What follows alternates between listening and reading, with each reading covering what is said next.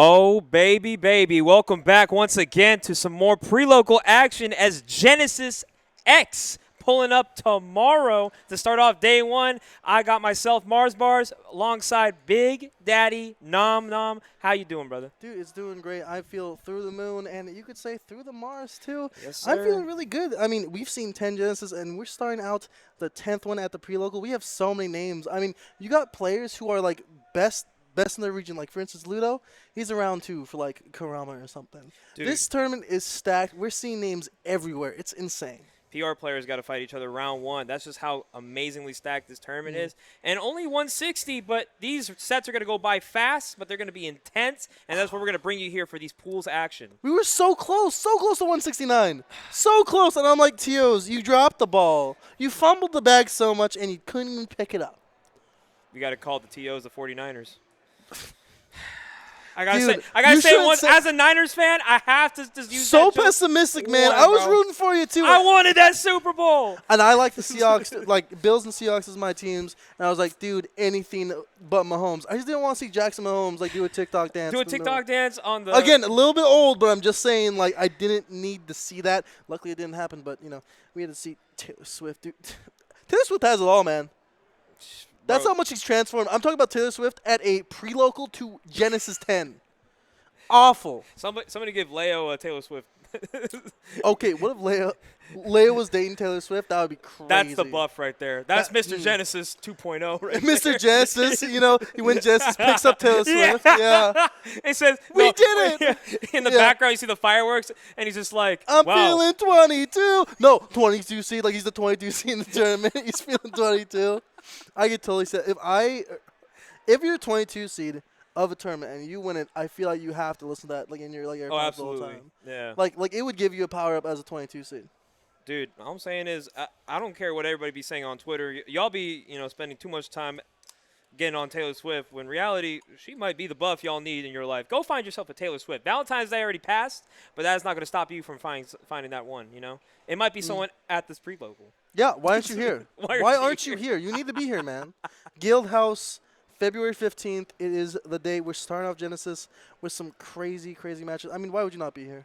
Exactly. And if you're not here and you're supposed to be going to Genesis, all right, well, have fun on the couch. You are watching the mecca of Smash right now. We have players from all over. We have players from obviously NorCal, and then it's all over the globe. We have players from Africa, players from Europe, players from Japan. A lot of those players you're going to be seeing today, and even from South America. I mean, there's a dude from Chile coming out to this. It's like, dude, that's kind of hot. That's some hot chili. And not to mention, we also got some North American talent. Of course, we got PNW. Your reps, we got the Midwest, we got the Atlantic, we got the East Coast, we got literally everyone here. Florida, shout out Florida. Shout out Florida, shout out Georgia. We got some Georgia. killers from Georgia coming out.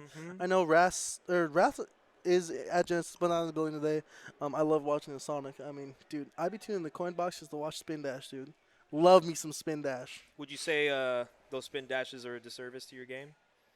Yeah, for sure. My game is not spin dashing for sure.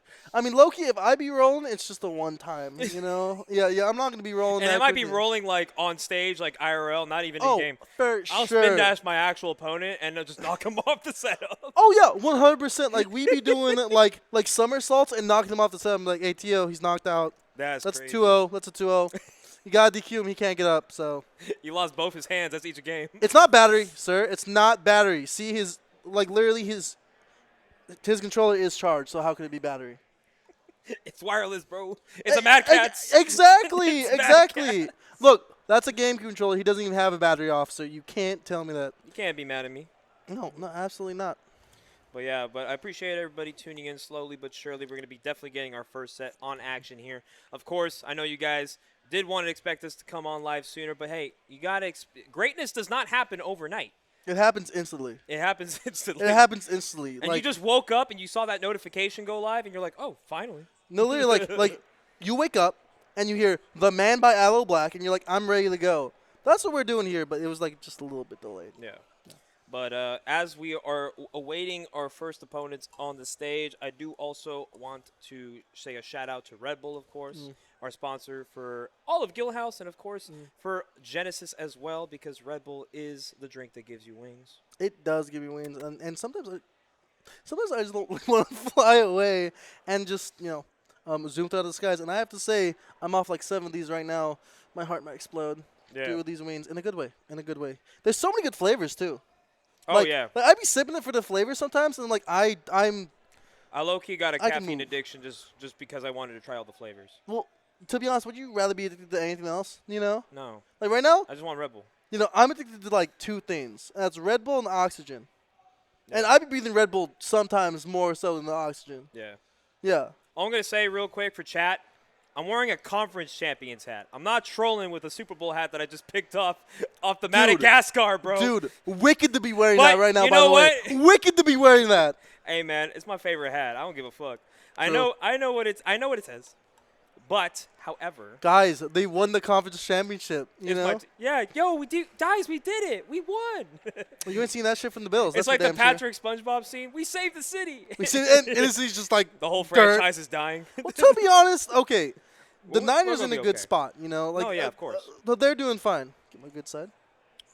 We got the camera right there, too.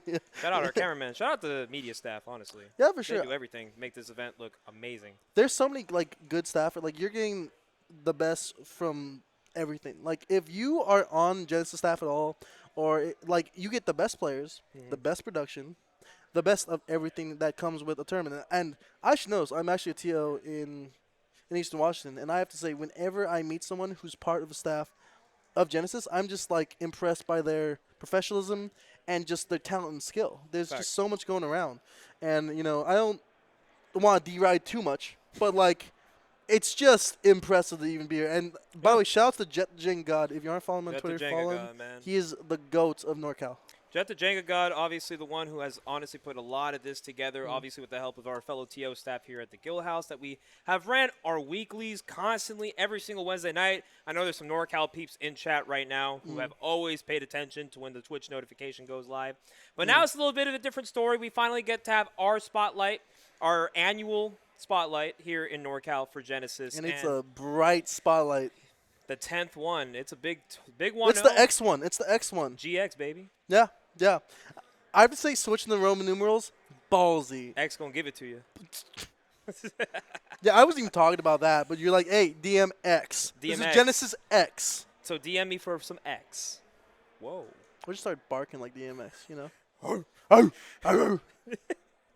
Shout out Major. Shout out Major. That's my guy. Oh, he actually DM'd me yesterday, like when I was or when I was on comms, to bark on stream. Shout out Major. Shout out Major, the best Ganon on the planet.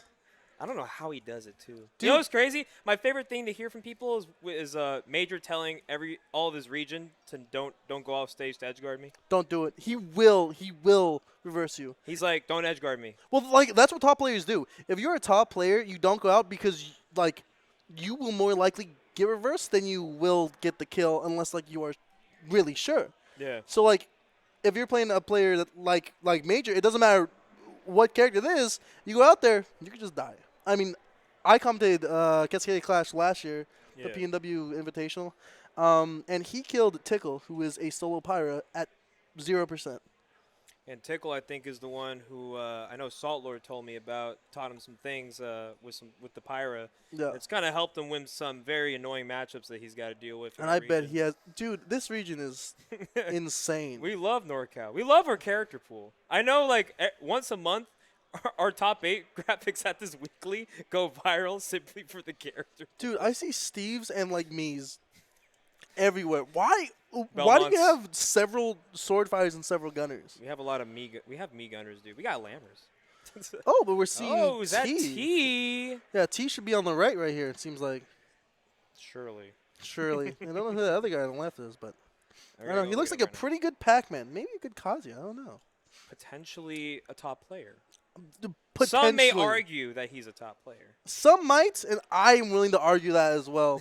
We do know that T is one of the best out there. I mean, if you look at who is the best Pac-Man, hey, You're looking at him with T. He is impressive with what he does. I mean, he will goof on you, and then, like, by the way, I have to say, when he goofs on you, he is a whole 5'2". Oh, yeah. It's hilarious. When he stands up, it's like, you're up to my nipples, man. It's kind of crazy. I looked it up. His opponent is Chopper Flame. So we Chopper got Flame? T versus Chopper Flame. It's kind of fire. And he plays Terry? Oh, that's based. Well, yeah, no, I like it. It's for Mistral 83, so he's doing it for his boy. You got to do it for your boy. You got to put the tag, the full tag, numbers, everything. But T, he doesn't know how to count. He knows how to win. So he's going to have to do that right here. I mean, does T not know how to count? I mean, we're a couple smashers. I think our education levels are pretty standard, right? I mean, yeah. Like, especially like when you go for raw F smash on shield, for sure, the education level is shown. Oh, catching a jump right now. That could have been it, but luckily he's air dodging back to stage. Still not in a good position for Chopper Flame at the moment. But he does have Go Meter. He could get something off that. Okay. Oh, that Hydrant, very scary. Almost getting Pac-Man off the top. And right now, Chopper Flame actually in a pretty good situation. He's going to have to be very careful, though, because he's going to do some things with Pac-Man. Especially with Bell, man. Bell is scary, and that's a back throw, and that's going to kill right there. T is in a good position right now. I mean, like, what can you do, Chopper Flame? Can you make your Chopper Flame out? All right. He's got him off this. He's doing pretty well, actually. Kind of keeping his own. You know, mashing that jab, not giving T too many openings. Oh, the back air and the up air? Yeah, No. as soon as I say that, you roll into enough smash, and already a full stock lead here for T. T's impressive, man. I mean, like, whenever I watch him, I know, like, how good Pac-Man can be. I'm literally in the region with JDB, and T's just impressive because, like, he doesn't do things that, like, normal Pac-Man do. He's a very complicated one. He knows how to get in, but in ways that you just wouldn't expect. Okay, he does catch him right there. The rising uppercut. You gotta take that kill, but again, you're at 132. You're gonna have to do a little more go. Puts on a little bit of percentage right there. Oh, pretty good to get off of that side B, but you're in a bad place. You already spent a jump, luckily sending in the stage, but you still don't have that jump, and that will be it with that orange. All right, T cleaning that up right there, but Chopper Flame, he's got some things on him, man. You know, Terry is not totally out of it right now. He's actually really putting up, but once you let that, once you let Gallagher hit you a couple times, that damage will be racking up so fast, 70%. He's already off stage. He's getting juggled a couple times. Yeah, this is not looking good for Chopper Flame. I mean, he has to do something to get back in this, but T's not letting him. That downer sends him back, but I love the B reverse with that fruit and just taking all of his resources for granted. That could be it? No, not quite just yet. And he's not letting him land. T just like says, hey, you can stay up in the air like the bird you are, Terry. Ooh, knocking the Hydrant out of place. Would that have been it? But no, trying to catch something else. Okay. And you got something going right there. Last stock. I mean, Terry's not totally out of it, but you gotta see something off of this Go Meter. But hold on. That's the bell. Not able to pick it up off of that interaction. Ooh. And the back air will take that, and game one goes to T.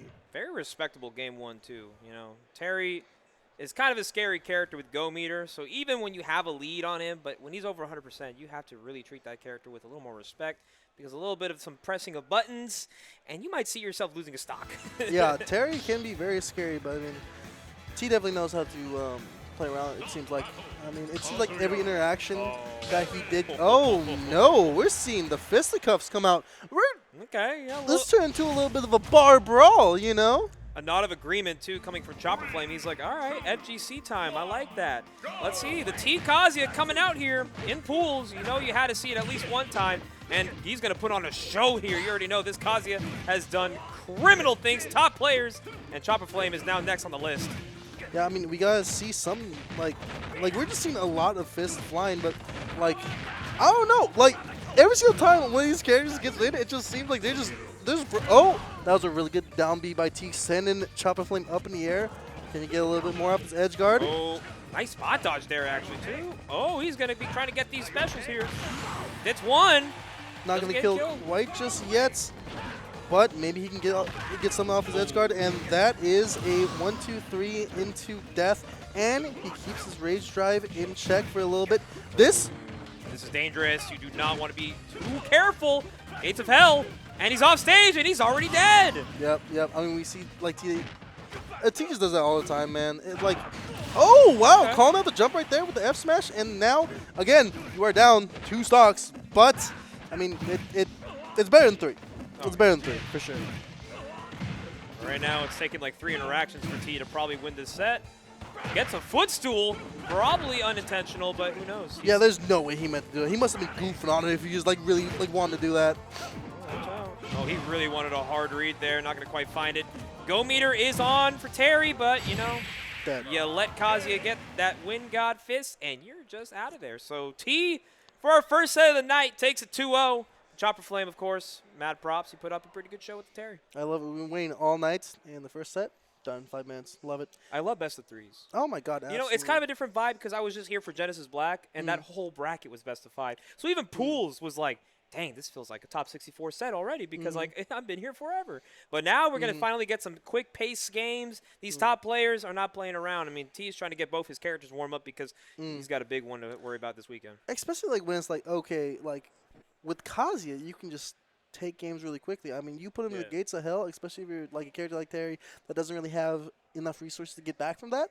Dude, hey, why not go for it? And that was like a game in like a minute 30. I mean, T is impressive, man. Whenever I watch T, I'm like, this guy might know a little bit about the game. Might know a little bit, just a little bit, you know. But yeah, he's a guy to be reckoned with, but he's going to move on. We are now awaiting our next set, of course, but yeah, these pool sets are going to go by fast. Now that we're finally getting some Smash action, we're finally getting the chatters to finally get something to watch, man. They didn't. I mean, as much as they want to look at our beautiful faces, realistically, they're just like, we came for Smash, buddy. Yeah, I mean, we don't have the boozy fade, so it's like you can't really look at us too much, you know. Yeah, we're not that adorable. What if we can be. What if T had a low taper fade? He had a low taper fade. What if T had a low taper fade? Low-key, I think Kazuya would look good with a low taper fade. Why hasn't that been modded in the game yet? Modders, you know what to do. You know what to do. Do that with Kazuya and Kirby. I want to see dude, Kirby with a low taper fade? Kirby with a low taper fade? Okay, Kirby with hair. That would be pretty We're sick. talking about Kirby with hair. Well, I mean, that's what he does. Like when he like sucks up like dudes with hair. You know, I mean, then he gets that. So I'm guessing if he sucked Ninja, he would also have a low taper fade. True. Or if he sucked Boozy, he would get a low taper fade as well. I mean, am I wrong? You're not wrong. I'm down to see that. I'm down to see Kirby suck someone and then get a low taper fade. All right, so we're going to get some NorCal representation. If you guys don't know, on your right, we have Jim Rude, a Sacramento Peach who recently just became an HM in our region's PR. And, you know, his Peach is pretty solid. Even our big 300-man Arcadian that we had back in, I believe, August, he had a very great run getting third. So he's kind of pretty good at the game, and he plays Peach. I've seen him. Actually, I was playing games with him earlier because he was in my hotel, and he's good. The only reason why he's not PR is because of attendance. Like, he doesn't come to much stuff, but how can you not come to Gen X? You know, you got to come to Genesis X. Of course, his opponent is also, I believe, pronounced Mothra. Oh, can I see it? I believe Mothra. Mothra? Yeah, or Mathra. Mathra? Okay. Mathra. This is the best time for, like, early rounds of pool because I do want to see, like, these new players that I'm sure, you know, if from their hometown, the hometown people definitely know who this guy is. He's got a tough one to deal with here. Jim Rude, also one of the most patient Peach players I know, at least, in this region. And we got a few of them. Unironically, all the Peaches in our region are actually just super cracked. So. Well, I mean, that's kind of what you have to be. You have to live in training mode, especially if you're Peach. Like, you can't just pick up the character and be like, yeah, I know how to flow cancel now. No, you can't really do that. But you can't really just pick up the like, if you're doing randoms, you can't just be like, I got a Peach now. Like, no. You're lying. You're just forward airing. Yeah. Oh, cool. You hit 1-4 there. Now you're a pro. Yeah, come on, buddy. Come on, buddy. Oh, we got Game & Watch. This isn't T-ball. Ooh, this is an odd matchup to me because I feel like a lot of what Peach does well, it, like, you really have to focus on your true combos because that, like I'm saying, that up B can really disrupt a lot of what Peach tries to do. So you might have to, like, focus on a little bit more of your turnips, as we can see right now. Yeah. And like I said, this is definitely the type of matchup you're not going to see too many gung-ho moves being thrown out. Only 20 seconds in, and 20% has only been dealt for both players combined. And Jimru just kind of being very patient, looking for another opening, not giving Mathra anything besides just a couple of forward airs being thrown in places that are just not hidden. I do like how Jimroot is playing neutral right now, where like when it's center stage, hey, if Mathra jumps at all, I'm rolling through, and I don't want to get hit. Because right now, as we see, Mathra, once you get in, that's percentage. I mean, Game & Watch will get as much percentage as possible, and then it will just be a pain train, you know? And you don't really want to go on that train and go chugga-chugga. You really don't. And right now, yeah, very patient from both players. I do like the early up B, the parasol. Yep, going to get a forward tilt off that. Going to go very deep for this back air. Not going to quite find it. Jimru going to Peach Bomber back to stage safely, but Game & Watch is always lurking for an edge guard, and Mathra on the board. Yeah, no, I mean, that's exactly what you want to do if you were Mathra, but sending him off stage is Jimrood. With those downers, can you get a little bit more? Nope, luckily Mathra was able to do it, but an F smash calling out that landing. Now we're all back to even Steven. Game & Watch, especially when you're a fresh stock, Game & Watch is looking for those run-up nairs because you get so much damage off of these conversions, especially if you allow yourself to let him continue the string below a platform. Like right now, you're just going to catch some up airs, and you just got to land eventually. Yeah, it's hard because it feels like, okay, Game & Watch just wears you down. Like, you have to play, like, if you're Game & Watch, you are running a marathon, and you want, and it doesn't matter. If you are doing, like, let's say that you are a cross-country runner and you are a Game & Watch. You play at your pace and you don't care what the other runners do. You are doing it at your pace, and that's how you win that marathon. Yeah, right now throwing out these back airs from Game & Watch are actually good. Oh but my that up goodness! smash is intangible. You can't do anything but allow it to let it rip, because if you get near his head, he'll let you head bop up to the skies, and Jimrood already dealing with early trouble. God, you do not want to get head from Game & Watch, like, for sure. No. I mean, it's gotta hurt. A little bit more toothy. Oh my goodness. Use those nairs, and it feels like Jimrood needs to somehow get back and, like, get an edge guard. But you see those eyes coming out. Can you get a little bit more? Unfortunately, not quite yet. This is kind of a dangerous place. Throw him the other side of the stage. Will Jimrood get a little bit more? Not just yet. Okay, does get a fast fall there. He's looking to get this kill right now, but Game & Watch living at 163. Can you get that back air? No, you really need to get a kill pretty quickly.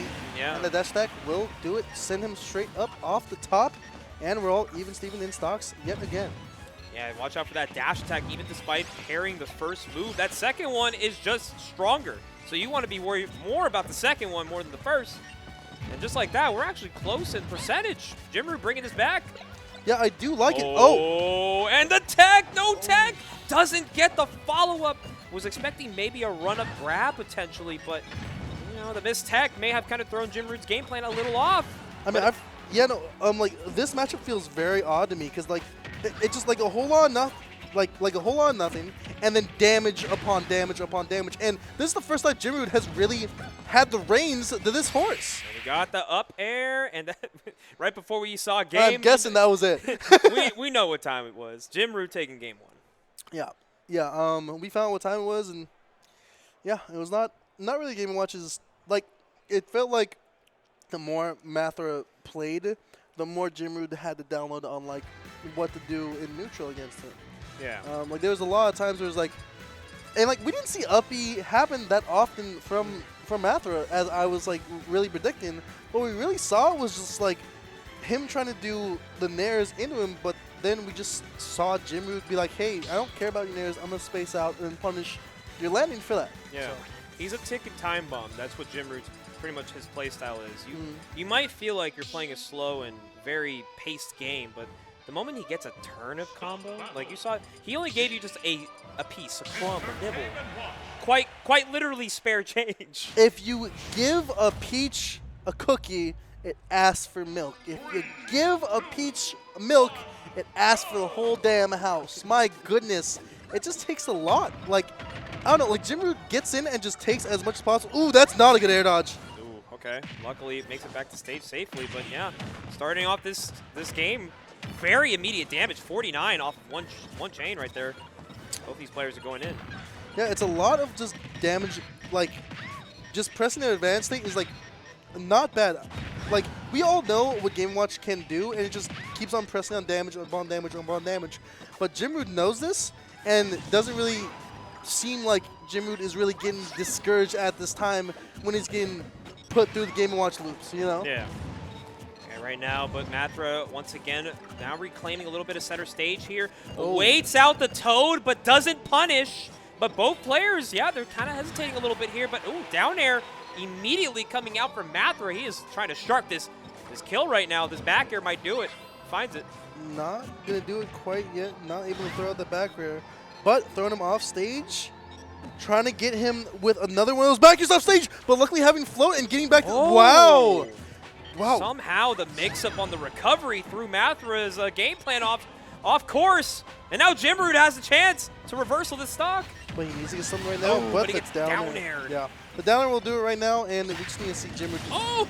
As I was saying that, calling out that roll with that up smash, yeah, that could kill. And just like that, this game is now back to even. You think you're fine after taking a stock, but Jimrood he's always looking for some kind of magic. Exactly, but will he find something from this rabbit in the hat? Getting a little bit off of this advantage state that this Game & Watch has. It seems that all these nairs are turning into something else, but Jimrood with that back air will send him off stage, and let's see if he can get something off of this ledge trap. Gets the side B, sends him off stage. Okay, couple turns there. Okay, down air right over the ledge there.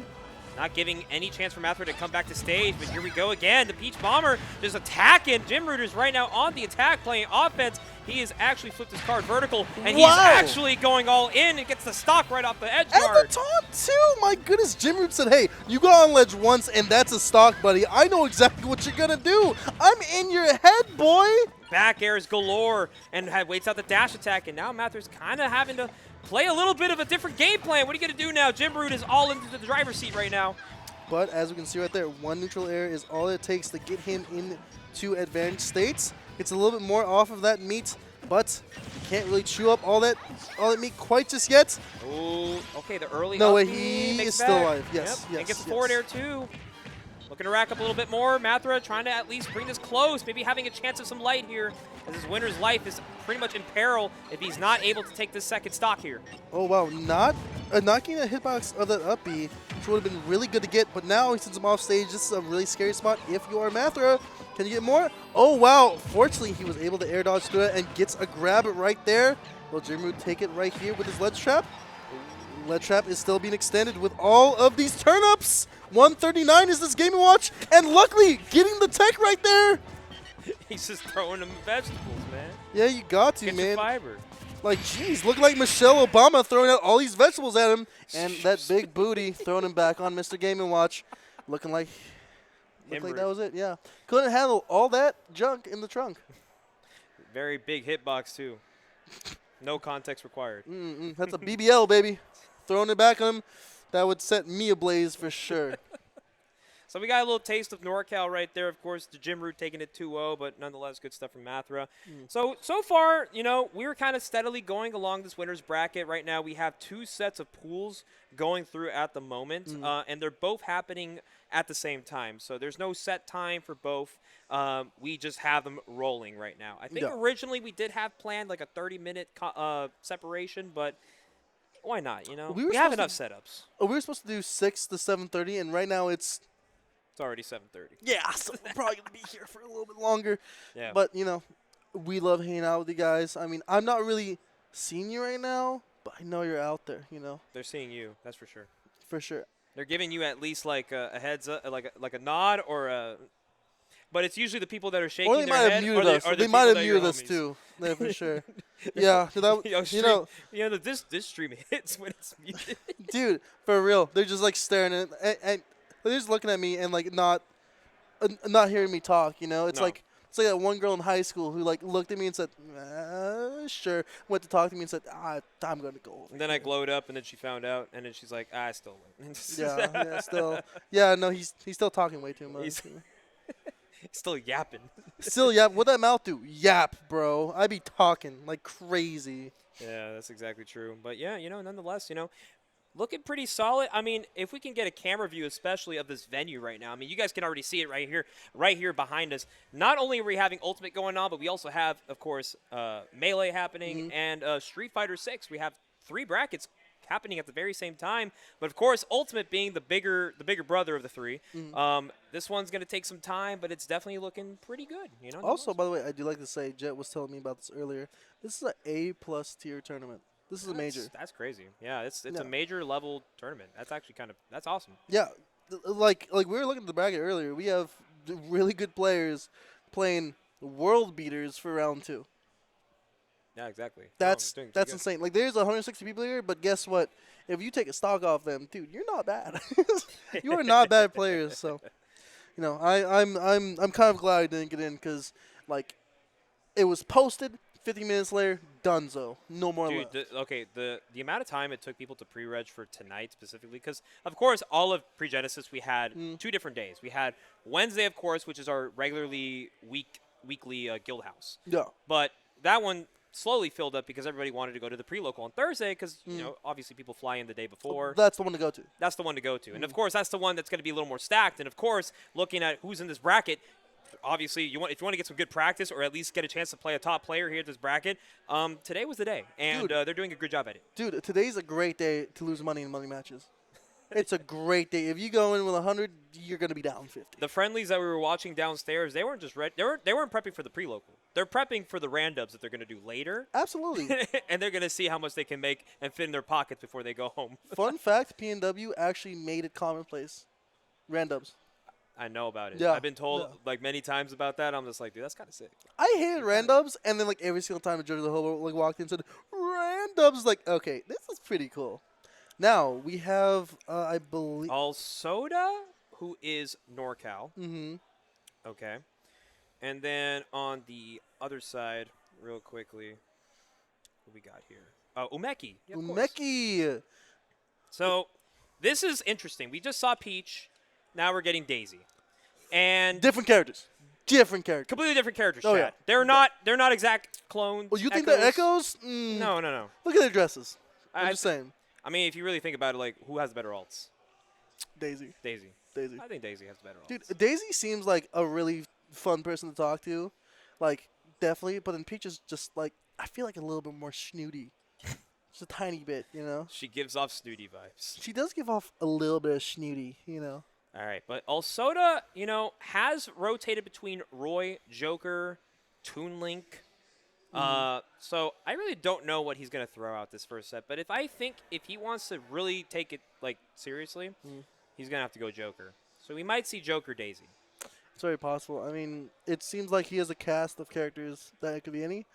So I'm just curious to see what his choice is because, I mean, you know, I just want to see what happens, you know. I mean, we all know Umeki, and Umeki, it's incredible to see him play, you know. Of course. Whenever by the way, at Port, I was watching him like crazy, and like the whole time I was fascinated by his like Daisy.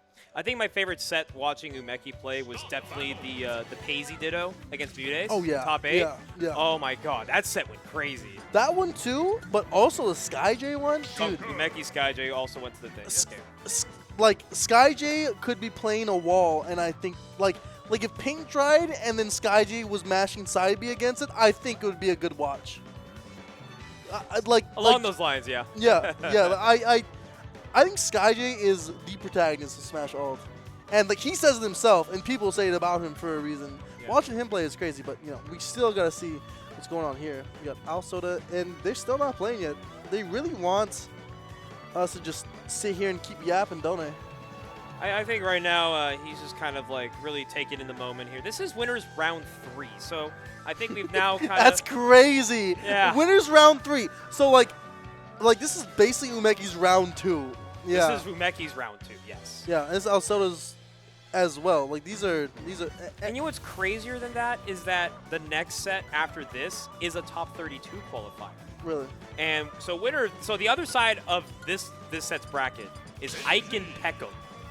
Oh, whoa! Yeah, we got some gnarly sets in just winners round 3, and why not kick it off with a NorCal Joker kicking with Umeki, of course, one of the hottest Daisy players on the block. Of course, we've seen them come out to a lot of big tournaments, especially their port performance was actually absurdly amazing.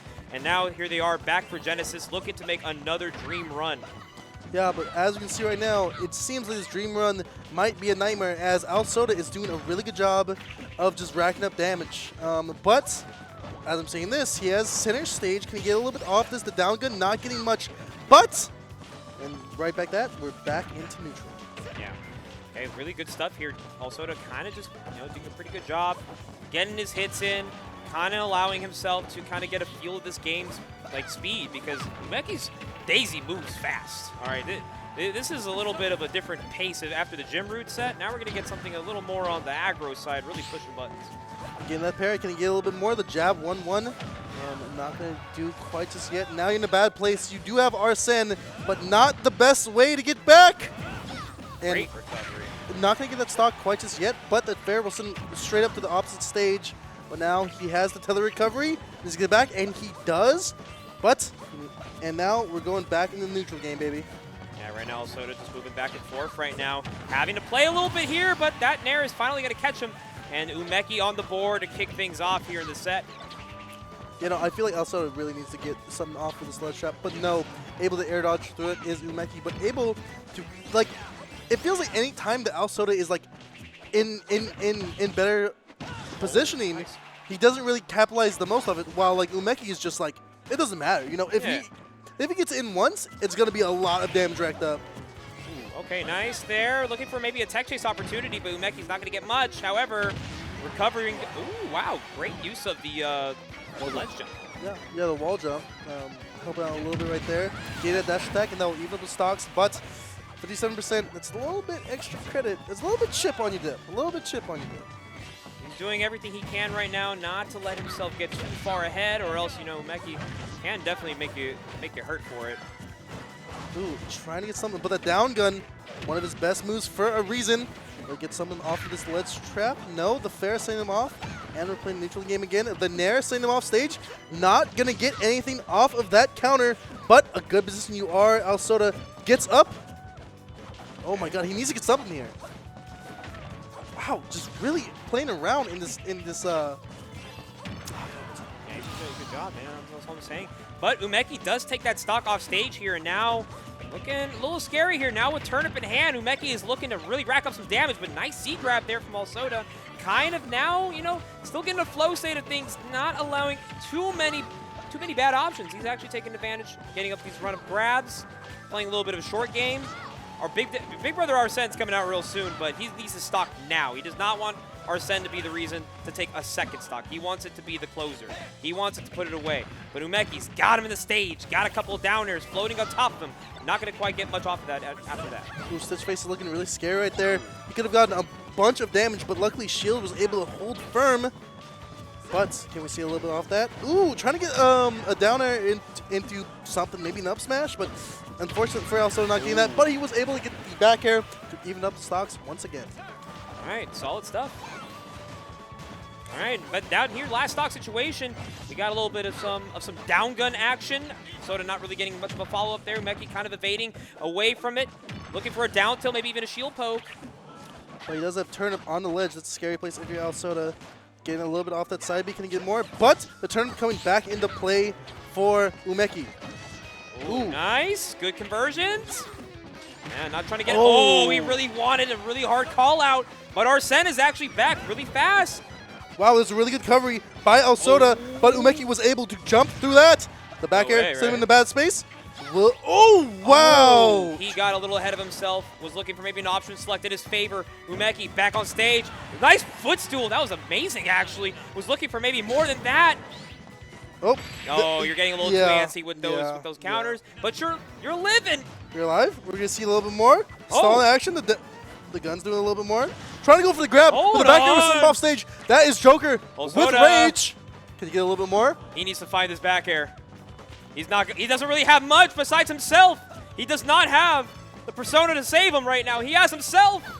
He Really Can does. he savor the moment? Oh my God! But the extra jab, not going to really do it. Umeki's just chipping away at the shield. Oh, yeah, and there's a shield break. Umeki says, Yeah. goodbye, sir. You tried. That's kind of unfortunate for Malsota because he got the drag down, but the 1-2 didn't get a jab reset on that. Oh, my Oof. God. And it was so good. He had the right idea. Had the jab 1, jab 2, jab lock. But unfortunately, just got a little antsy. He can feel the tension from that last stock situation He really was get to right him. there. He was right there, and he got so close. You can't be demoralized, though, because if you're in a last lock scenario like that, it's like, okay, I did it. That means I can do it again. I just have to press my advantage and do things. And really, I want to see him key in on him, or on really pressuring his.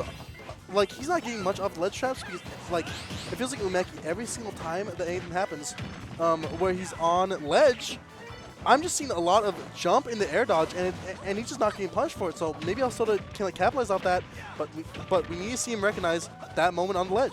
Yeah, and right now the adaptation game that Umeki does have in their favor, now having a little bit of a download here on Alsoda, this might be a difficult game too for Alsoda to make things close like he did game 1. But right now he's trying to keep him favored. He's getting turned up across the stage, doesn't get the full conversion, but he is now off. No Arsene in sight. Mr. Saturn, he caught him holding shield. The Z drop right into the Mr. Saturn. Brother, what are you doing? Oh my God, call Umeki the Big Brain Academy, because damn, he is the teacher and we're learning about what's happening. My goodness, what a call out with that Mr. Saturn.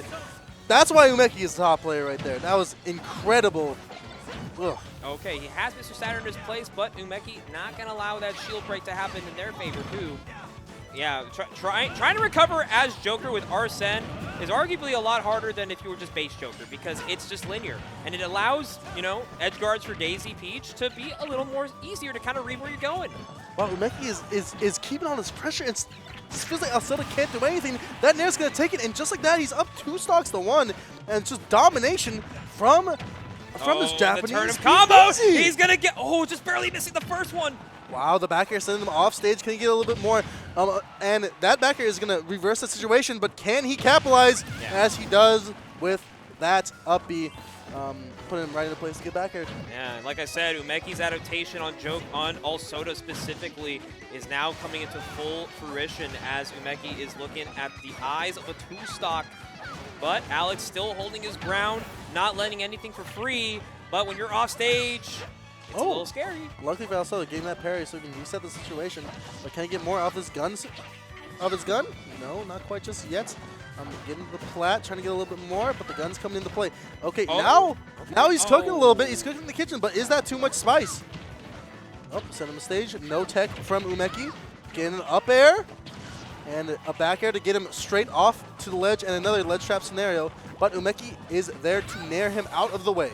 Okay, but the turnip comes out, and unfortunately just catches maybe a jump there. I'm not sure. It looked like he was probably spiraling downwards, but does not matter. Umeki download is complete. He will move on in this pre-local winner's side as he now gets to guarantee himself a top 32 qualifier versus either Aiken or Peckham.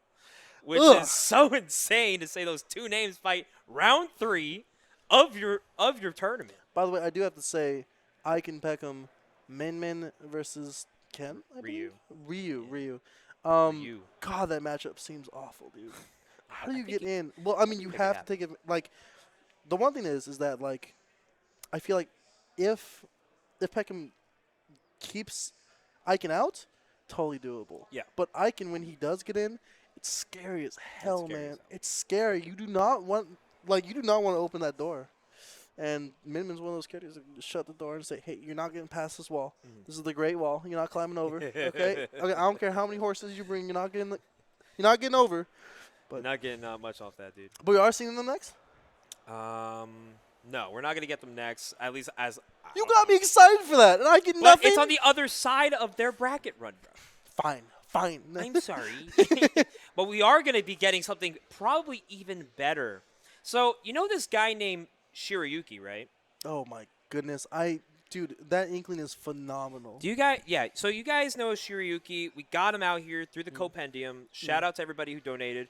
However, we also have a top inkling from California who is going to be Shiryuki's opponent. We're going to get an Inkling Ditto Shrutik What year is this? versus Shiryuki. What year is this? It is 2024, and the Inkling Ditto is I don't believe still you. going crazy.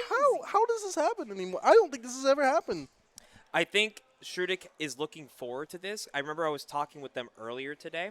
They were like, I don't really care about much except getting to Shiryuki. I want to play this person because he feels that his playstyle with Inkling can be very generational, and he feels like if he's able to demonstrate that against Shiryuki, the two of them might learn something about this character that maybe one of them it's a missing puzzle piece. Because Inkling has been a character that we all jokingly just say he And it's abandoned. barely been a character. It's barely been a character. It's barely been a character since the beginning of time. Yeah, like I haven't thought about Inkling until yesterday when I had to watch Shiryuki.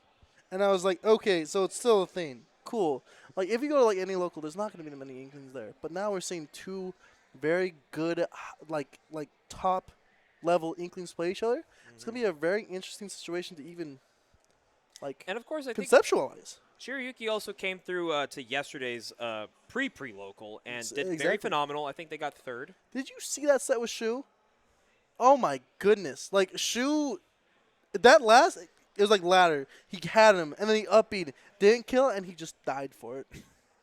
It hurts. I have to say, Meta Knight sucks. And I wish that character was better, because I think that Oh, you're character's talking about raw. Show. Show. Okay, I heard Shu, and I instantly thought of ZSS, but I was like, wait, Show. You mean. I said that wrong. Yeah, It's Show and Shiryuki. It was last stock. Like, Common misconception. It It happens. It happens. But Show was like he had rage. It was like 148, and then caught him on a ladder with like this insane up air ladder, and at 55 upbeat, didn't kill off the top, and he was like literally in the zone to kill. Yeah, and it sucks because it's like we all thought it was a kill too up until that kill screen usually being fake. Yeah. And then, of course, Show being way off stage, not even able to air drift back to ledge, and it's just so heartbreaking. So heartbreaking. But yeah, this is it, guys. Like, we're actually going back 5 years here with an Inkling Ditto. And the Inkling Amiibo. So cute. Wait. Was Shiryuki signed that Amiibo? That is so adorable. Yo, that's adorable. This is cute. And we got Deshaun. Oh, my God, Deshaun. What's up? Hey, we're going to see that guy probably later on the mic. Oh, yeah, Sean's there, too. Deshaun, yeah. Look at him. He's geeking. He's geeking to next week. Please don't tell me he's play. Does he play Inkling? Deshaun? Yeah. No, even better. Me Gunner. Oh, God. How many are there? Too many in this region. There really is. Unironically, we have Me Gunner experience. That's crazy to say out loud. That's like saying that, like you have. Actually, I don't even know what to say. Like there's nothing comparable to saying I have Me Gunner experience. Yeah, it's pretty funny, dude. We actually have like 5 at least. I can name, outside of Deshaun, of course, we have Lammers, who's been up and down the state of California. Currently in SoCal for school. We also have like Harmless. We have Succulent, Redacted Nectar. I'm not going to say the word, obviously, but Yeah. Succulent Arse Nectar. How about that? Ooh. Yeah. Ooh. Ooh. And then, of course, That's a we good also tag. have Johnny SQ. Dude, Johnny SQ. He's actually from my region. Oh, really? Yeah. He was originally from Siwa, which is right next to Iwa. Oh, okay. I met them actually just last week. We played in Bracken. I was like, yo, dude, where are you coming from? Because they actually live not too far now. Yeah. They live not too far from, they're like out in Tracy, I believe, which is like an hour or so drive from San Jose. So I was like, hey, man. That's close. Johnny, one of the OGs of our community. Really good guy, helps with the PR stuff. But yeah, that is too many Me Gunners. That's like going on Route 2 and seeing 7 million like Raticates. Like that's too many of these like things. Bro, Oh, cool. We did not want this Pokemon. No. Like we don't want this rat infesting our region. You know, too much rats in the grass. But no, you guys have it. But we do see a lot of those. But now back to the set at hand. 2 Inklings. Wow. Like I never thought that this was even possible. So, of course, Shrutik being, one of the best Inklings, if not the best Inkling in the West Is that Coast. a box Inkling? He's a box Inkling. That's crazy. Yeah, one of the best in the West with this character. Put paint in the box. Low-key, he's kind of missing an opportunity, actually kind of putting some decals on that thing. Because, Inkling can make it happen, you know what I'm saying? Just, like, throw some ink on there, and then boom, you can say it's Also, This is Splatoon keep map. in mind that, unironically, they do have a secondary Terry.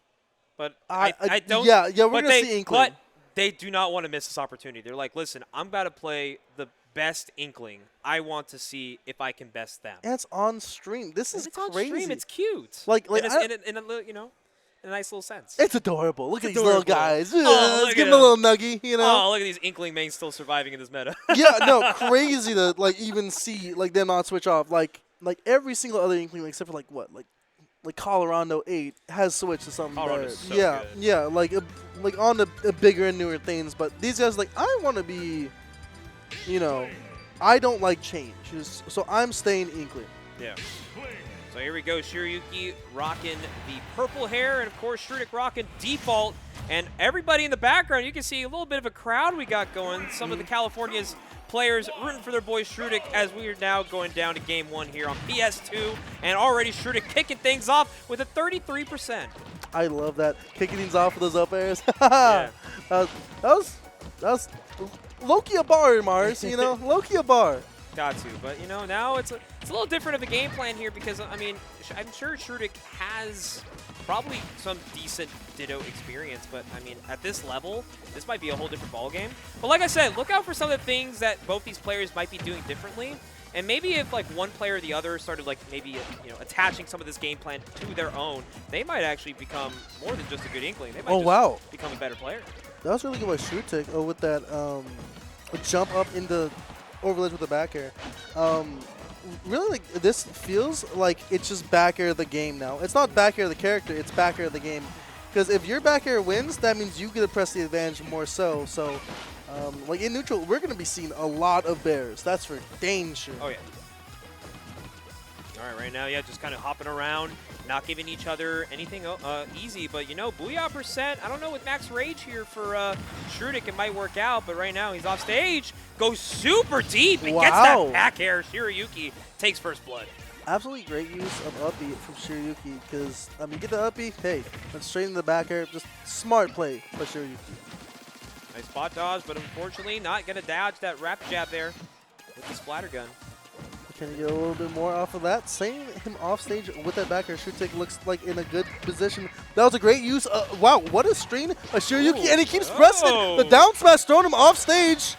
And unfortunately not able to get a stock off of that raw combo. Pretty good stream.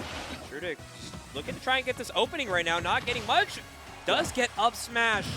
And Shuton now down 2 stocks.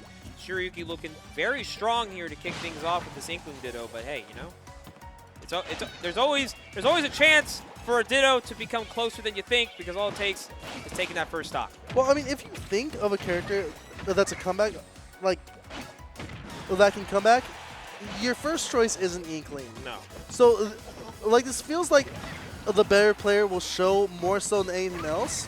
But there you go. Just like that, the F tilt will take that stock and, yeah, the character doesn't kill like it used to, but of course, these believers in the character, you gotta love the believers of a main that may have fallen off a little bit in terms of like the general population of players. But good Inkling play is still very respected. I just haven't really seen a Ditto like this in a while. Also, what's crazy about this Ditto is that it's hard to differentiate it's hard to differentiate which player is which because if it gets inked on at all, it looks like the other one. So it's not hard to follow by any means. No. I mean, we see what's happening and luckily it's happening. But when they're inking on each other, by the way, pause. We just can't tell which one's which, Oh, whoa! Oh, that was really good. Neutral being clean. the up smash. That was pretty clean right there. Getting all that ink off. Hey. See, I'm telling you, some of those things that Shuton incorporates into his game plan, such as that rapid jab, he's actually making this look very doable. You got the crowd popping for Shuton. He has a little bit of a momentum swinging. No. Does not get the down smash.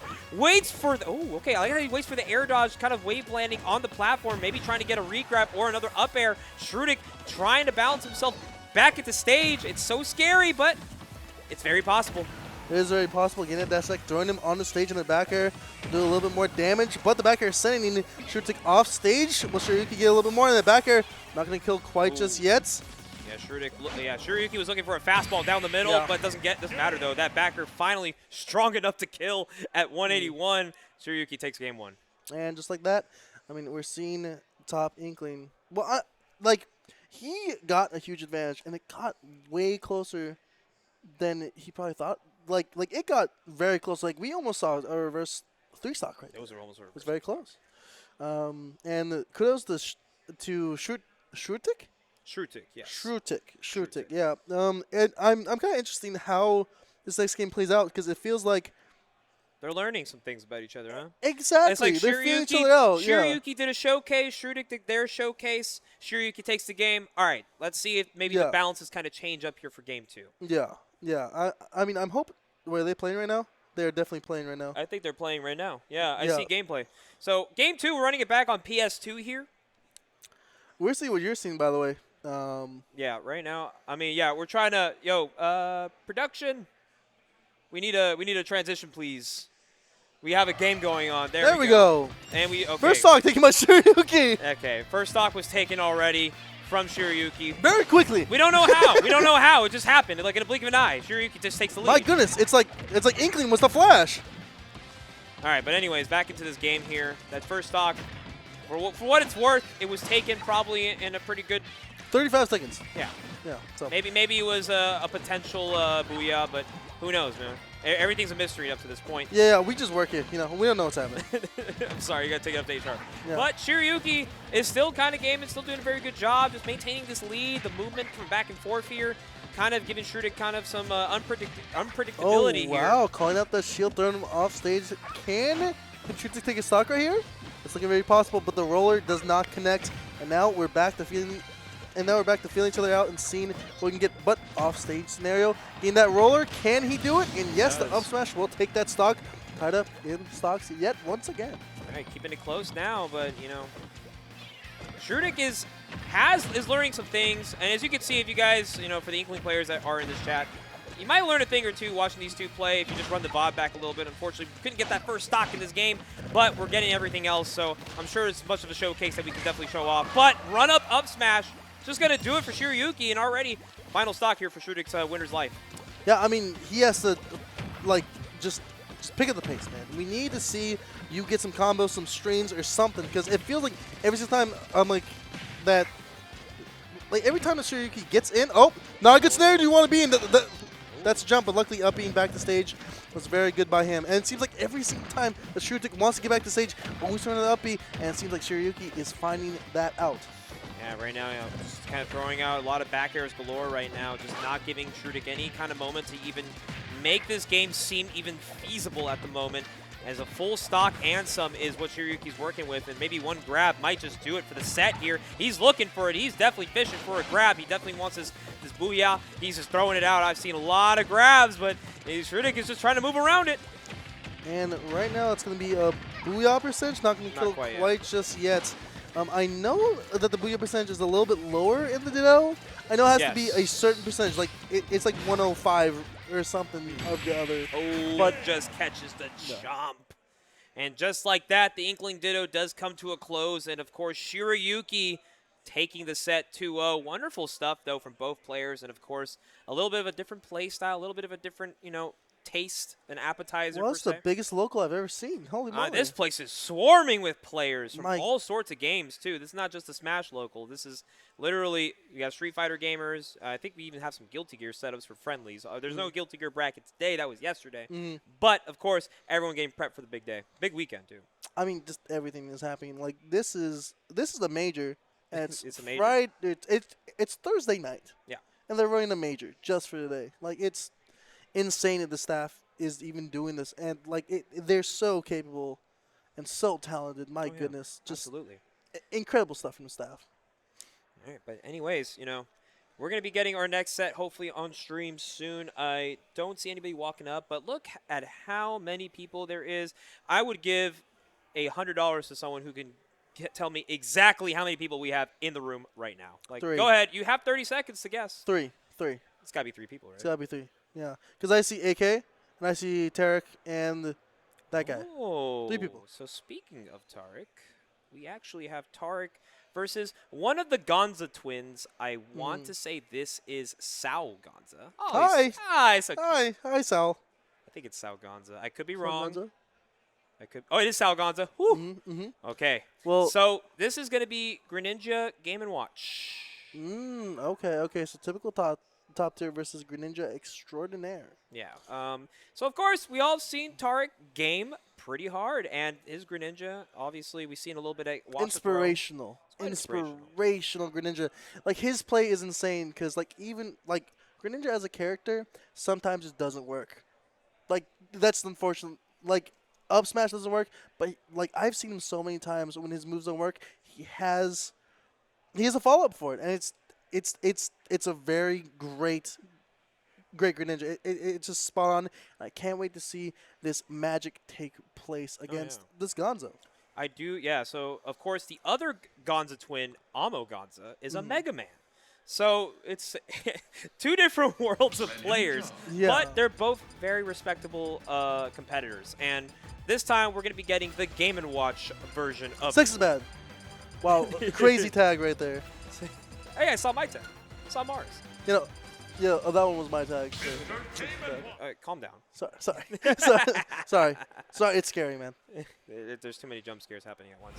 All right, here we go. So game 1, we got Tariq and Salgonza. This is also still winners round 3. Rocking the Lala tag, love it from Tariq, and really, I just can't wait to see the ins and outs of this matchup because this doesn't feel like it would be a good matchup for Greninja at all. I think Greninja has some stuff on this character. I feel like maybe there's potential stuff that we just haven't really been seeing from Greninjas. I mean, right now, Tariq is actually just making this look pretty good, actually. Whoa. Almost getting the kill confirm at 93. Well, yeah, I mean, Game & Watch is a really, really light character and usually doesn't really show as much. Like, it's not that bad being that small when you just have all these options that you can just throw out and win neutral so many times. But again, if you can punish him, you can die very quickly. A little bit of a weird hit stun opportunity there coming out from Tariq's moves, but he's moving. I mean, both these characters are very well known for their very quick bursty options, and you know it's gonna be a matter of let's see who's ready for who. Can he get something? And that's the Hydro Pump trying to hit him off the stage a little bit. I love the follow-ups right now. Like he's just playing around all Game & Watch. Like playing off of Game & Watch's options really well, and you know, not bad. But now getting that dash, sending him offstage Gonzo, but the Nair is gonna kill. Eventually, that Nair is gonna kill, especially with at such a lightweight character on top of already like very high percentage. Tariq is out here getting some teardrops too. Looking like some Sheik gameplay out here, actually just continuing the up air combo routes. Absolutely, and right now lapped in percentage, or not quite just yet lapped. Ooh, wow, going for that side B there for no reason. Love it, but getting the one out the way. Again, like, let's say... if it was a 9, it would have hurt more. Absolutely, absolutely. But it can never be the same thing twice, so why not get the one out the way? And right now, you know, Tariq just kind of jumping around Game & Watch, not trying to get hit by any of these stray aerials. Almost getting the down tilt up smash conversion, but just good SDI, good at DI coming out from Salgonza. He is trying his hardest to get in, but Tariq is just too oppressive, especially at the ledge. He is going to get those conversions and will kill you for it.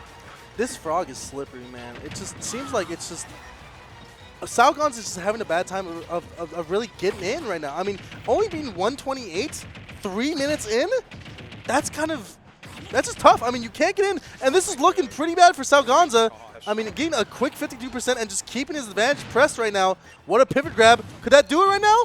Not quite just yet. The side B not going to do it, but wow, that was a really good tech from Tariq.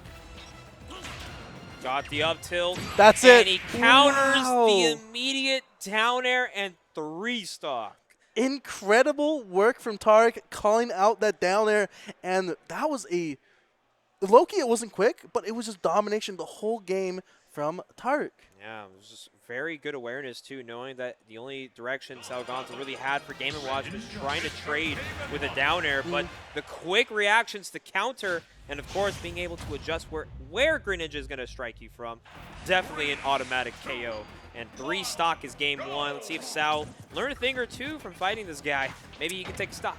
I mean, hoping so. You know, we want to see good matches. But again, seeing Tarek work, hey, it's also a thing of magic, as we're seeing a little bit, not getting much off of that side B. That could have been the kill. Oh. A weird spot to be in for Tarek. Oh, wow. Okay. Very good recovery, though. Luckily able to get back with that up B. Again, low-key, one of the better recoveries in the game is Greninja. Oh, not getting much. Luckily, he was able to up B out of that combo, was Sao Gonza. But can we see a little bit more off of this neutral? Getting that fair, throwing him off stage with the bear. But low-key, if you're naring into Game & Watch, you gotta be scared. But good call from Tarek in that scenario to get him off him. Yeah, exactly. Oh, yeah, you gotta be very careful. Game & Watch, light boy. These down tilt up smashes can eventually hit. If Tarek he's just insistent on that kill.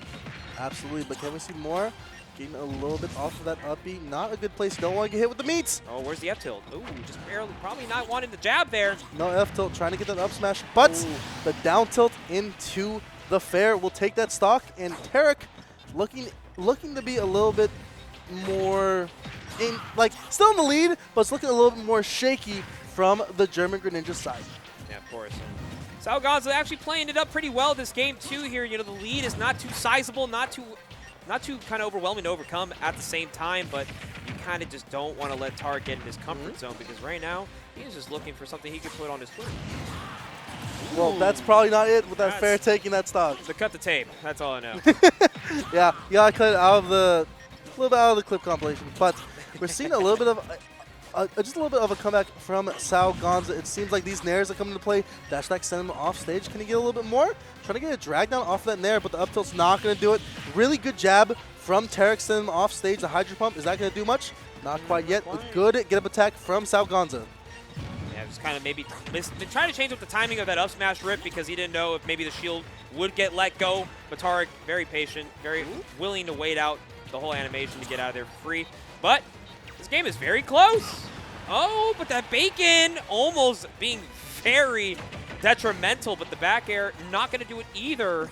And now we're seeing just like some of the weakness from Game & Watch, almost dying twice at like 80 and 100 and dying at 120 from a stray fair. I mean, that's the weakness of Game & Watch. It's a very, very light boy. And of course, if you're so light, you can get comboed as well. Yeah, he knows these routes too well. He's looking for it again. You did it. Twice. Oh my goodness. You know, no. Fool me once, shame on you. Fool me twice, my bad. My fault. Yeah, my fault, OG. Yeah, I mean, just tough.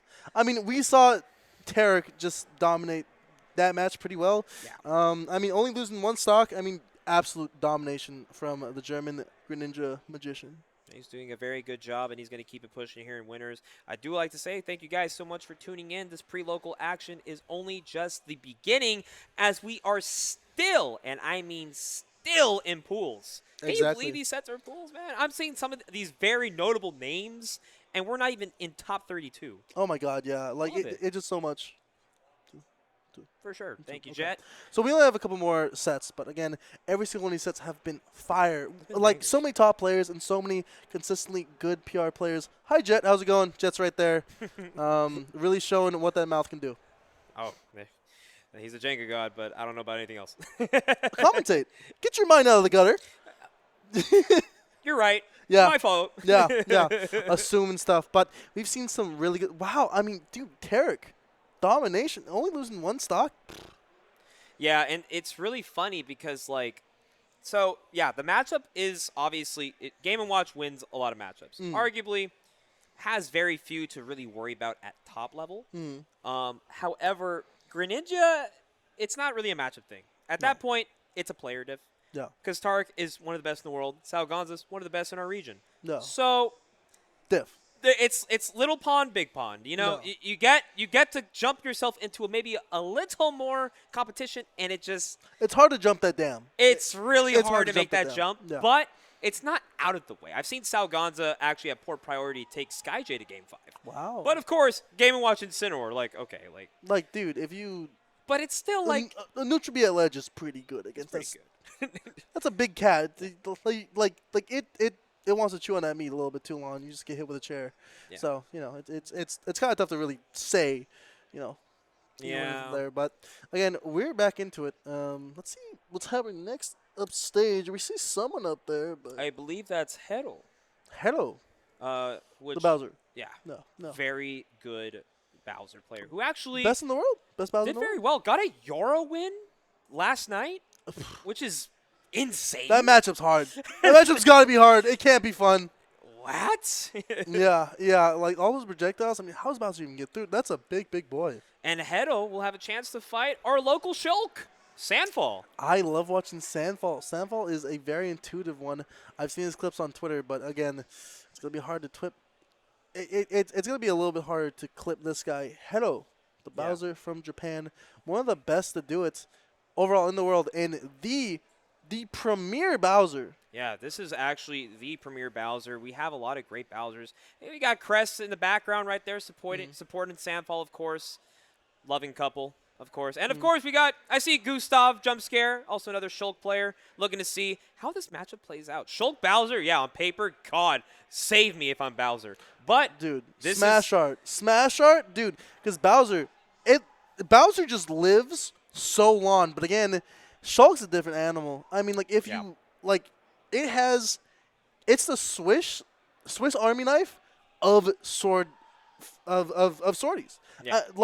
And it doesn't really function as a sword. It like if you need to get out of a situation, which Hedo will put you in, guess what? I have jump art. If you don't have as much damage, guess what? A grab and buster, you're getting 60. And guess what? If you're off stage as Bowser, that's a fair, you're dead. Yeah. It doesn't feel like it's the best at all matchup for Hedo, but I mean, we gotta see it right now and see. Maybe he can get through Sandfall. Shulk can get away with a lot of their aerials because they're just so good. They just, the range is insane. Like, you think to yourself, how is Bowser going to do it? Well, also another thing that we all know is that a lot of the top players coming from Japan, their greatest strength is their defense. So a lot that I do want to see out of Heddle today is how well does he compose himself when being attacked by Shulk. What kind of whiff punishes, what kind of defensive moves? We're going to see a lot of parrying, obviously. You need to parry against this character. Absolutely. Because if you don't, you're just allowing them to just get free hits off you. But, of course, Bowser can also get a nice free out-of-shield option, which is that Whirling Fortress, the up B. It's annoying to get hit by, but you just you can't let Bowser, get too ahead of you. Yeah. And, like, with Bowser, it's like, you're seeing. I still want to see what Hedo does. Because like, I haven't seen a matchup like this go in Bowser's favor at all. Because you just get hit for so much. And like, there's just more options that Sandfall can use. But again, Hedo is a world beater of a player. So he's smart. And I don't know. Like, we're talking like this, thinking that like it's going to be an impossible match for Hedo. No. But Hedo is definitely. Like, he's supposed to win this. Yeah, no, absolutely. And I can definitely see Hedo making this actually more harder on Sandfall because, we got a lot of Bowsers that play Ultimate. Bowser's a pretty good character, pretty solid, all around, can kind of help you get some big damage. You can kind of get away with just kind of flicking the C-stick and maybe killing someone at 30. Like, oh, haha, you got. Yeah. I don't think Heddle is going to be doing that against Sandfall. Kind of a huge, like, eye-opening gameplay we're going to probably see out of. Also, one of the things I do want to say is Bowser, at one point, the most commonly played character in the game. I mean, who doesn't have Bowser experience? Yeah. I can't name one person that says, oh, I don't have a Bowser. Our locals don't have Bowsers, and that's not a local. Yeah, he's not a local. That's like not a region. 5 friends, like in a house, like if you don't play Bowsers at least once every month, it's like, Yeah, and even so, like, you gotta have at least maybe have messed around with a Bowser once in a while because Bowser is kind of I wouldn't say super easy to pick up. It's one of those characters where like you can understand it quick, but mastering it takes a while. Absolutely. But again, if you pick up the controller and say, I want to play a character that like I don't need to learn so much to be good with that character, Bowser's one of those characters, a very simple stuff. Like good out-of-shield options, good punishes, hits hard, and obviously like it gets through a lot of multi-hits with that tough guy. it's just a very good character to learn with. So, you know, let's see. I do want to point out, though, I believe they were striking stages, but, you know, PS2 always finds its way into our hearts when it comes to the first game of a set. And there it is, right there, the parry. So this is the kind of gameplay Samfall's going to have to prepare for, and that is Hedo's defense. Exactly, and Hedo's defense is going to be hard to get through. I mean, that's a wall, and it's hard to break that down, but again, you do have a bunch of the tools. Oh my goodness, what a parry into the grab by Hedo. It seems like he just is so knowledgeable. I mean, we know in Japan, the best Shulk in the world, Kome, they've probably played this matchup a couple times. Like I said, the parries are actually what's going to help Bowser win this matchup, because there's not much you can do if you don't parry the aerial, because Shulk can just got to get away with a quick option. But even the spacing from Samfall does not matter, because Hedo will find an opening and take it to the bank. Again, it is extremely safe, all of Shulk's aerials, but if you're parrying them, it's like, hey, how safe can you be? It doesn't matter how many alarms that's your door. If you get through the door, you get through the door. It doesn't matter. Yeah. Okay. Does get a counter, but of course, Shulk's counter being a little iffy sometimes. Can be kind of inconsistent, but at least does get some damage off of Hedo. We'll see how the edge guard plays out, though. Ooh, that could be an up B kill. Not quite yet. Not quite just yet. The timing was mixed up a little bit. Smash art. This could be huge for Samfall, and getting the F right there. Yep. Samfall takes the stock, and now we're back to even. Okay, Samfall kind of understanding a little bit of how Hedo is going to have to go around this matchup, because, of course, if you just kind of willy-nilly throw moves on his shield, he will punish, but you also can't give him too much credit. You know? Oh, no, absolutely not. Really good ledge guard scenario for Hedo. Get a little bit more, but Samfall going straight in the shield, pretty good, but he's still getting a bunch of damage with that Flame Breath, and that fair setting him off stage. Yeah. Another parry! Wow, Hedo doing so good with all of these parries, like really really knowledgeable about how to prep for this matchup. Gets a spot dodge, let's do a little short hop, gets a grab here, some massive damage. Oh, but you get back aired by Bowser. Very strong move. It will kill you across the stage. Smash art! Doesn't quite kill though. Not gonna kill quite just yet, but that up B. No, not yet either. He's got to throw. He got a little bit overzealous. Not getting punished with that roll-in, but maybe will that backer send him off stage? Bad place, not getting hit with that, but there you go. F smash will do it. And a little taunt. All right, he's getting a little confident. I like that. Why not? You want to throw out those taunts because, hey, I want to get my morale up, so I keep on this slaughter. What's going on for Samfall?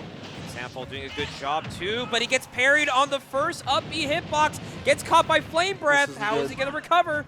Luckily getting back with that speed art side B. And he got him. Great DI. Shield art, you're going to want to throw that right there. He definitely lives through. That shield art really helping him out right there. Can he do a little bit more? It's going to switch. Oh, the jump art? A couple more hits, and smash art will actually be the determining factor for Samfall. Yeah, but you roll into a forward air, and that's just going to do it. That hitbox is insane, by the way. It hits pretty far back, too. I know. It's like his whole body becomes a hitbox. I mean, he really goes into that, you know?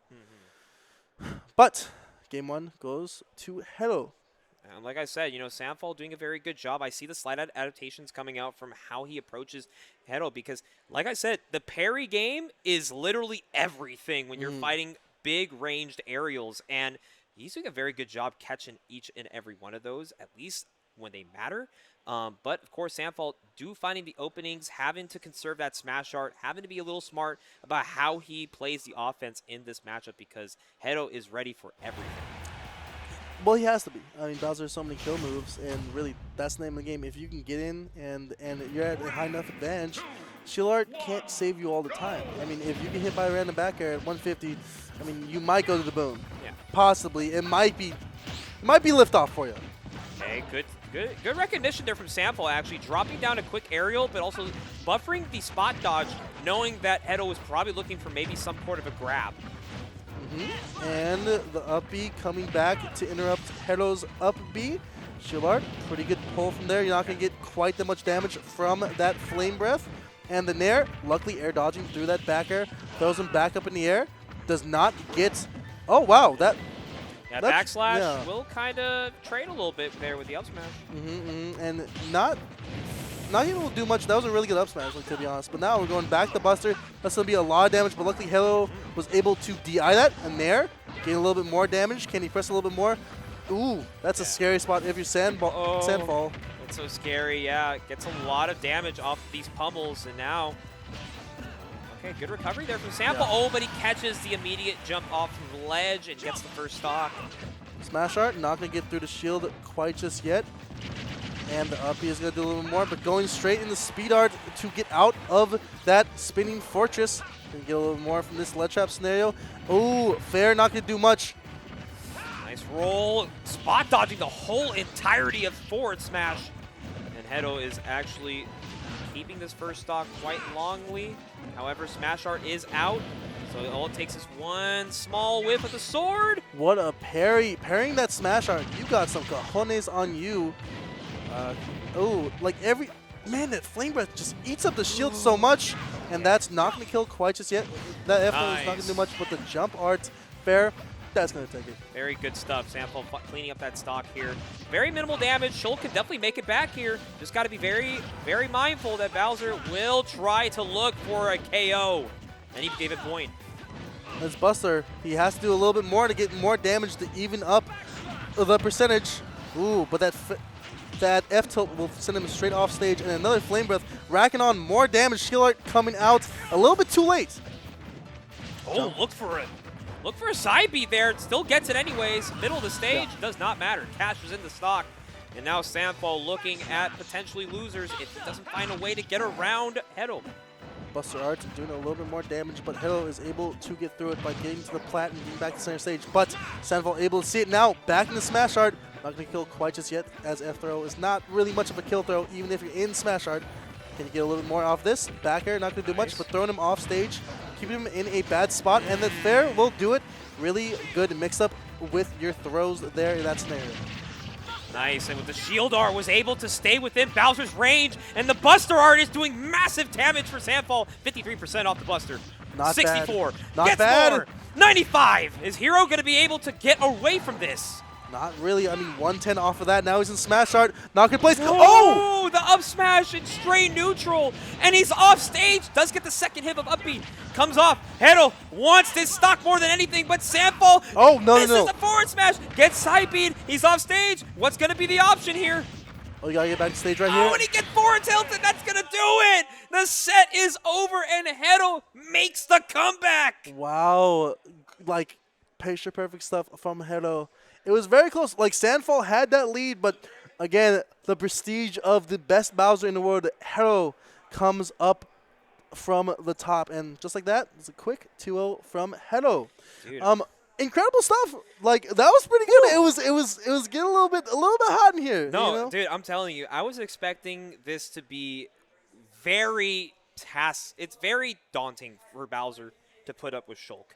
As you see, Sandfall was getting a little bit of some momentum there, but sometimes when you just push yourself a little too far beyond what is just expected to just get the job done, you might throw out something you will regret, and of course that forward smash just in random neutral does it.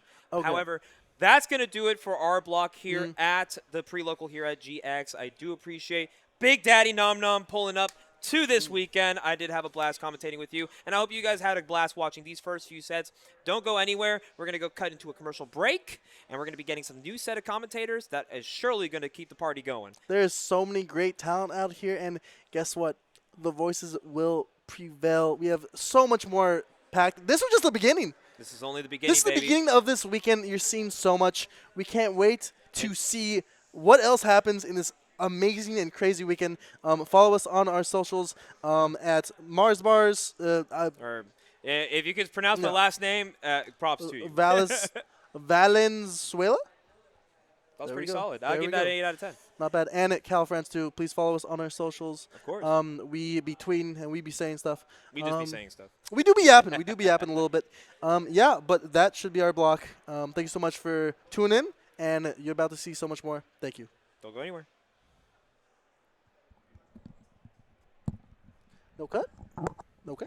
There you go. That's it? Okay.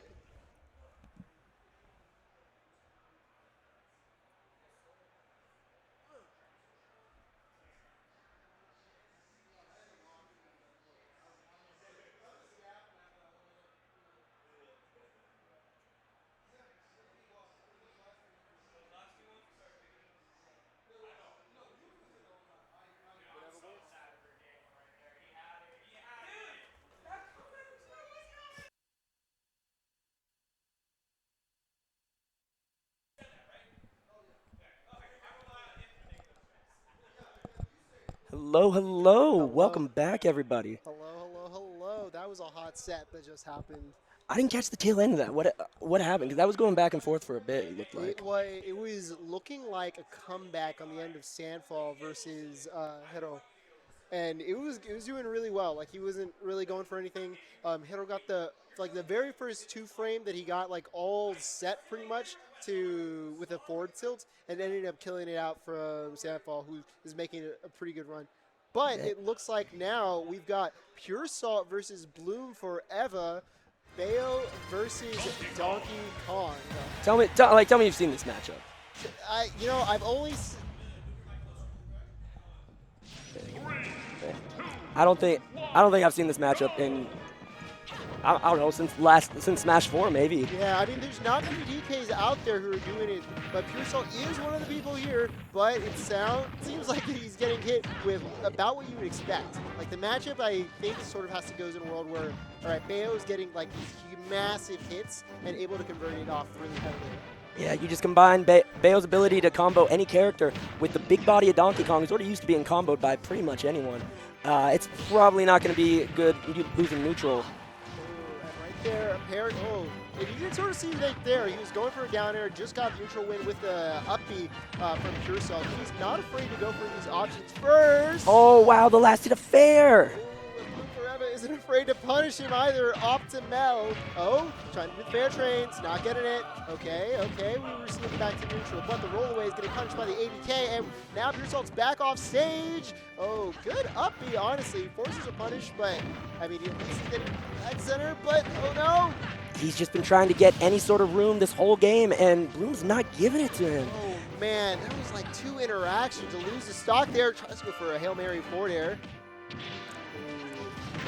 Yeah, I mean, we can see Pure Salt's got his bag of tricks to try to get out of situations as DK, but those hitboxes from Bayonetta are just insanely big, and DK likes to get hit by stuff. Yeah, I think part of it also is that Bloom is sort of very comfortable playing passively. Like, Bloom is not really forcing the issue, and because Pure Salt is sort of trying to do a few preemptive options there, like you saw right there, the jump down B to get a meaningful hit, and Bloom's just like, I'm gonna ABK, but... Oh, able to mash out just in time. Eats a back air for his troubles, but a lot better than losing the whole stock. Yeah. And, you always got to test it just to see if their match is there. But Bloom's like, no, I got the match, bro. Let me out. We're not doing any shenanigans. And Bloom's making it look like even if he lost that stock, not really going to matter. He's having a little trouble closing out this last stock, but he's got not as much to go as Pure Salt does. Yeah, you know what? Okay. He's got some rage. He can make some magic happen. An up tilt here will probably be the stock, but again, with punish ABK from the ledge is sort of making the magic happen for Bloom forever. Oh, and that's within. Gonna get him a punish on just a forward tilt. Fair dodge.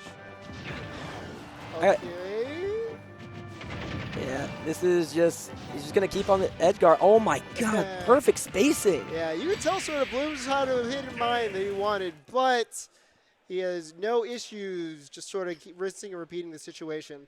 Yeah, like I was saying, Pure Salt clearly knows how to maneuver around very carefully, very precisely to try to get out of these situations with any other character. But with Bayonetta, the combination of the size of her hitbox and the size of DK's hitbox is looking like a little too much right now. It's definitely going to be something that he's going to need to adapt on. Like, I think he might just have to press like less buttons and like be like, all right, I'm not allowed to have any fun here. We're gonna wait until you do an ABK.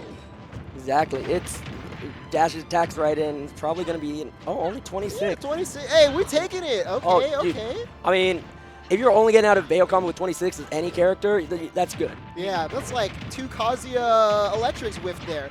But third one seems to be hitting on the mark. Yeah, I do like the choice of Hollow Bastion here, just because it gives him a lot more room to not die, which realistically is going to be the big thing that's going to be helping him, but he still eats a back air and loses first stock for it. Yeah, fortunately not helping enough. I mean, sweet spot backer from Bloom, good jump call out. And honestly, you can sort of see here that Pure Salt is trying to like scouting for some like panic options, but Bloom is not really giving anything to it. Like Pure Salt hasn't necessarily earned it. And so he's not able to get as much as he might want from these interactions. Yeah, I mean, he's playing a little more cautiously, not doing as many big hits and like nifty little tricks to try to get in. But I mean, Bloom's still got everything that he had the first game. He's still got the combos, and he's still got the hitboxes and the spacing and the skill. Next ABK from the ledge, getting out.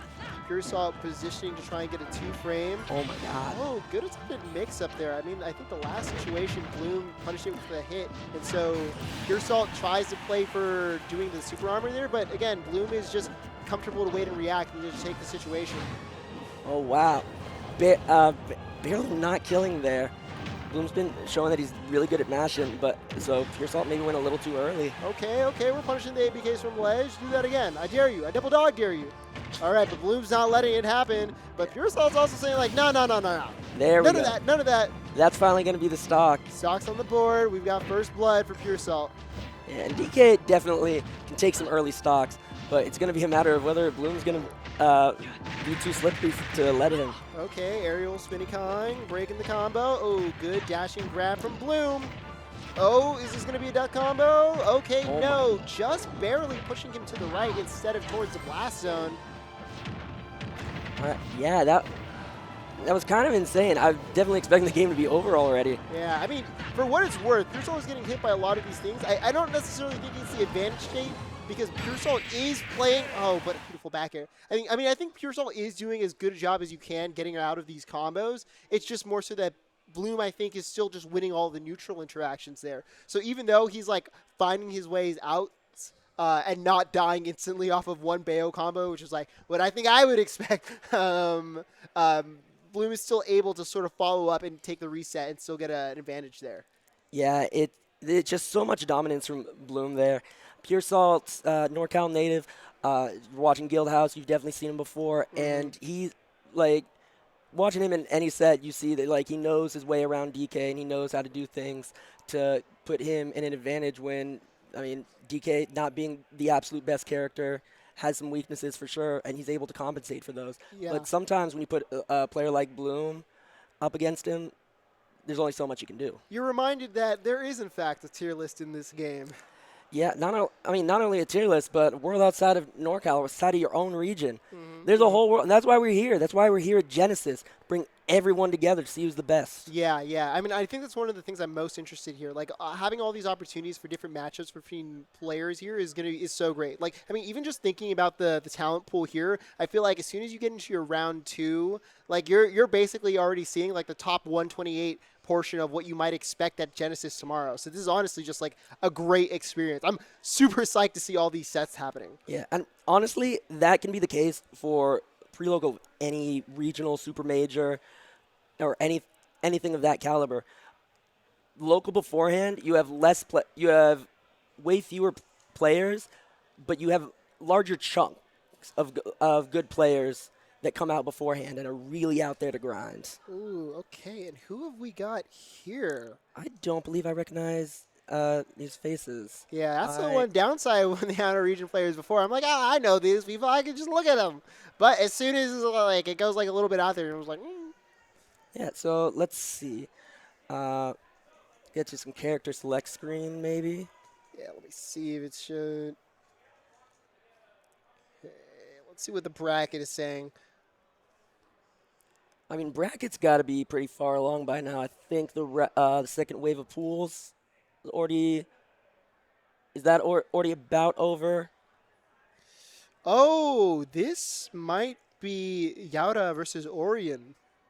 Oh, really? That's gonna be interesting. Either that or Raflo versus Shirayuki. I don't know what either of those two people look like, so for either of those. But it's one of the two. I guess we'll find out on, once the first game happens. I guess Raflo is like a little bit is higher in terms of like the order, so it could be that. All right. Actually, I also unfortunately don't know the faces for any of those 4 players, so I couldn't quite tell you.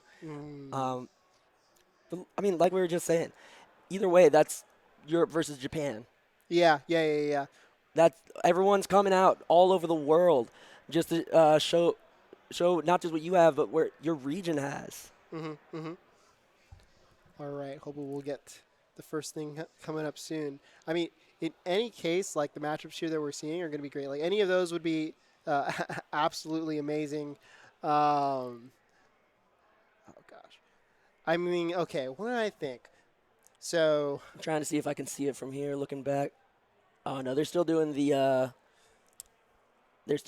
stage striking right here. all right, that stage striking. Ooh, okay. Oh, we're getting some audio here. Winners round 3 being shown. All right. Okay, yeah, Yaura versus Orion. Perfect. So that means we're going to be getting Wolf versus Samus. And honestly, I'm super stoked to see Yaura. I mean, in the last Luma rank, he got ranked in the top 50. I don't recall the exact number, but he is an absolute pleasure to watch and play. And Orion, I mean, he's come out. I mean, I think maybe at the last Genesis, the one before that, he got either top 8 or top 7 or the top 9. But we're starting off to a quick start here. Immediately getting some buttons. Okay, we're getting the forward air combos. Yeah, this is the kind of matchup that actually I feel like you would see a lot, but there's not as many Samuses offline as you might think there'd be. Yeah, you don't really get to see them until they come and ruin your bracket, honestly. I mean, there are a lot of good Samus players, but not as many mid-level Samus players. But then again, you know, maybe the same could be said with Wolf, who's a little bit less common. But Orion seems like, hey, don't forget about me. This character is strong, and if not, I am. Getting the back air, weak spot, but still enough to get the kill in the offstage scenario. Yeah, that's committing to the edge guard right there. Mm-hmm. Okay. We taking it slow. We taking it a little bit quick. Orion's all over Yaura right now, and this whole game, he's really just not letting him breathe. Okay. Getting hit a few times off the stage. He's losing neutral once, maybe twice, but he's just extending this lead at every single opportunity. Yeah, but now we're going to see the real magic. And the magic of down smash ends Orion's stock. Opts to go high there, probably didn't want to deal with the bomb ledge trap, so he's starting off with a mix-up there. But Yaura was ready for it and just sort of gets a prompt punish. Every Wolf wants to do that every time. You can't, you'll get punished like that, but every Wolf wants to do that every time. Yeah. I mean, it's the type of thing that's also kind of tough because you're like, well, I know if Samus gets the ledge trap here, I'm probably going to die. And maybe we're going to see exactly why. Gets the first bomb, and dang, all those options right there, and Orion's barely able to get out of it. Yeah. The bomb one was just barely out and just barely with the up tilt there, and Orion was able to get out. But when we return to neutral, grab whiff gets punished by the dash attack from Orion. And we back in Nooch. Second dash attack here, and good job with it low profiling the Zaire. And bad up B, whip punished with the up smash from Orion, and he maintains his lead here. Orion's movement has been fantastic. Oh my god. Early up tilt there, taking the stock, and unfortunately no extra credit for Orion there, but we've got a reversal of situations. The ledge is still going to Orion, but it seems that we're taking it slowly. Returning back to neutral, Orion giving up space, but gets the landing there into the down tilt, into the dash attack. And all right. That neutral air not getting Wolf hit by the almost fully charged charge shot there. That's just always going to be funny to me, that kind of stuff. Yeah, it's really great when you got the tools like that to make stuff happen. Yeah, Orion, like his movement, like he's dashing back, he's running off the platforms, getting right back on them, just to mix up his movement so that Yaura doesn't know where he's going to be at any particular moment. And you're seeing it right there. I mean, I think he's doing a phenomenal job of sort of keeping his positioning like ambiguous, mixing in the dash attacks to low profile, some of these spacing Zairs, and even getting a little bit of the doesn't get the kill there. But like this is where a problem with Samus comes in, where at the mid range, Samus kind of has to do a big commitment in order to get a hit. And normally that might be like a Zaire, that might be a grab, that might be like a forward air or something. But Orion sort of weaving around it means he's getting openings. But I mean, maybe I'm speaking a little bit too soon. Yaura seems to have taken the advantage, but we're returning back to a scramble situation. Yeah, Yaura here, he's being very methodical. He's got a lot of discipline, waiting for the right opportunities, and he gets it just when he needs it at the end. Yeah, gets off the ledge, and then the weak charge shot into the dash attack confirms it, sort of breaking the tempo there in the corner situation. Yeah, Orion, you can play, you can dash dance around as much as you like, you can try to confuse him as much as you like, but Yaura, if he doesn't budge, there's nothing for him to get confused by. He's waiting for his opportunity. Yeah, you can dash attack if you want to. You can leave those stocks behind. Right, If only I had the yeah. third line. If only I had the Is that a third written line. out like? No, parody? well, you can dance if you want to. No, I know the song. No, I know the Oh, song. yeah, Is yeah. that like whole parody written out? No. Okay, all thank off the dome, which is why it didn't finish. But, I mean, maybe we're going to see a real finisher coming up from Orion here, or from Yaura if he wants to end this game. But seems like we're getting a repeat at the beginning of the first game with a solid advantage take coming from Orion. Yeah, Yaura, he's just playing a little more slower, and with this kind of game, you're someone who plays like a little more up in your face. This is how a lot of games will go, and you just kind of have to adapt against that. And it's not something that you should be worrying about too much. 40% is still a lead, but it's only 40%. Yeah. I mean, I think the thing that's pretty clear here is like Orion is definitely. Oh my God! Wow, he was right. You saw that tech animation. You saw that tech animation. He just jumped. Like she just bounces a little bit right at that bounce, right when she's not touching the ground. Oh wow! Barely whipping the forward tilt there, and doesn't get the kill. But parry on Fantastic the back here in parry. the corner. Oh, and another dash second attack. Dash attack, ending the stock. Those dash attacks have been perfectly timed for Yaura. I don't think Yaura's missed too many of those at all. Yeah. I mean, I think it's pretty clear here that we're seeing is like Orion seems to have a pretty good like handle on the neutral situation, but Yaura from the openings that he is getting, or from like the reversal scenarios, is just getting like a little bit more out of it. Yeah. Ooh, the trip from the down tilt is gonna give him a combo 50%, evening it right back up. Yeah, 47 to 54. This is anyone's game. Okay, and Orion wants something a little bit nice with it, trying to get another good opening, and he's getting something, maybe not with the reflector, but jab one into dash attack puts Orion in the scary spot in the corner, but return back to neutral. Okay, we're starting the jab mix-ups. Oh, Orion, a little bit too much movement on his part. Wasn't able to punish that up B. Oh, wow, just barely. It doesn't seem like it was out there. Maybe Sam is just a little bit too floaty for that kind of combo for the weak hit Nair into dash attack to really work out there.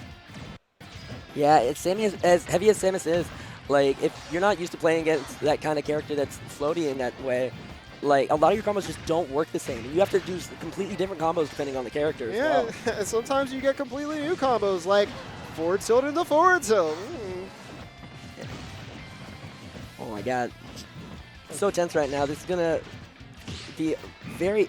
Oh my God. Yeah, it's sort of just a matter of when Orion wants to like get the opening. He's sort of looking for a dash attack there, but Yaura is also playing around it and just sort of really mixing up the charge shot openings that he's throwing out there. And when he does, he gets the dash attack and gets a good situation. But parry into the dash attack means that Orion has maintained this lead. The fact that it took that long for either of them to lose a stock, it's just amazing to see that. Yeah, but let's see if Orion can actually get some extra credit this time, but no! Okay, we're back at it again. We're getting a repeat of game one, but hopefully for Orion it doesn't stay exactly the same. But okay, Yaura's starting to do some kind of schmixing. That was an awesome combo. Yaura was just like ready, almost in Orion's head. Okay, we got some combos. We can Nair covers the air dodge, and 76% just like that. These guys keep doing this. They keep trading 50%, 70% in stocks, and then right after one loses stock, so does the other. It's honestly, that's all you can really ask for him to say. You don't know who's going to be winning there. And now we're returning to neutral. Yeah. And that back air was huge. Yeah, and honestly, a really beautiful jab 1-2 mix. I mean, Yaura usually been doing like a more immediate hit. Oh, no, he was not ready for that DI. No! I don't even know if the DI was going to matter there. That was like, what, 130 something? Yeah, it looked about mid 130 after the hit, and it's tough. It's a tough situation there.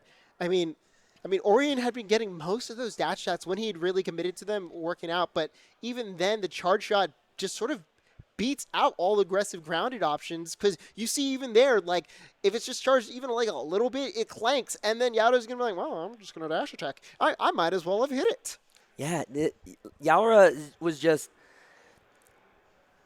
Yeah, obviously, like, you can make incorrect decisions. You can lose the neutral in some way, even if you're doing stuff that makes a lot of sense. But it looked like Yaura was just, like, not making mistakes. He was just patient. He was just waiting. Yeah, I think, like, especially for how close it was and how, I mean, was in a way a kind of atypical Samus game where, like, Yaura wasn't really getting a lot of advantage from, like, the ledge. Like, the gameplay really centered around who was getting, like, the more meaningful hits. And usually at the beginning, right, Orion would get the good combo starters and get a little bit of a lead, but Yaura was never far behind.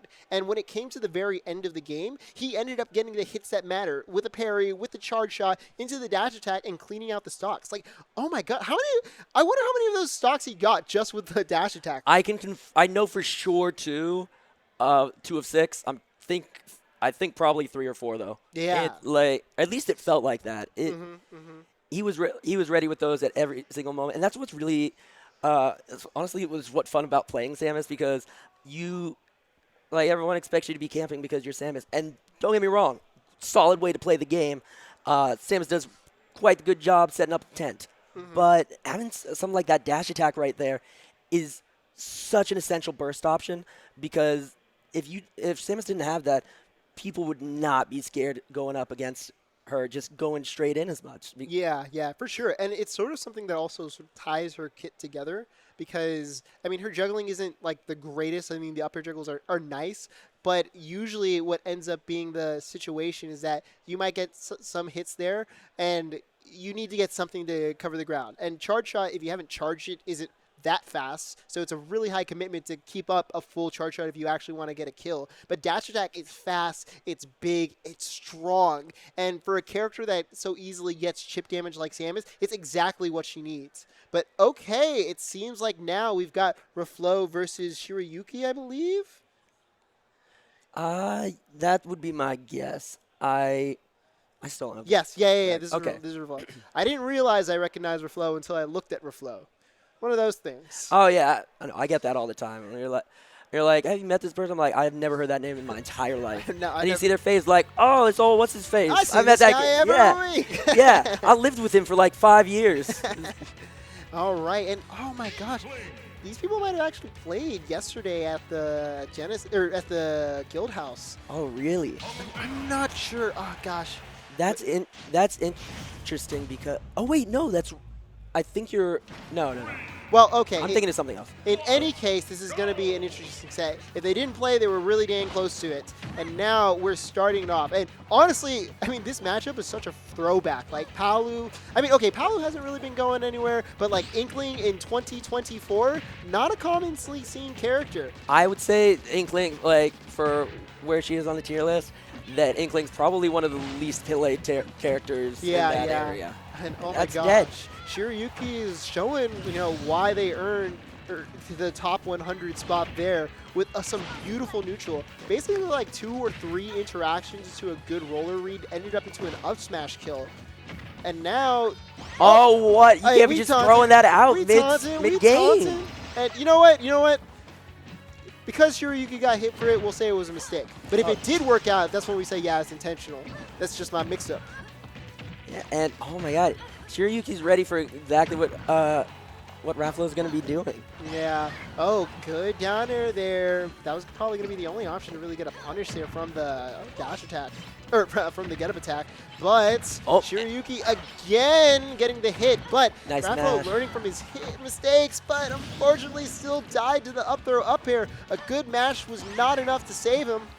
I got to say that, I haven't played Inkling forever, but that looked to me like a like the DI mix-up. Just moving a little bit to the right there. Yeah. Just so Reflo had to DI completely differently, but Reflo didn't catch it. Yeah, I mean, anything could happen there, especially with Shiryuki at, like, having so much rage. And a beautiful dash in, catching the overshoot.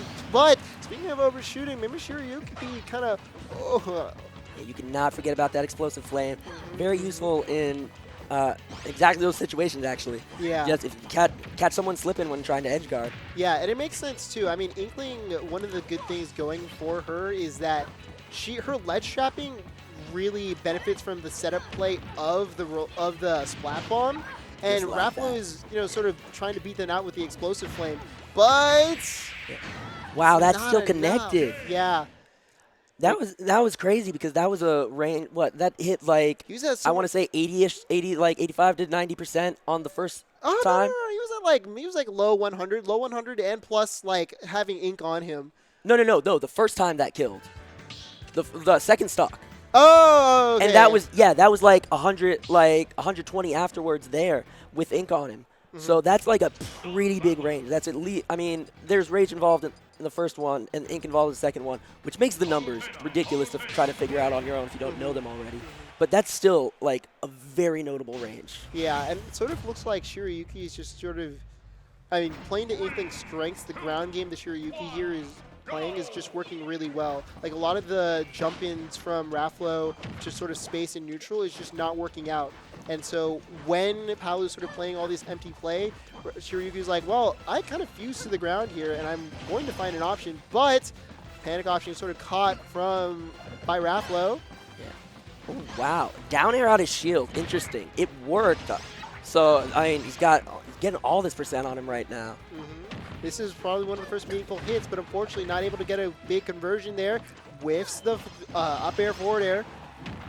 Yeah. Just barely back air whiffs. That was ballsy by Shiryuki to challenge a Palutena right there with a forward air. Like, back air's going to be hitting most of the time. But I love how they're sort of playing this out there. Like, they're not afraid to sort of push out buttons and be like, no, I know this spacing here. You're going to back air, I'm going to back air, and guess what? I'm going to do it just a little bit better here. Yeah. Oh, reading the roll in. No! Just enough damage, make the match too hard.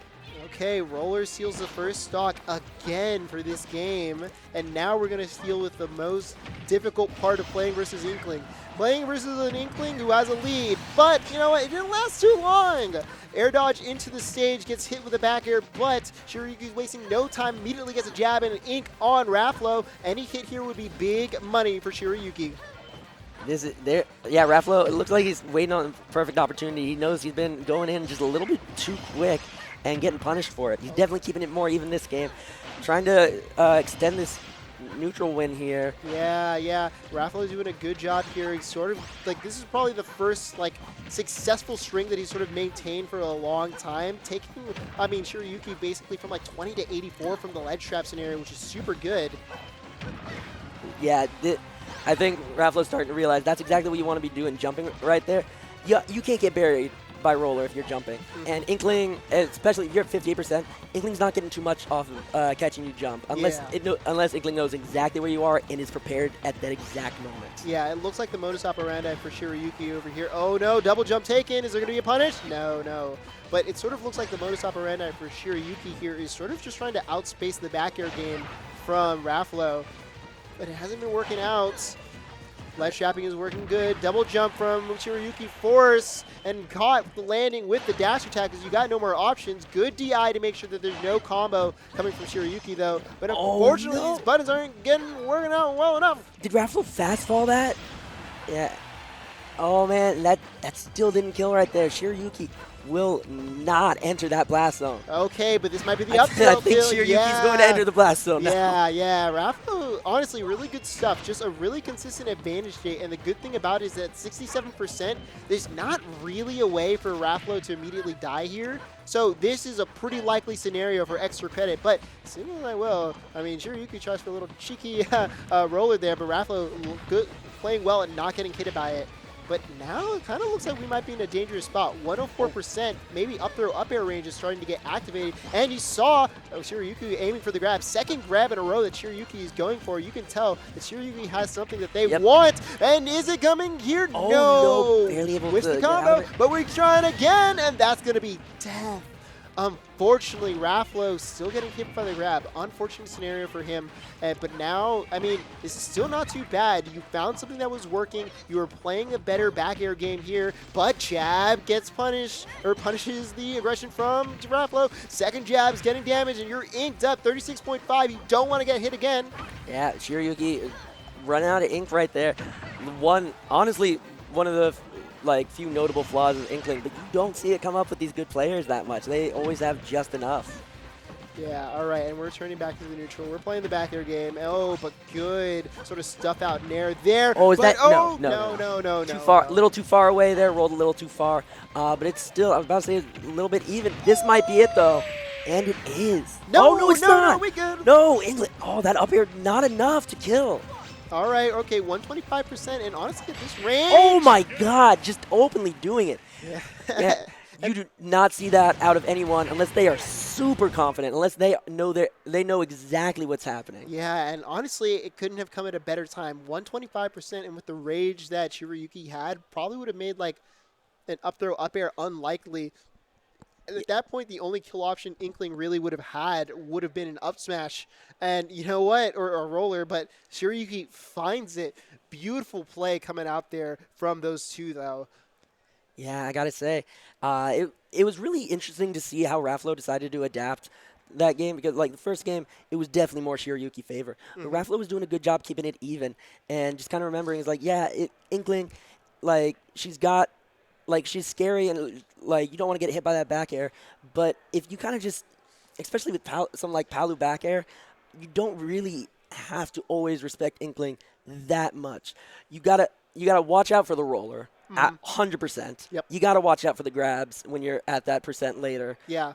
But in neutral, at a lot of percents, it's pretty hard for Inkling to get more than just a couple of small hits. Yeah, for sure. And I think that's probably, I mean, that last point, especially about the up throw up air, that's probably like the greatest downfall for Raflo in this set. I mean, maybe like I think 3 or 4 of those stocks were taken from an up throw up air confirm, and I mean, you got a little bit of platforms to camp, my man. You can maybe stall that out a little bit. But Shiryuki playing to his win con is saying like, okay, man, like if you're gonna be grabbing here, I'm gonna be searching. If you're gonna be shielding here, if you're not gonna respect my kill option, I will take it and I will kill you for it. Yeah, and I mean, we saw it come out a couple times. There were 2 of those earlier that we thought were gonna kill. And they didn't end up doing it, and he still kept going for it. He's like, I know what my character is. I know what my win condition is. If you dodge this, whatever, you're in range again. So Yeah. who's hating? You're still Inkling's always no one these days thinks Inkling is a top tier or probably even a high tier really, but Well, if you let's not go too far.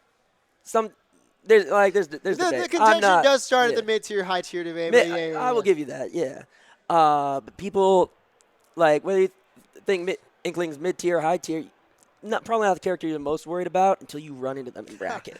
Because then you're like, oh, no. Yeah, I mean, not this. Yeah, I mean, I think that's probably like, I mean, especially in a situation like this, in a tournament like this, the pre-local and then Genesis coming up, like those mid-tier, high-tier characters who are legitimately strong that have fallen off in popularity are legitimately one of like the most scary things to play against. Because it's not as if Inkling is bad or Inkling doesn't have stuff. I mean, we just saw all this stuff happen. Inkling definitely has what it takes to compete at any level. Yeah. Just a matter of Inkling's abilities compared to every other character, and there's a lot of characters. Yeah, and honestly, I mean, people like playing with the new toys, but the thing about it is the people who stuck with the old toys ending up in a situation where it's like, okay, you're not used to my game plan.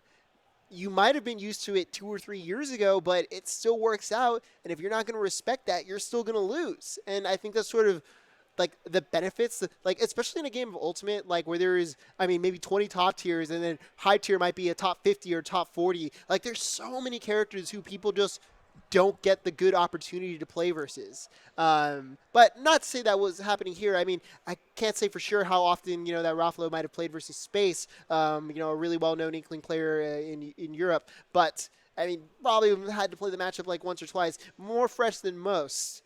Yeah, I mean, there's Space, who plays a lot of Aegis now, if I'm not mistaken. Yeah, as well. yeah. Cosmos doesn't really play the Inkling anymore, so you've got Shiryuki, maybe Space. Here in the States, we've got Shrudek. Shrudek's been doing a good job. Yeah, I think Shrudek- Colorando. Yeah, Colorado, I'm 8, and trying Shrudek to are like think the of biggest ones. any other Inkling, and I just notable level Inkling, and I just can't. Yeah, as soon as you're starting to enter into that top 150, top 200 range of players, like the amount of people who play that character at a high level that are going to be consistent and all this stuff really drops off. Which makes it, again, really scary when you play someone who's got all the stuff. I'd imagine anyone who's got Shiryuki in their bracket pass is just like, man, I got to relearn this matchup again. Yeah, who do you practice against? Who do you practice against for Shiryuki of all people?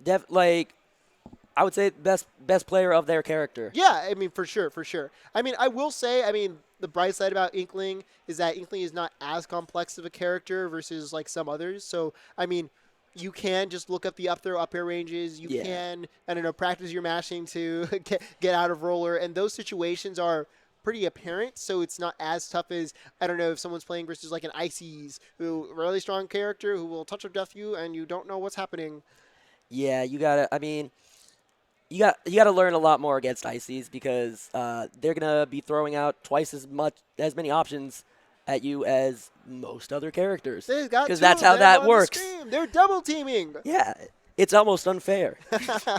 Give them less power. Sakurai, take away the singles buff for them. They're like But yeah, like you were saying, Inkling is not necessarily going to be the same kind of character where you don't know what's happening. Inkling, you kind of know what you're up against. Speaking of knowing what we're up against, I'm wondering who we're watching up against each other here. I am not sure. I feel like I know the player on the right here, but I don't want to be wrong. That would be really bad.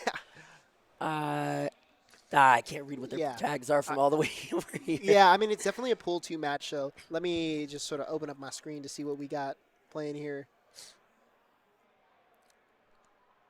But okay. Yeah, they got a nice controller, too. Yeah. What player on the right? Think about like an event like this, even just the pre-local, some of the matches that don't even get shown on screen. On stream, sorry. Mm-hmm. But there's so many people playing that there's still not even enough room for everyone. Okay. Is this Shuton? This is Shuton versus Longo. Longo? Yeah. I don't think I've heard that tag. I'm not familiar with Longo. He's got MK in his name, so maybe in his tag, start GG, so maybe a little bit less. All right. I am glad that it was Shuton. I was like, I'm pretty sure that's Shuton. I've watched this character him play very many times. But if I was wrong, that would be terrible. Yeah, and speaking of playing so many times, I'm sure Shuton knows the Rob matchup by this point. Yeah. Play against a lot of Robs. Yeah, I mean, it doesn't matter where you are. You've probably played versus Rob, and honestly, you probably played versus Pyra Mithra. These are both characters who, like, according to the data, are like top 10 usage stats and really, really strong. Highly regarded by everybody. Yeah, I mean, two of the top tiers, two of the undisputable top tiers in the game, like top. Yeah. All right, and we've got some neutral happening here. A little bit of a lead for Longo here, but switching to Pyra, and the neutral is returned. No. Down air, sending him off stage. But, I mean, even with Pyra, it's going to take probably more than just one more hit to get... Oh!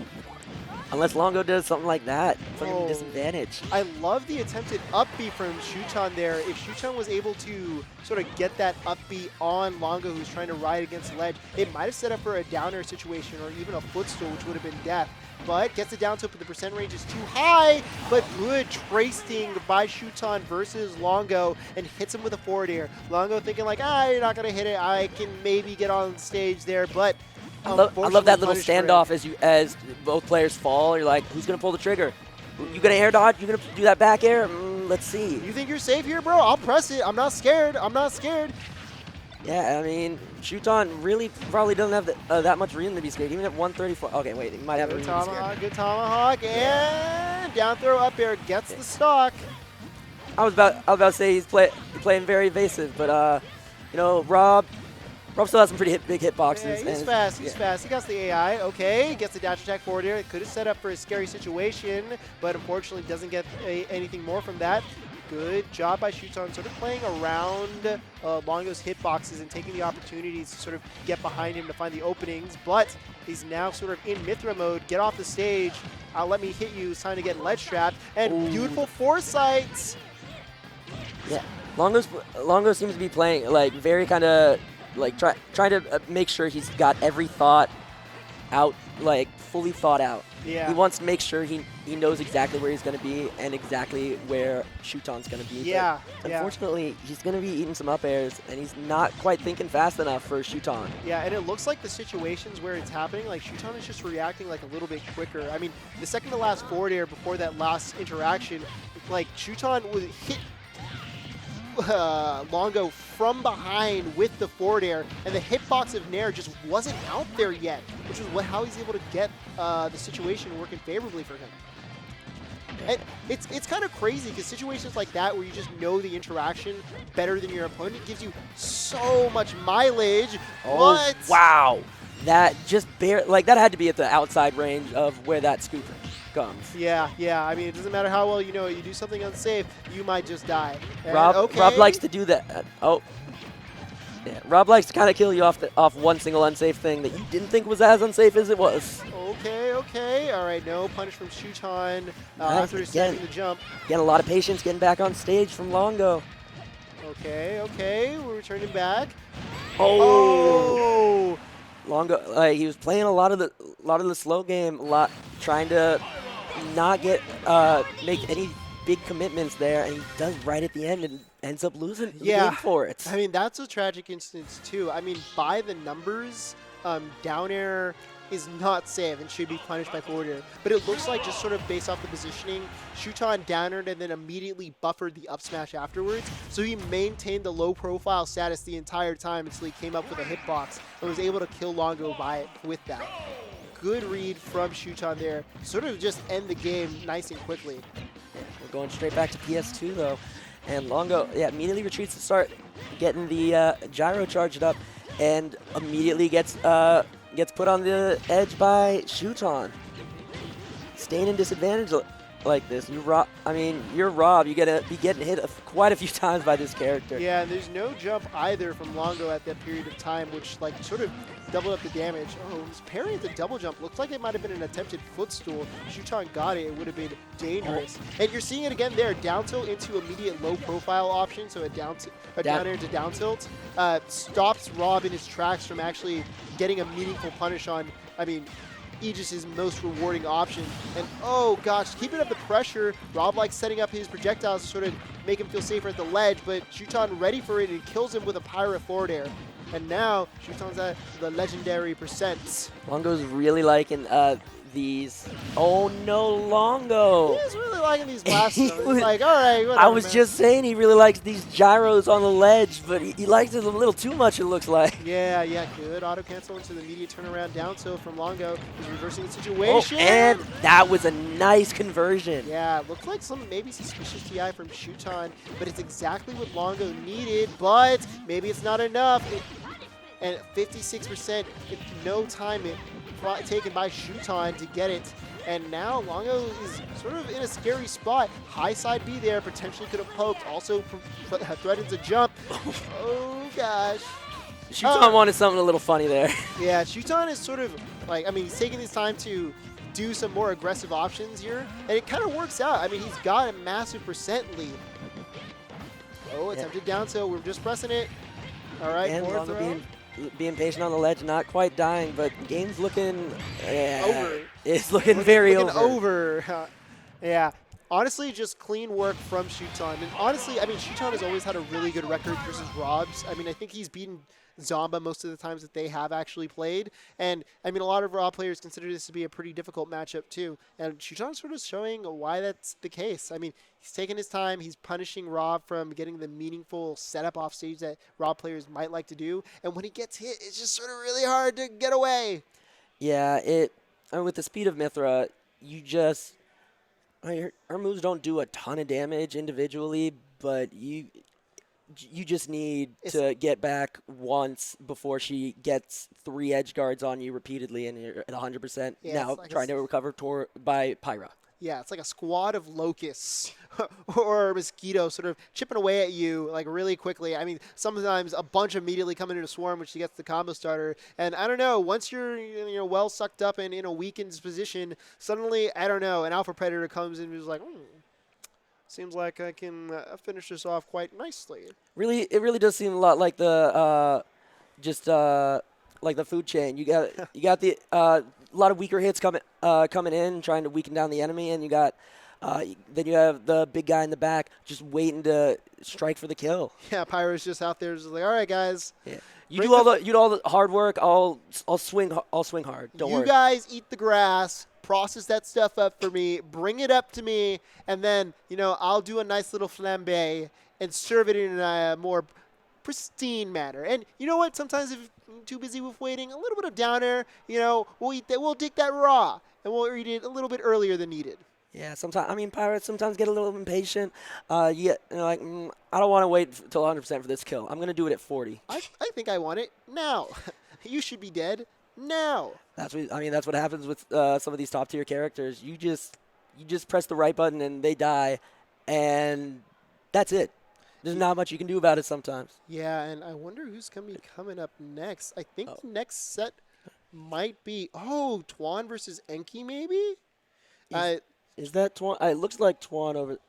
Yeah, that's definitely Twan. Yeah, and so a good. Twan Enki. Yeah, it looks like it was a good upset from Twan over Flo, the European Roy player. So, really? Yeah, good stuff. 2-1 Nice. versus him, and now he's playing versus Enki, who I guess in the bracket was able to get away. Kurama DQ'd, who was in Enki's path, but still good stuff to both of those players. It looks like a really interesting set that was going to be had here.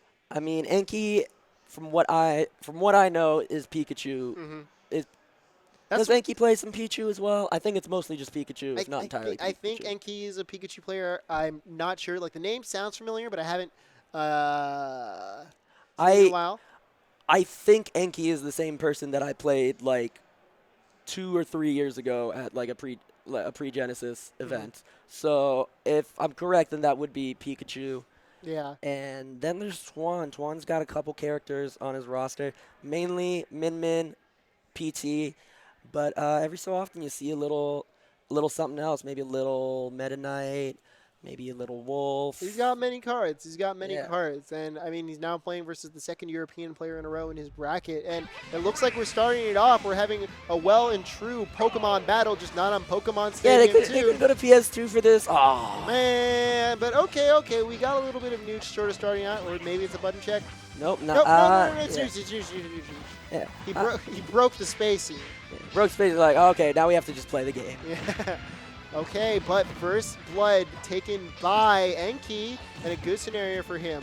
All right, nice patience from Twan. Not getting hit by those thunders, which is exactly the kind of thing you need to avoid against Pikachu. If you're not exactly sure how to not get hit by those thunders when playing against Pikachu, that's like one of the main things you need to learn in the matchup. For sure. And now Twan's sort of finding it difficult to get these meaningful interactions. 17 to 100%, not really good situation for him. And he switched to Ivysaur, just feeling a little bit more comfortable, spacing these backers out. But backer out of shield coming from Pikachu is doing good. And a down throw, barely not killing with the forward air. Yeah, one back air is too many, and Enki's gonna punish it. Oh, up! Oh, I was expecting an up air.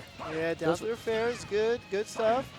Oh, and is it going for the down air 2-frame? And unfortunately doesn't get it. Pikachu's one of those characters with so many ways to mix it up. It's ridiculously hard to get those 2 frames. Yeah. The one saving grace, I guess, is that, Pikachu always has to do 2 zips. So if you know Pikachu's going to do a 2-zip down, like up B, you can always react to it. But the mix-up between 1 and 2-zip can really make it always a 50-50 at best. But good forward tilt coming from Twan, but unfortunately wasn't able to space it enough to get the down smash. Yeah, I was surprised. That down smash looked like that hit. And we're sort of repeating the option, but now it looks like Enki is playing out a little bit better. The jab might have hit him, but unfortunately that's not a kill option. But Twan is sort of content to sort of just play it out as Squirtle.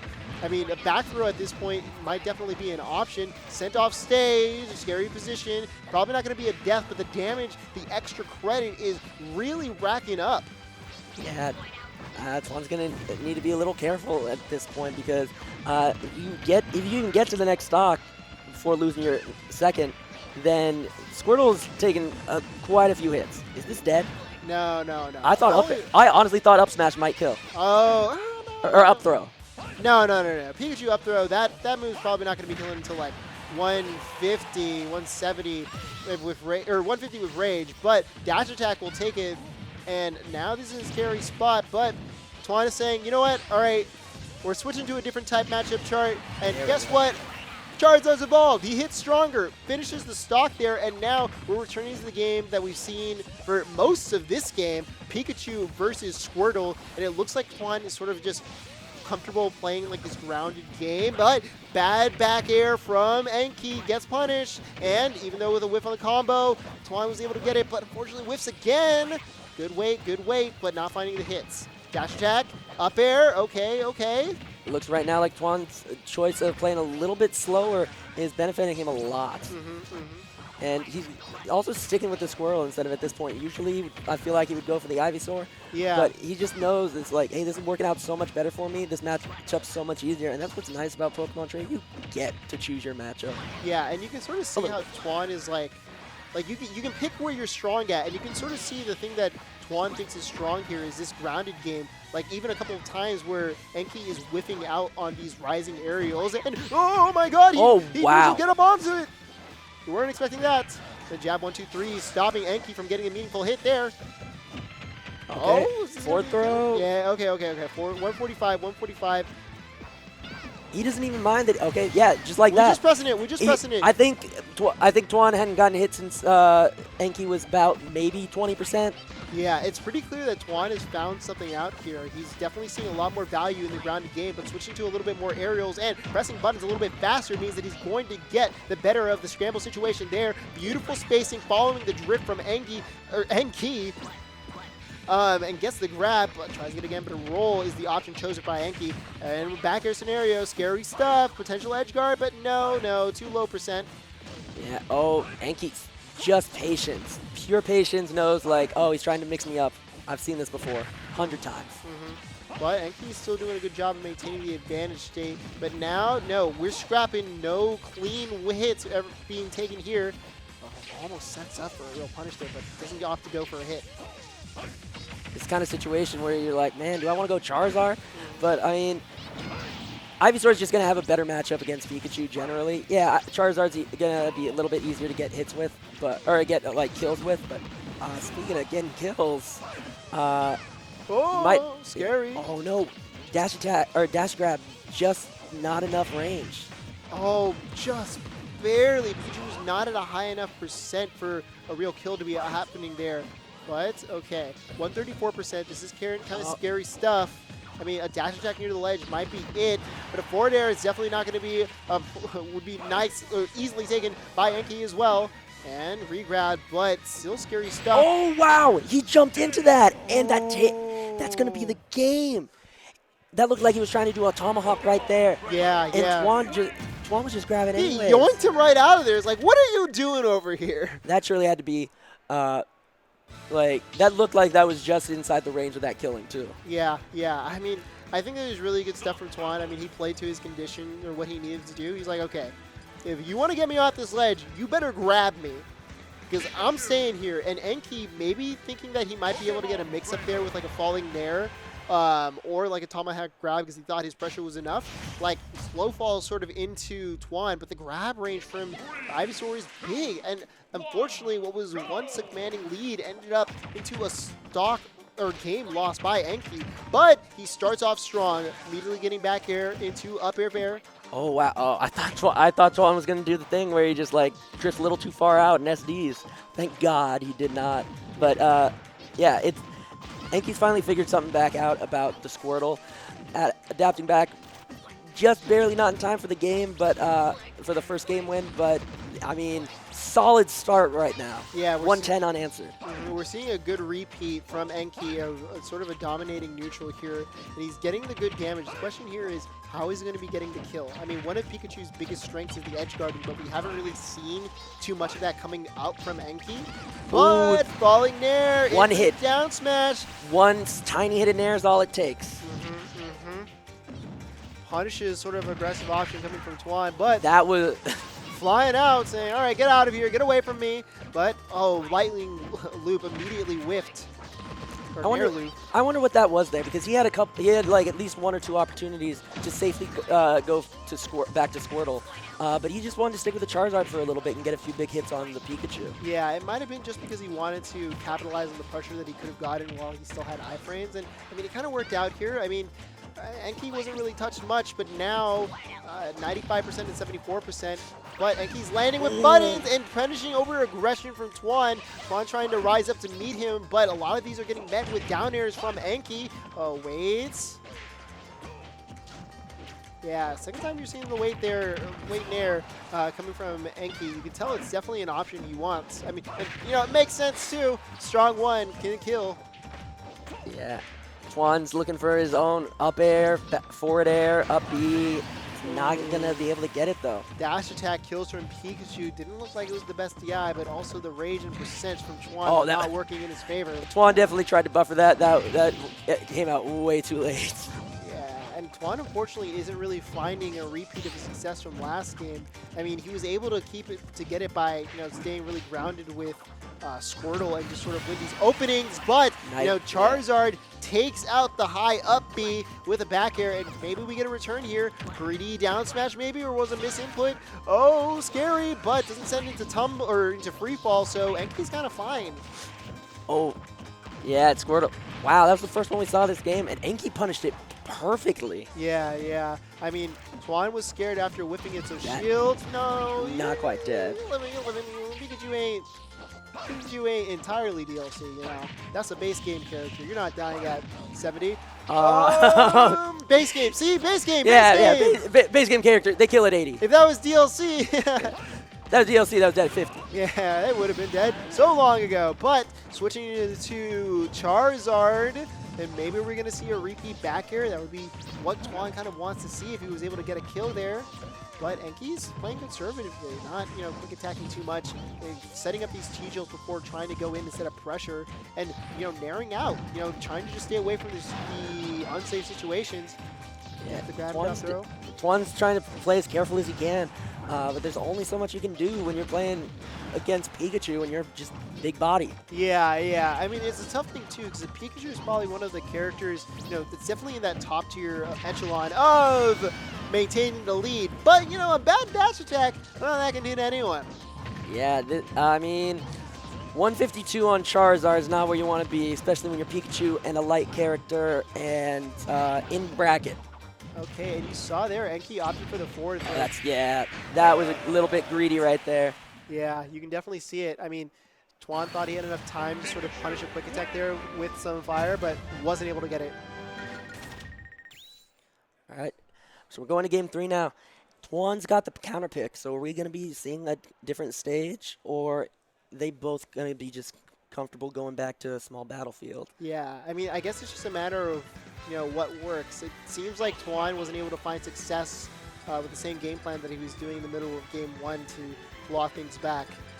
It's just a question of how, you know, what is the stage that he really wants? Like, he played well once he was able to sort of play the ground game and just get the meaningful hits. He was usually getting ahead of neutral there, maybe punishing Enki from over-aggressing, but it looked like Enki was playing a lot more diligent last game. So we'll have to see. And we're making a return to small battlefield.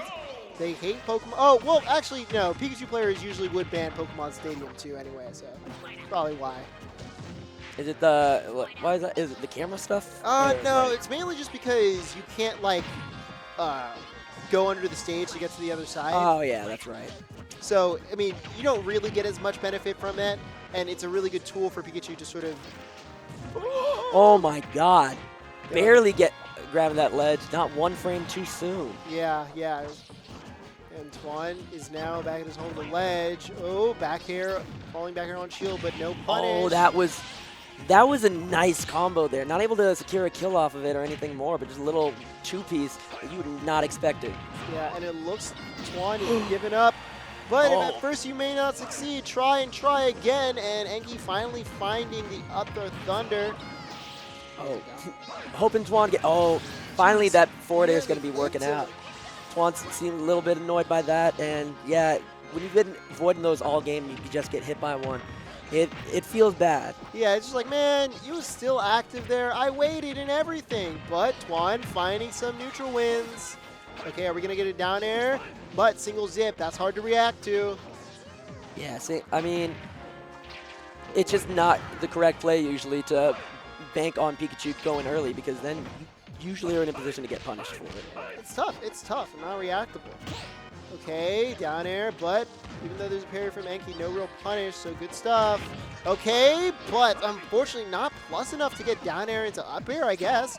Oh, looks like Tuan is maybe wants some stuff. Goes for the charge forward smash, but Enki just sort of goes all the way around it. No, still gets another down air, but no punish. And oh my gosh, thunder from Enki. Yeah, those down it. Twan's gonna have to start dapping a little bit because Enki knows that he can throw out a hitbox. So Twan's gotta do something else. Shield, whether he jumps, do another down air. Yeah. I don't know, but that one's not working. That forward air, on the other hand, that's gonna do a lot of work, Yeah. evening up the stocks. But yeah, not percentage. Yeah, it was a great drift back by Tuan, preventing Enki from getting center stage. I mean, Enki was at high percent, so you can tell that Enki sort of wanted, to stay in a safe spot, but Tuan didn't lose anything for going for the back air, or going for the fair, and gets the kill. And now he's staying on this Ivysaur, and it's making work already at 74% for Enki. Things are going well. Yeah, Twan really brought this back.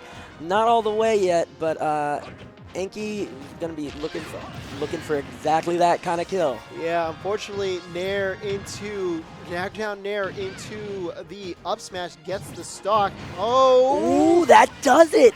Oh my god. Good usage of the moves from Tuan. Down tilt into immediate F tilt punishes an earlier aggressive option from the ledge by Enki, but we're still not in a great situation. Not out of dodge yet. Oh, good drift, good weight there. Yeah, does the back air just the right timing, gets barely behind Pikachu to be safe. Like, that was well spaced. Yeah, and you can sort of see here that Tuan has decided to sort of switch to a more sortie-like gameplay of just sort of spacing out the back airs and fairs. But I mean, good usage of Thunderbolt, T-Jolt, from Enki to sort of weave in the hitboxes. That's gonna be it. S-Man, it'll be kind of strong when you get the strong hit, and it kills Tuan at 129 after the hit. The quick roll in there. And that was the first time Tuan just did the immediate roll in, but that's all he needs. Yeah. Unfortunately, Enki was just ready. Yeah, I mean, and he hadn't gone for those F smash either. So, I mean, good stuff by Enki, and with that, he makes his way into top 32, winner's side. All right. So it sounds like we got a lot of top 32 pretty set. So we're gonna actually take a 5-minute break right now. We will be back in just a little bit. All right. Okay. See y'all. Have a good day. You guys have a good night, and enjoy the rest of top 32. Yeah, enjoy top 32 and Genesis. Mm-hmm.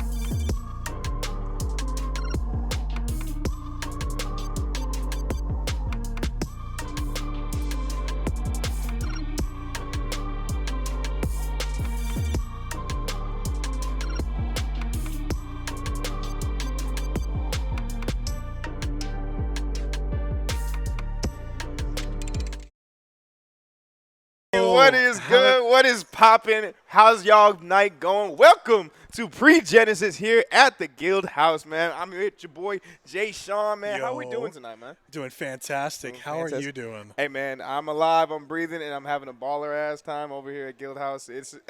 Literally this venue, you can't get much better, bro. It's like, so nice. Look at the background. Yeah, Everyone's just having a good ass time. Y'all see it? Y'all see Oh, it? look at that. Look at all that, man. Like, Hell yeah. I tried to turn around so y'all can see it, but I forgot we had a whole nother camera set up. It's all right. But Dude, they got all the angles. We got the angles. We got the food. We got the drinks. We got the camaraderie, man. We got the production. Like, shout out to production, man. The way this is set up, this thing. Is that TK down there? That's TK. TK. You already know TK down there. But, man, like, Absolutely. literally everything about this is amazing. And speaking of amazing, we're going to get into a hot set right off the get-go, man. We got Luis versus Miya, bro. Like right off. Dude, Luis has been begging for this matchup, and it's finally happening. His home turf. Straight up, bro. We literally are just throwing them into the fire right now. Yeah. Like, it's just straight up like, all right, man, let's get into it. First game, top 32. Every game in top 32 is going to be crazy. Oh, they flipping off the camera?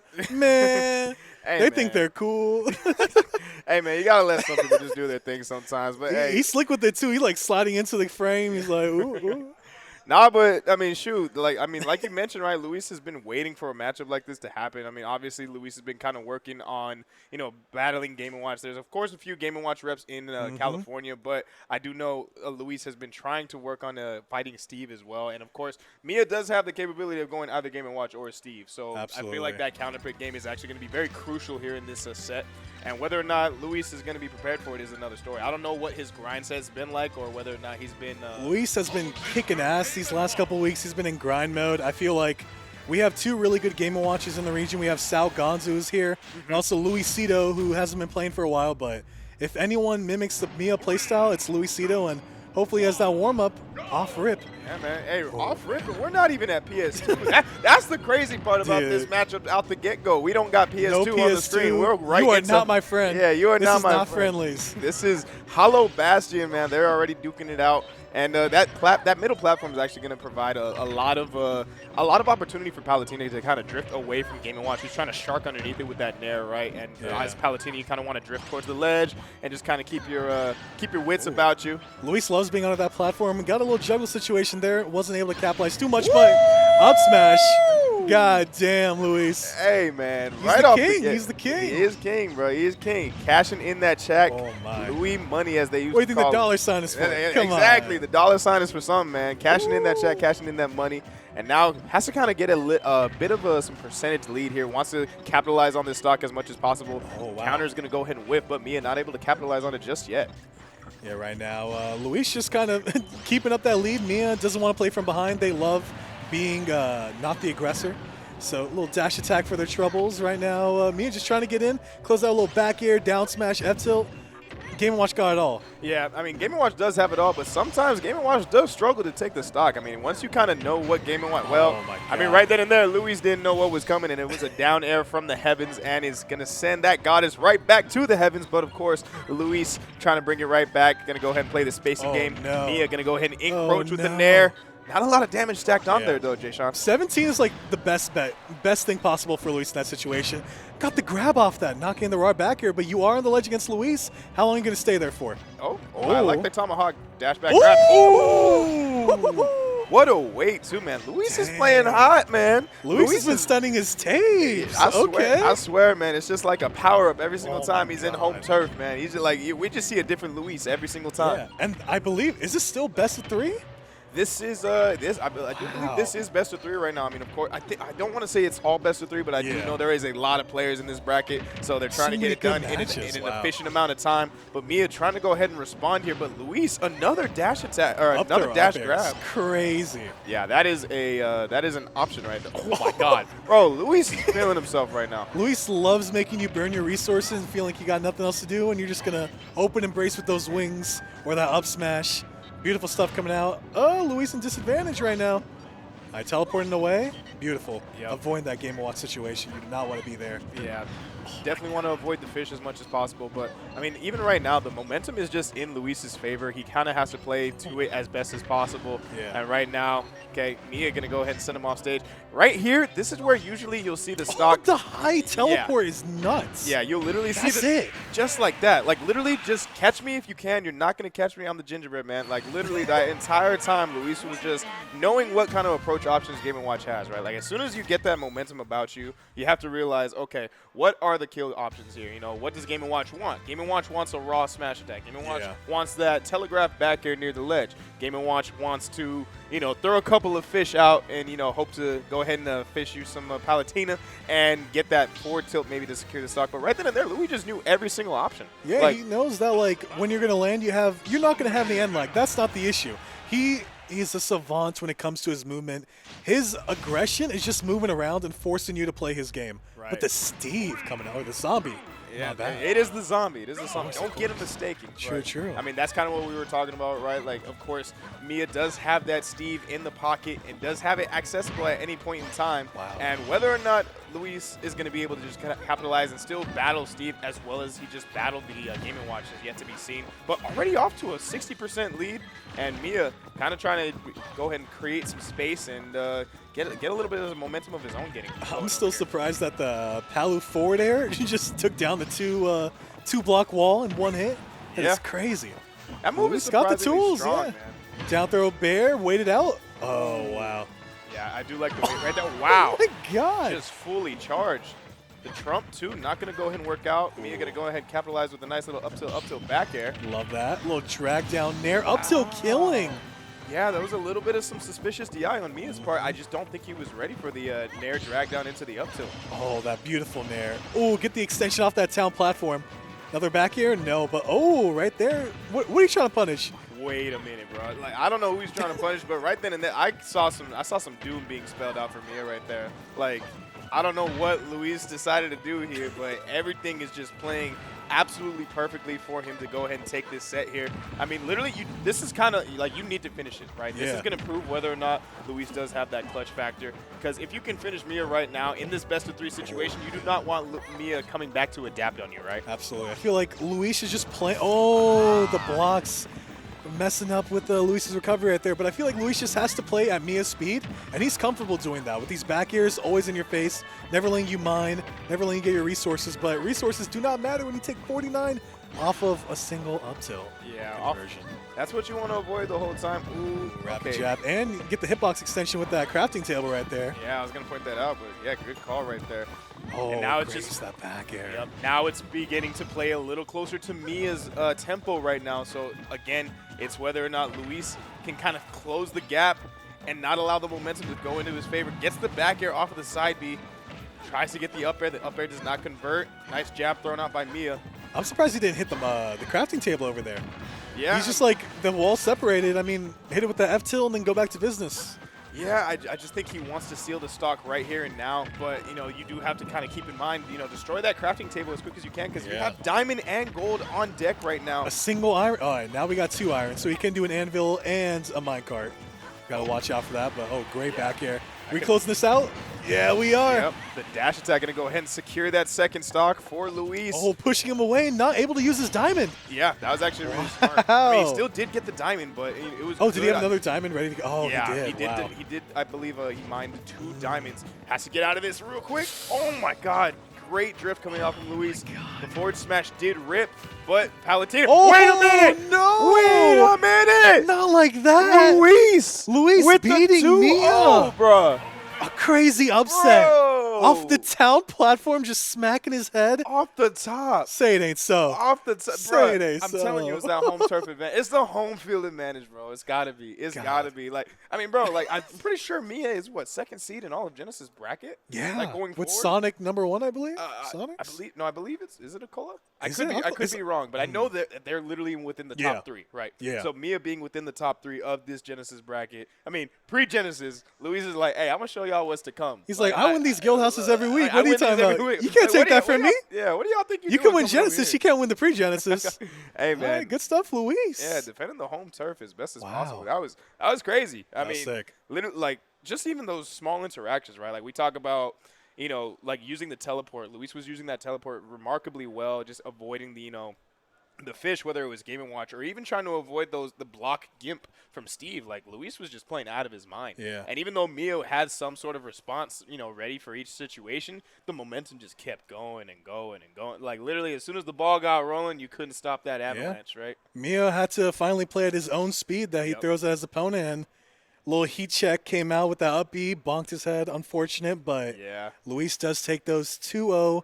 Good stuff to Luis advancing in winners. Miya got to deal with some killers down losers. Dude, yeah, I mean, literally, it's a dog-eat-dog world down there, man. I'm telling y'all, what's man, up next. it's a lot of people just battling out in that losers bracket, that loser side of things. So, but I mean, man, I'm just happy to see everybody having a good time. Y'all see how packed it is over here, right? Like, I believe if y'all look past it, that's just Osimo crazy. versus Gackt. Next on stream. Am I correct, production? Whoa. Do we have Osimo versus Osimo Gackt? versus Gackt? Are we going to get the thumbs up of approval, maybe? Oh, no. We'll find out We'll when find someone out. goes on stream. Yeah, that's kind of been what it is. Oh, wait, hold on. It looks like I actually can't tell from this distance. Oh, so we got. Oh, they switched to cam. Okay. Okay. Hey, we about to find out right We're going to find out. We're about to find out.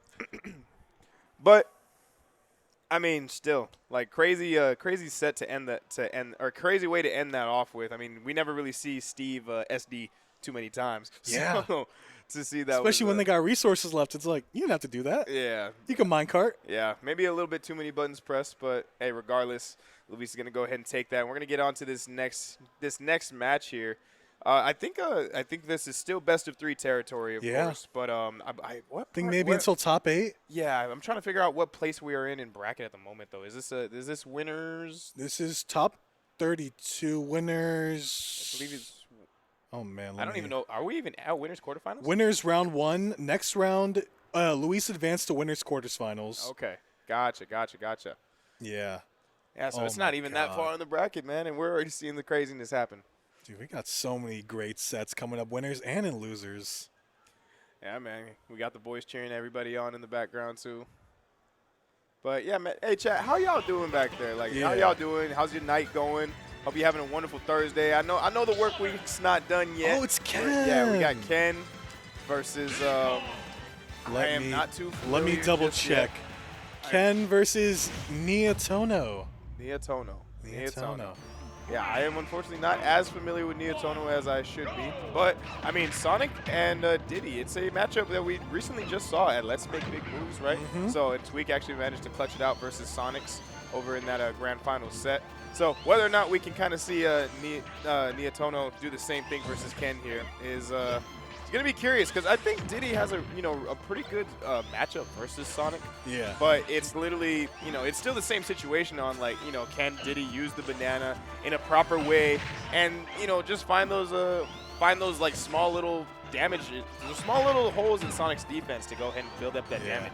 I feel like when he's spinning, it's like, you got to worry. But when he's landing and then he has to pick another option of what he's going to do next, that's where I feel like Niatono's been getting his early percent right here. But Ken loves to spin to win. He's going to do this for 7 minutes. Y'all strap in, get some snacks, get a drink, get a Red Bull if you can. Shout out Red Bull. Yeah, shout out Red Bull for sure, man. But, I mean, hey, this is kind of what we were expecting, right? Like, Diddy is also a character that is very hard to Yeah, hit, you don't want to get hit by Diddy. You don't want to get hit by Sonic. They're Yeah. playing and respecting each other very much.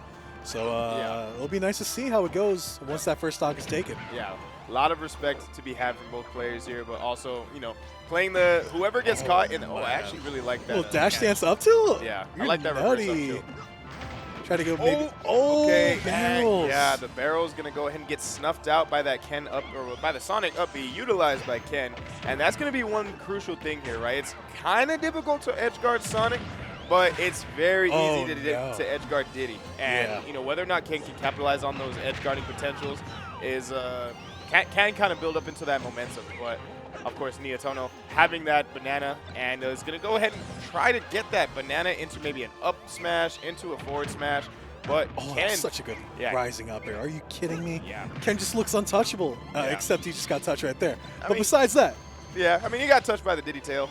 Yeah. You know, it's kind of funny because Diddy, I think he's supposed to be like, is he supposed to be a chimp? Because he shouldn't technically have a tail. But Oh, yeah, true. yeah, but He's I a mean, little monkey. yeah.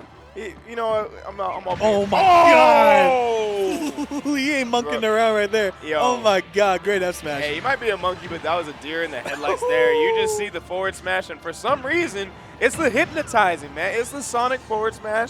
He lulls you to a sense Why of security. I oughta. Why I oughta. And he kills you. Okay, So, but Ken loses his first stock. Still such a good lead. yeah. He just loves that little platform. I mean, yeah, it's a great platform. I mean, the other thing is, like, I'm actually surprised we're seeing Hollow Bastion yet again. I'm wondering if there's something that these players know that we don't know that they continuously try to pick Hollow Bastion. But I know that game 2 with Luis, he banned specifically PS2. He's like, I know you're probably really good on this stage, and if you can mess up your opponent's flow stage even just a little bit, their autopilot, even when it comes to stages, that's an advantage you got on them. You got to use that. Oh my God! we almost saw the Not same thing again. happen yet again. But nah, you can't let that same thing happen to you again. And of course, Nietono not gonna go ahead and let that happen. Ooh, but he's Ken, bouncing like a little basketball right now. yeah, Oh, Ken man. gonna go ahead and take the banana for his own. Hey, that's what you want to do versus Yeah. Diddy though. Like that's You grab that literally the banana, and counterplay. if you can hold it and move, you're set. Yeah, and like of course Sonic being one of the best characters in terms of movement, being able to use that side bit to his advantage. Oh wow, just a straight run off into fair. Ken, you're Yeah. a monster. Yeah, Ken. Yeah, that was just kind of like, all right, let's back it up. Let's go to the next game. The switch he flips from passive to aggressive when he sees his opening is like scary. Yeah.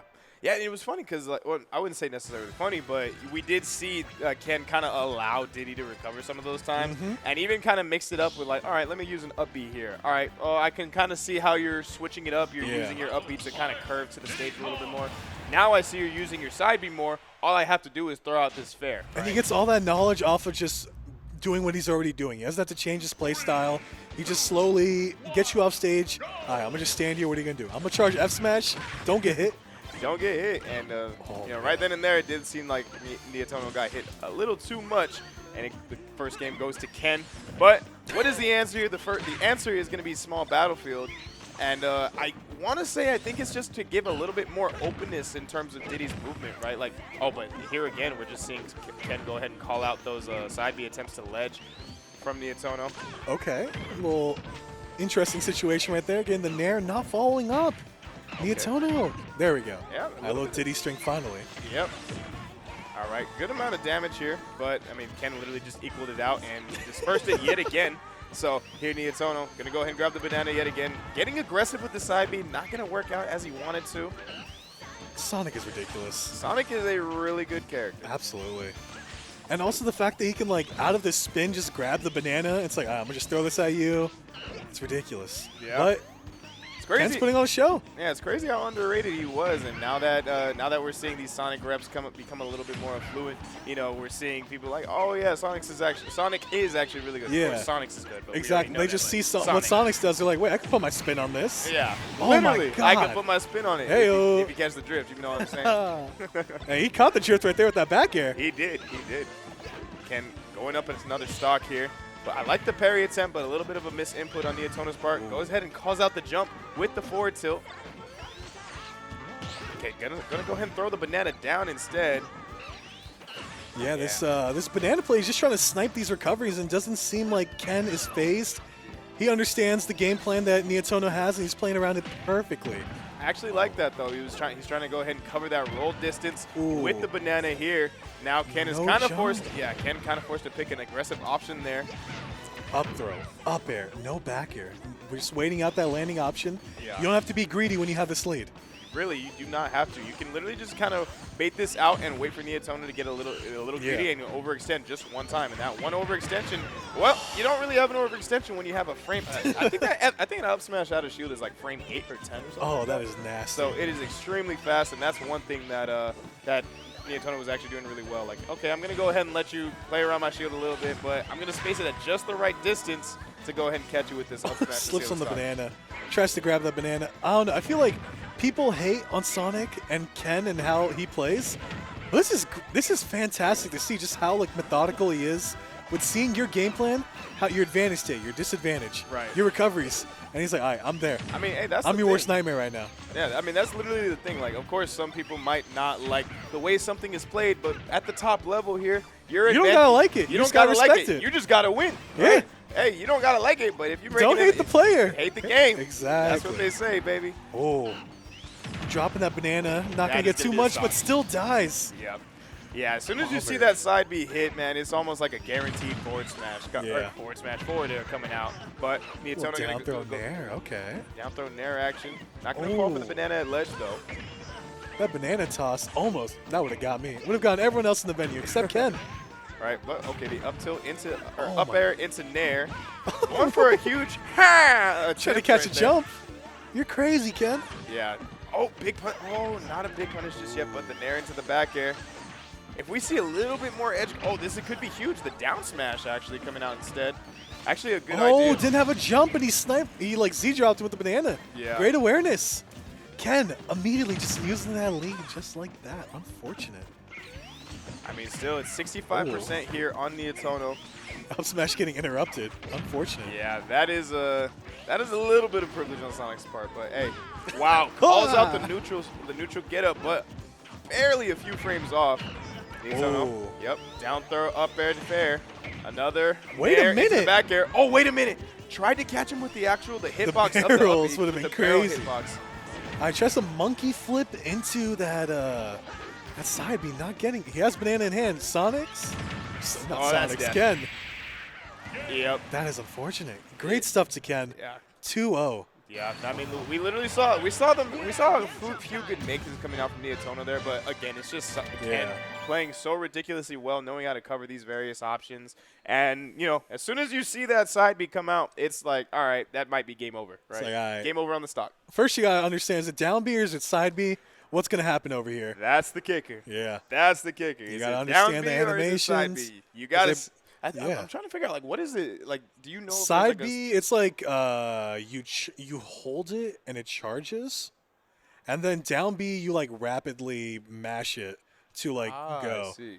So is there like I'm trying to figure out, is there a specific animation? There's for like a both of them? yellow glow on the side B. And then it's green for down B, right? Yeah, and there's also like a little hop that happens when Sonics does that side B. Oh, side B, there's a hop. For down B, there is no hop. No, yeah, on the down B it's just grounded and then you go. You can do like a Gotcha. you can do like a jump out of it, but with the side B, you also can jump 2 times while charging that side B before letting go. That double You can jump 2 times? you can charge, jump, land, jump again, and then go. It's crazy. All right. This Y'all heard character's it nutty. here This first from character's Deshaun, nutty. man. Y'all are hearing it first. That's the Sonic counter. That's the knowledge y'all got to know between side B and down Just B. learn the matchup, Just- lol. Just learn the matchup, man. Like what are y'all doing? Yeah, we've been playing this game for almost 6 years. Just learn the matchup. But Alright, who do hey, we it's got easier said up than here? done. Easier said than done. But again, Ken gonna go ahead and finish out that set right there. Gonna move on 2-0, and we're gonna go ahead and get into this next winners matchup right here. Is this? I believe this one is Asimo and Gackt, if I'm not mistaken. This says Guildhouse stream, It 1 looks minute to be. alas. It looks to be. It looks to be. But Oh, I love yeah, that so matchup. we're literally gonna get Ness versus Ryu. Yeah. I honestly am not gonna lie. That's a bit more of an obscure matchup than I'm used to, right? Like you're not really used to seeing FGCs versus Ness, but I mean in Japan you're kind of used to seeing everything. 'Cause Yeah. everybody's great with their characters in Japan. I'm not saying they're not good here in America, but I'm just saying we don't really see Ryu versus Ness unless maybe we somehow get Aiken versus Ness Boy 12. yeah, Nessboy 12 or something like that, right? Yeah. But we're getting into it with this very first game here. Of course, like we said, Ness versus Ryu going on Battlefield. Ooh, no actually. PS2. No one loves PS2 today, and I love that. Yeah. We want variety. We do want variety. And I think I want to say I want to say Battlefield is actually pretty decent for both these characters. It might honestly be just a true neutral stage because Ryu does have some access to some up air chains, and of course that special cancel into the Shoryuken. Oh, no. But Ness also does have multiple up airs into multiple up airs. So The movement from both these players is going to be phenomenal. Yeah. Off rip. They both have enough space to move around comfortably. I'm waiting for these fly mags to come out. Every time I see Nest Boy, shout out Nest Boy, he does all that crazy stuff with the fly mags. I want to see if Gackt also has a similar game plan. Yep. Or is he just going to yo-yo at ledge? I mean, hey, sometimes the yo-yo at ledge just kind of does what it's supposed to do, but I love the That was crazy. Yeah, the tomahawk reverse grab into the back throw to go ahead and seal out that first stock here. Wow, that falling up air. Not going to net too much, but Huge hard up tilt coming out from Asimo there. Asimo not going down without a fight. Yeah. Ooh. Actually, that's one. I would say that's one issue that Ryu does have in this matchup. Is you can't really go off stage and edge guard, Yeah. you know, and you really need to go off stage to deal with. Oh my God. Or you can just call it out and kick him and punch him in the foot because this little kid trying to kick you in the face. And you're just like, nah, bro. I'm a jab trained block. martial artist. Oh. But it doesn't matter. What are you gonna do? Double PK fire into the down air. Gackt going crazy already, man. Asimo now has to respond. Like, after something like that, you have to have a huge response in order to make a comeback. Yeah, Asimo, what do you got up your sleeve? Your sleeveless gi right now. Oh my God. It is a sleeveless gi, Yeah. but, I mean, shoot. He surely got some tricks up those gloves. Yeah, this is literally like, hey, tricks are supposed to be for kids, man. So whether or not Asimo was able to kind of show that out, great job shielding the down smash right there. Barely short hops the PK fire. Yeah, they're not committing too much to these combo starters, but oh man.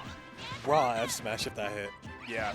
That's always the philosophy. It's like throw something out. If it hits, you're raw. If it doesn't, continue neutral. Yeah. This is actually one of the other Oh, that should be dead. Oh! No. Okay, I thought we were going to see more of a charge right there, but now Ryu trying to get out of the ground, throws out the Nair to cancel out the PK Thunder. Very smart play from Asimo. That but, snipe? Yeah, that's all you need to do. Oh my God. The Yep. PK Fire snipe was ridiculous. Yeah, PK Fire Sniper was crazy.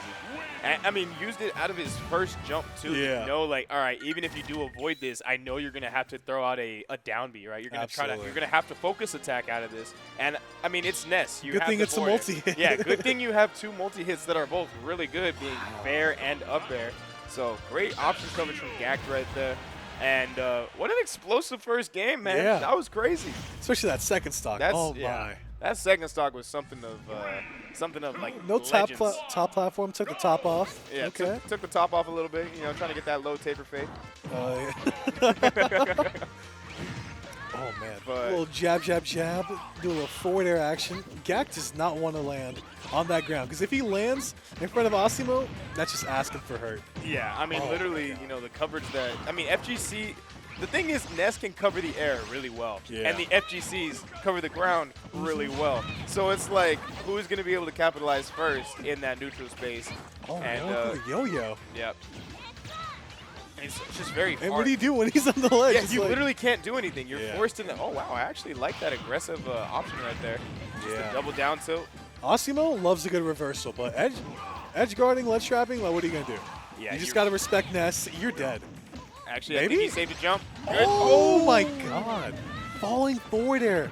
Asimo just barely not ready, but hey, stock for stock. Yep. We love to And see stock for a stock. Balanced as it should have been. All right, and it. yeah, You're that's- at zero, go for it, buddy. yeah. That's what I was going to mention is it's like, yeah, you can probably use your Shokunetsu a little bit more, especially at 0% when it really doesn't matter. And Yeah. now we're literally seeing Asimo just like, all He's right, like, wait yeah, a minute, I yeah, got this. I got this move. And it works really well. But, Sure. you know, and Asimo hasn't used it enough to where Gackt can kind of just like know it's coming continuously. But, oh, I like the special cancel away from shield right there too to make sure Little you're not getting shield punished. breaker. Oh my. Yeah, I feel like Asimo hasn't really been challenged Yes! to this extent. Oh, beautiful. That is literally The what I was up air talking juggles, about. he was fishing for that last game, wasn't able to get those up airs, but Yep. finally, that good awareness and Oh, this is a bad position here, though. missing the PK fire. Yep. Good get him attack. Shokunatsu. Oh my. Okay, Shokudetsu into the Tatsumaki. They're just down tilting each other. A little low kick. Yep, I like the focus cancel right there. Gonna go ahead and get a little bit of leeway here. Now Asimo, I think if Just throwing Asimo out these moves. yeah, I think if Asimo connects on one up air here, that could be game. Oh no! Not able to air dodge up to that ledge. See, so that's the one angle that everybody in this game like despises, because for some Yeah. reason, if you go directly like diagonally into the stage, like diagonally upwards in the stage, yeah, we're gonna see the stock right Wow. there. Jab, jab. Shoryuken gonna go ahead and seal that. But that diagonal upwards into the stage like angle for air dodge will just kill anybody. And it's such a weird like I don't know if they should. It was just a weird glitch or they just kind of said, you know what, Like, we ball. You know. Just don't air dodge there. That's on you. Yeah, just don't. Yeah. Just get better. Just get a better recovery. What My bad, OG. It's like, you got it. My fault, OG. For what? But game 3, man. So Game two 3. explosive, and a very explosive response coming out from Asimo right there. Going back to Battlefield, no DSR. There are 2 bans, though. There are 2 bans, but I mean, this is kind of Ness really does love Battlefield. Ness loves those side platforms, especially to be able to use that double jump cancel into the PK fire. Oh, my God. Great that angle right snipe would have been nuts, but just high enough to avoid these projectiles coming out from Ryu. Yeah. He's just moving, throwing out his little arm, punching him. If he hits you, you're going to get so much pain added up. Right there. Beautiful. Yep. Not going to be the stock there, but very good damage here. Now Ness, of course, at kill percent with that back air, going to go ahead and seal the deal. 68% on Asimo. I love the drag down. That's hot. That was actually really good. The double nair is going to be able to recover. That's all you need. Air. Oh, saves the jump. Asimo able to recover. Actually able to respond to the neutral get up too. I thought he was going to forward air again. Opts go for the back air, misses, and now you got to play against Rage Ryu. Yeah. You got it in the tank to close the stock out. Yeah, we'll see. Rage Ryu is scary, and again, you can't really land directly on top of Ryu. I like that. The forward throw instead, knowing the back air knowing the back throw probably wouldn't kill. Trying to use that PK Thunder, be like, I'm gonna get you, I'm gonna juggle you. I'm gonna get you. But Ryu, you gotta be quicker than that. Man. I always feel like that dash attack has so much priority, but Asimo just, no. I know what that move does. I know when I can go in, when I can't, and I'll respect you. Yeah. But I also will hurt you when I need to. Yeah, very, very great knowledge coming out from Asimo right there. I Just- love the nair these out of nairs are so disadvantage. good. That thing is so fast. Like, you Yeah. never really expect it. Wow, that actually connected. Down to Shoryuken to seal out that second stock. Asimo on set point right here. Gackt's final stock in winner's side. Does he have it? Oh, you are trapped on that platform, taking 42% off rip. Dude, these frame traps and these tech chases coming out from Asimo are kind of crazy. Dude, everyone's been frame trapping tonight. It's so sick to see just like how far these characters have been pushed by their mains. It's so beautiful. Yeah, dude, even right there, like we saw, of course we saw Asimo use the nair to cancel out the PK Thunder like before, but right then and there we saw Gackt actually reverse the angle to actually seal the. That could have been it. Yeah, that he could have been did up air. He's like, all right, let me get that second one.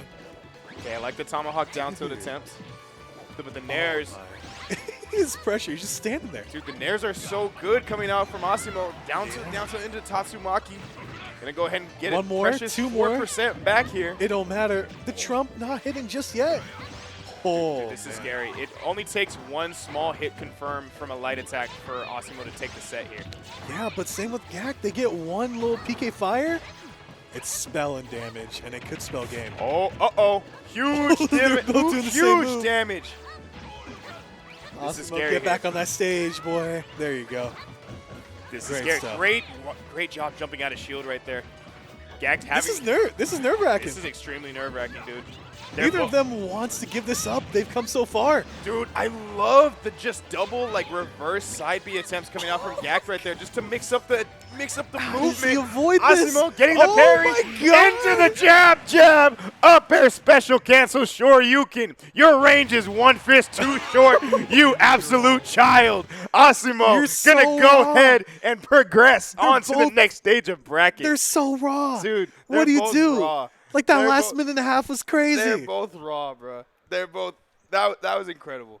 That They was both played their butts off. They- Wow. They really did. That bro. But he found his opening. They did. And that's all you need. That's what we're talking about. Like, I mean, I know we were talking about Ness doing really well versus the Shotos, but Asimo's just like, oh yeah, but I'm also Asimo. Yeah, it's You like, know, a little magic kid with little magic moves, whatever. Like, what Almost just a little down What can you tilt. do? Make your fingers sparkle? That's, Exactly, like, yeah. That's cool. That's cool. like, all right. Watch this. I can All right, shoot twinkle fireball. toes. Let me just up air you twice. All right, twinkle toes.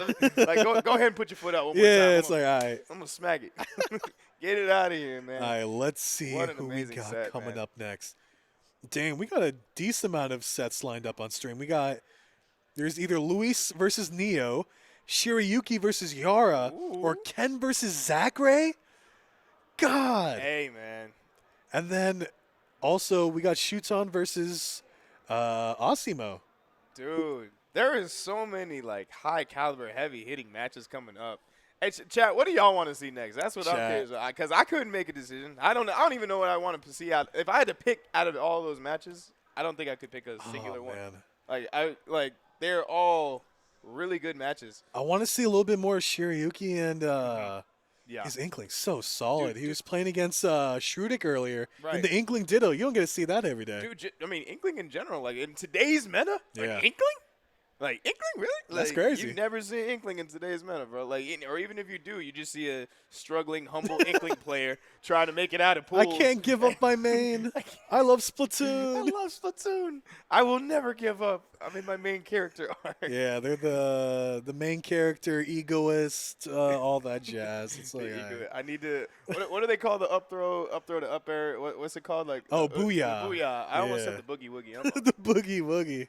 Yeah. Anyway, the booyah.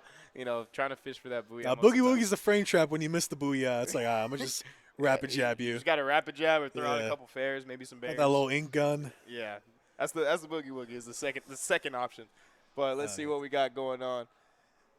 Man, I wish we had speakers out there because I wish. that'd be dope. All right, so Let's see. It looks like we're I getting. think it's Yaura. Maybe. Yeah, I can't see from that far. Well, I mean, I can see, but I can't see the faces in order to actually figure it out. But it looks to be that way. We got Shiryuki versus Yaura. There, Shiryuki. Hey, Inkling Samus. That's rough. I think that's But- fun. I like it. I like Yeah. it because there's a lot of edge guarding potential there. True. And one thing I really love about this game is just to see like edge guarding mix-ups are really fun to watch. Yeah. Like I mean, yeah, like of course you love the neutral. Like we just saw crazy neutral with Osimo versus Gackt. Now That's I want to crazy. see some offstage shenanigans. I'm trying to see some Samus shenanigans. I'm trying to see some Inkling shenanigans. I'm trying to see these two go crazy offstage. I'm wondering how that dash is going to come into play with Inkling, where you can.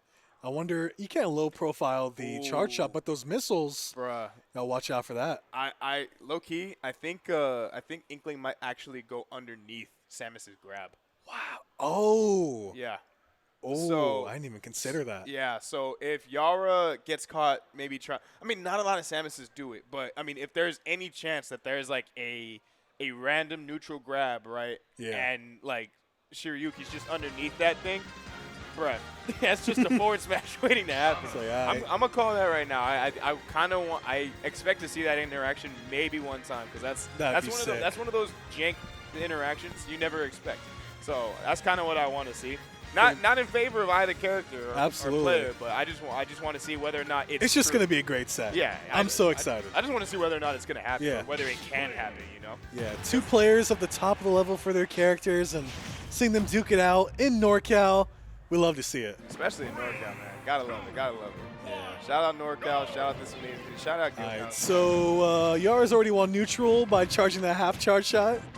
Yep. Getting that grab. Oh, I my mean, hey, God. you were right. He won that neutral interaction within the first few seconds. But Oh. the grab into the huge combo right there for a little bit of 40%. Ooh, even responding to the drift mix-up coming out from Yaura on the fair. Yeah, Yara, as much as he can do with Samus, Shiryuki's not going to let this boy breathe. Oh, yeah. No, I mean, even right then and there, I think Yaura was just trying to get some. Wow, the parry off the get-go? And again, immediately off stage, hunting, looking for blood. Yeah. Okay, I Oh, like good the Zera too. Zaire. Rising air, immediately shield. No, a little too much pressure going on. Go back. Yep. Came in there, actually doing a little bit.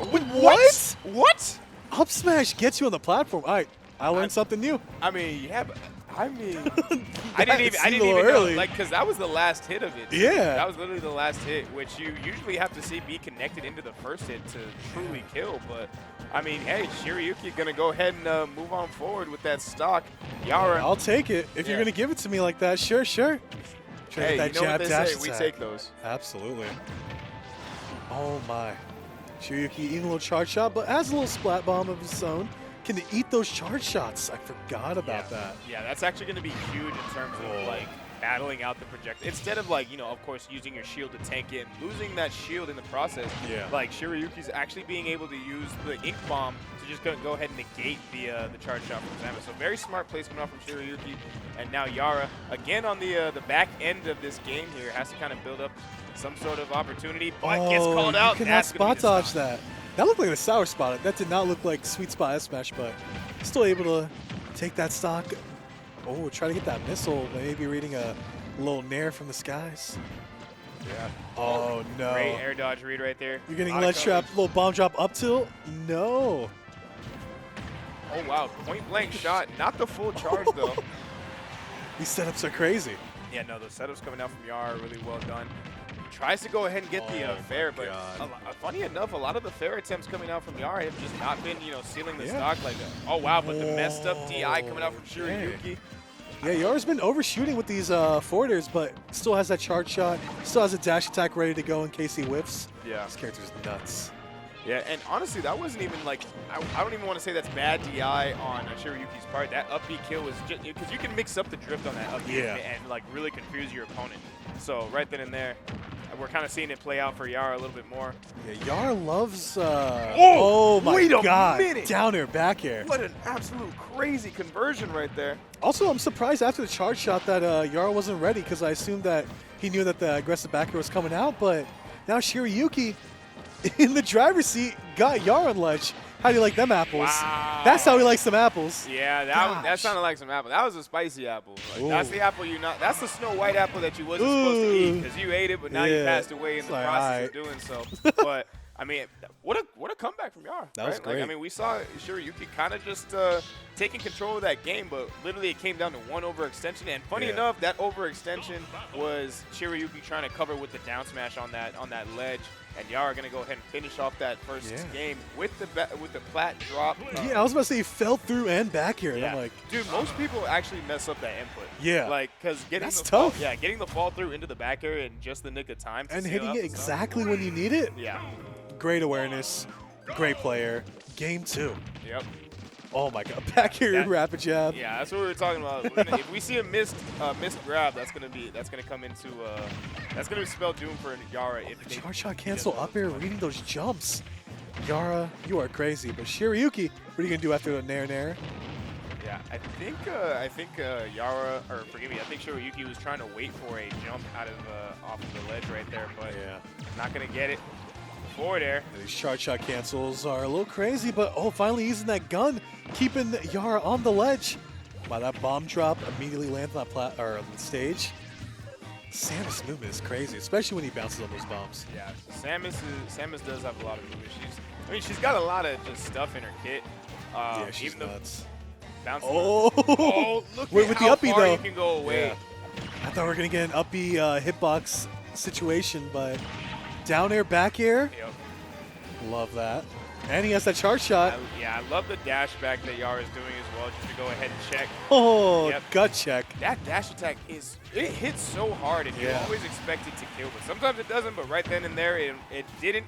But Yaura gonna go ahead and have the capability to just go ahead and finish off the stock there with the forwarder. The forwarder off the ledge. Yep. This isn't Elite Smash. Why is this working? Because it's not Elite Smash. You know? If you're on Elite great. Smash and see Samus doing that, you're prepared for that option. But hey, in this level, right? You're like offline. Surely he's not gonna do the forwarder off ledge, and then he does. It's like whoa. And that's the layers that sometimes we end up with, you know, like that's sometimes like you expect a high player to do something like crazy that you never seen before. Oh, the Zair grabbing the ledge, the tether cancel into the down air. You're nuts. Yeah, Shura's getting a little aggressive here, and literally every single time Yaura's making them pay.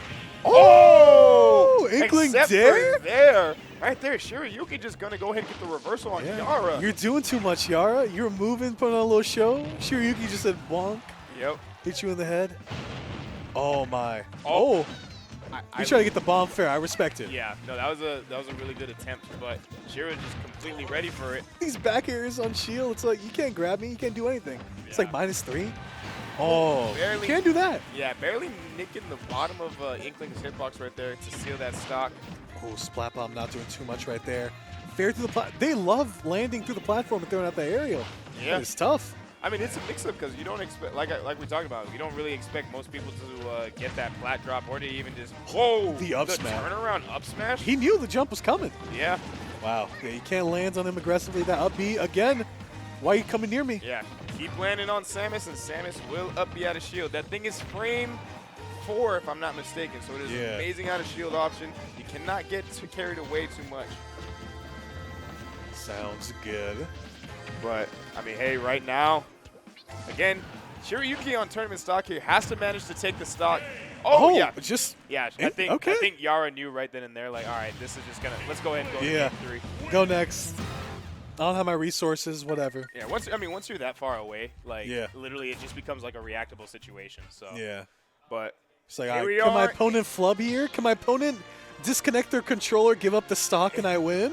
Like, can you just stop making this so hard for me, man? My nerves are already off the scale. Just give me the game. I already Like, back-aired bruh, it's the pre-Genesis local. It's not even the main tournament.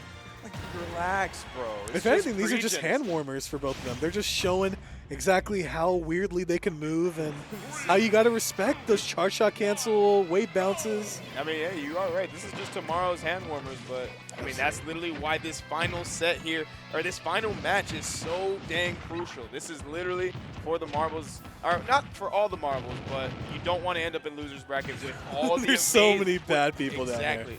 With all Mia's these- down there waiting for you. Dude, yeah, that's a huge one. Miya down there waiting for you is huge. Rising forward air and a roller. Not coming in the clutch just yet, but ooh. Little jabs there. Charge shot. When is he not throwing on a hitbox? Literally. Oh my I mean, you have God. to be doing that as Samus if you want the character to be good. right? Especially against Inkling. Little sneaky squid-like character. Yeah. Or Speaking slipping of- around. Yeah, speaking of sneaky, that actually, oh my God. Oh, where are your resources at? Wow, Oh, good just bomb drop. That was But crazy. this should be the stock. Yep, Beautiful. great jump right Knows there. his percents. I think that was the IDJ as well. Is going to go ahead and seal that first stock here. Now Shiryuki in advantage over Yaura. The fair barely missed space, not able to secure the stock just yet. But we Ooh, are going to baby get charge shot, yep. dash attack. We're going to get the baby shot into the dash attack. Do. Right now, a little up air, nair, just trying to frame trap, keep him on that platform. Full hopping over that charge shot. Yeah. I feel like he's kind of knows when Yaura loves to rip those charge shots. I mean, yeah, once you kind of get the rhythm of the Samus's like charge shot like release, you know, it becomes a lot more easier. But I like it here. Not going to go ahead and continue the up air string.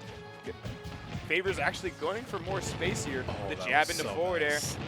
That Calls that out- forward air, Yep. both of those reads were so good. Dude, this Bomb is huge. drop down wow, air. barely misses that down air.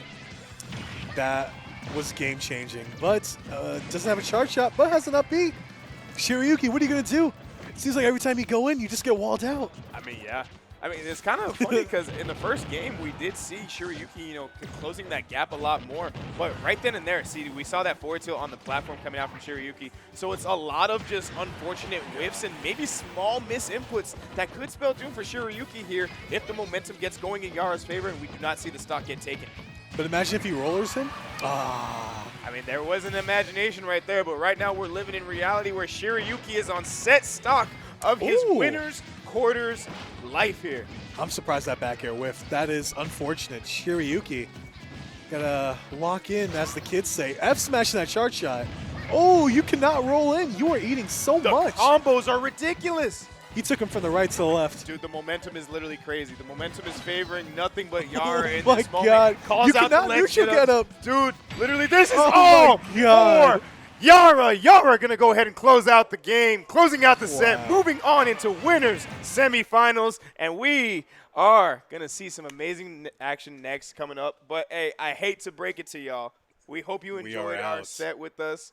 I've been Juice. This has been Jashawn. I've been If y'all Jashawn. want, you can go ahead and follow us, all right? It's down here. Okay, you can follow me at Devon Marquise. I know it's a lot of letters, and it might be a little too black for some of y'all. I'm kidding.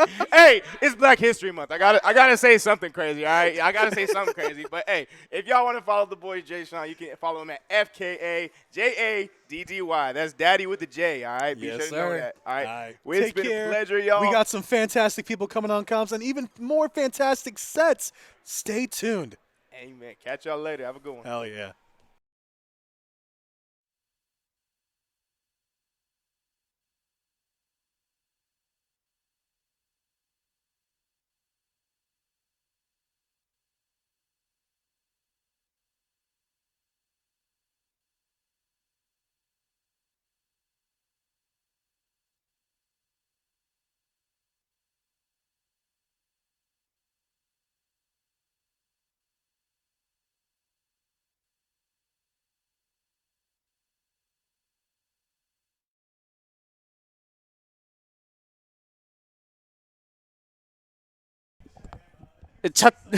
米欄も日本勢多いですね。いや、まあ、やっぱりこんな時間か。Hello, how are we doing? We're good. We're running it back from yesterday. Yeah, Yeah. the run back. This time around, we're going to get abrupt for a little longer. Hello, everyone. I'm Sean from school. I am currently joined by the local hero. My name is Telmo, everybody. Or you can call me Justin. My Twitter is right there at Justin Telmo. Sean from school. We just got the lore behind that, by the way. Mind Yeah? telling chat about the lore behind your name? Yeah. Yeah. So the reason as to why I'm Sean from school is because I used to do this. I feel like every high school had this one kid that that would kind of go around the school just like interviewing people and just getting the funniest clips. They'd edit it on their like crappy little Final Cut Pro and they'd upload it onto YouTube. It'd get like 50 views. That was me. And I wanted a name that everyone could remember after they graduated from my year group. Yeah. That's why I'm Sean from school. Well, welcome, Sean from school. Yeah, you were here. We were here last night. We did a little bit of commentary. We were joined by Skylock, who's also one of the people that also commentated at Sumapa. Yep. And we've got another block here tonight. We've got nothing but good players left. This is one of the advantages of commentating a little bit later. Do you know where we are in bracket by chance? I mean, winner semis. As far right? as I'm aware, we just got into top 8. Okay. So, also, as far as I'm aware, there are a lot of Japanese players in bracket, which makes my heart feel warm. Only thing that I will mention is, as far as I'm aware, and I watched this on stream, Louis Money, hometown hero, Yes. beating, in fact, 2-0ing, if I remember Miya, correctly. yes. Miya. Yes. First seed of the tournament. He looks That so is good. absurd. Yes. I know that Luis is actually really good at the Game & Watch matchup. I've seen him play it, yeah. Right. He plays it really well. What are the local Game & Watchers around here? There's Sao Gonza. Okay. Yeah. He's the guy that came to Tokyo. Yeah, Yeah, they both did. AMO Gonza, who's the Mega Man player. Mega Man, yep. Yeah. They have a third brother who doesn't really play as well, but I think he was also in Japan at the same time.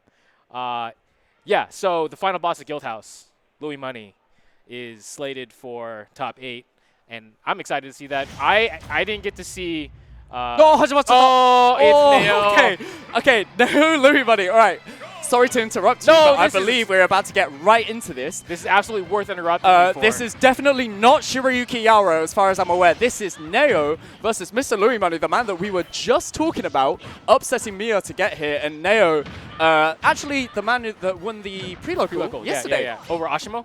Over Ashimo in Grand Yes. Finals. Neo here, obviously, when it comes to the competition that's ahead of him, it's, I don't want to say a lot more stacked, because it was already, like, Fairly hella stacked. Yeah. LA, really? Yeah, welcome to California.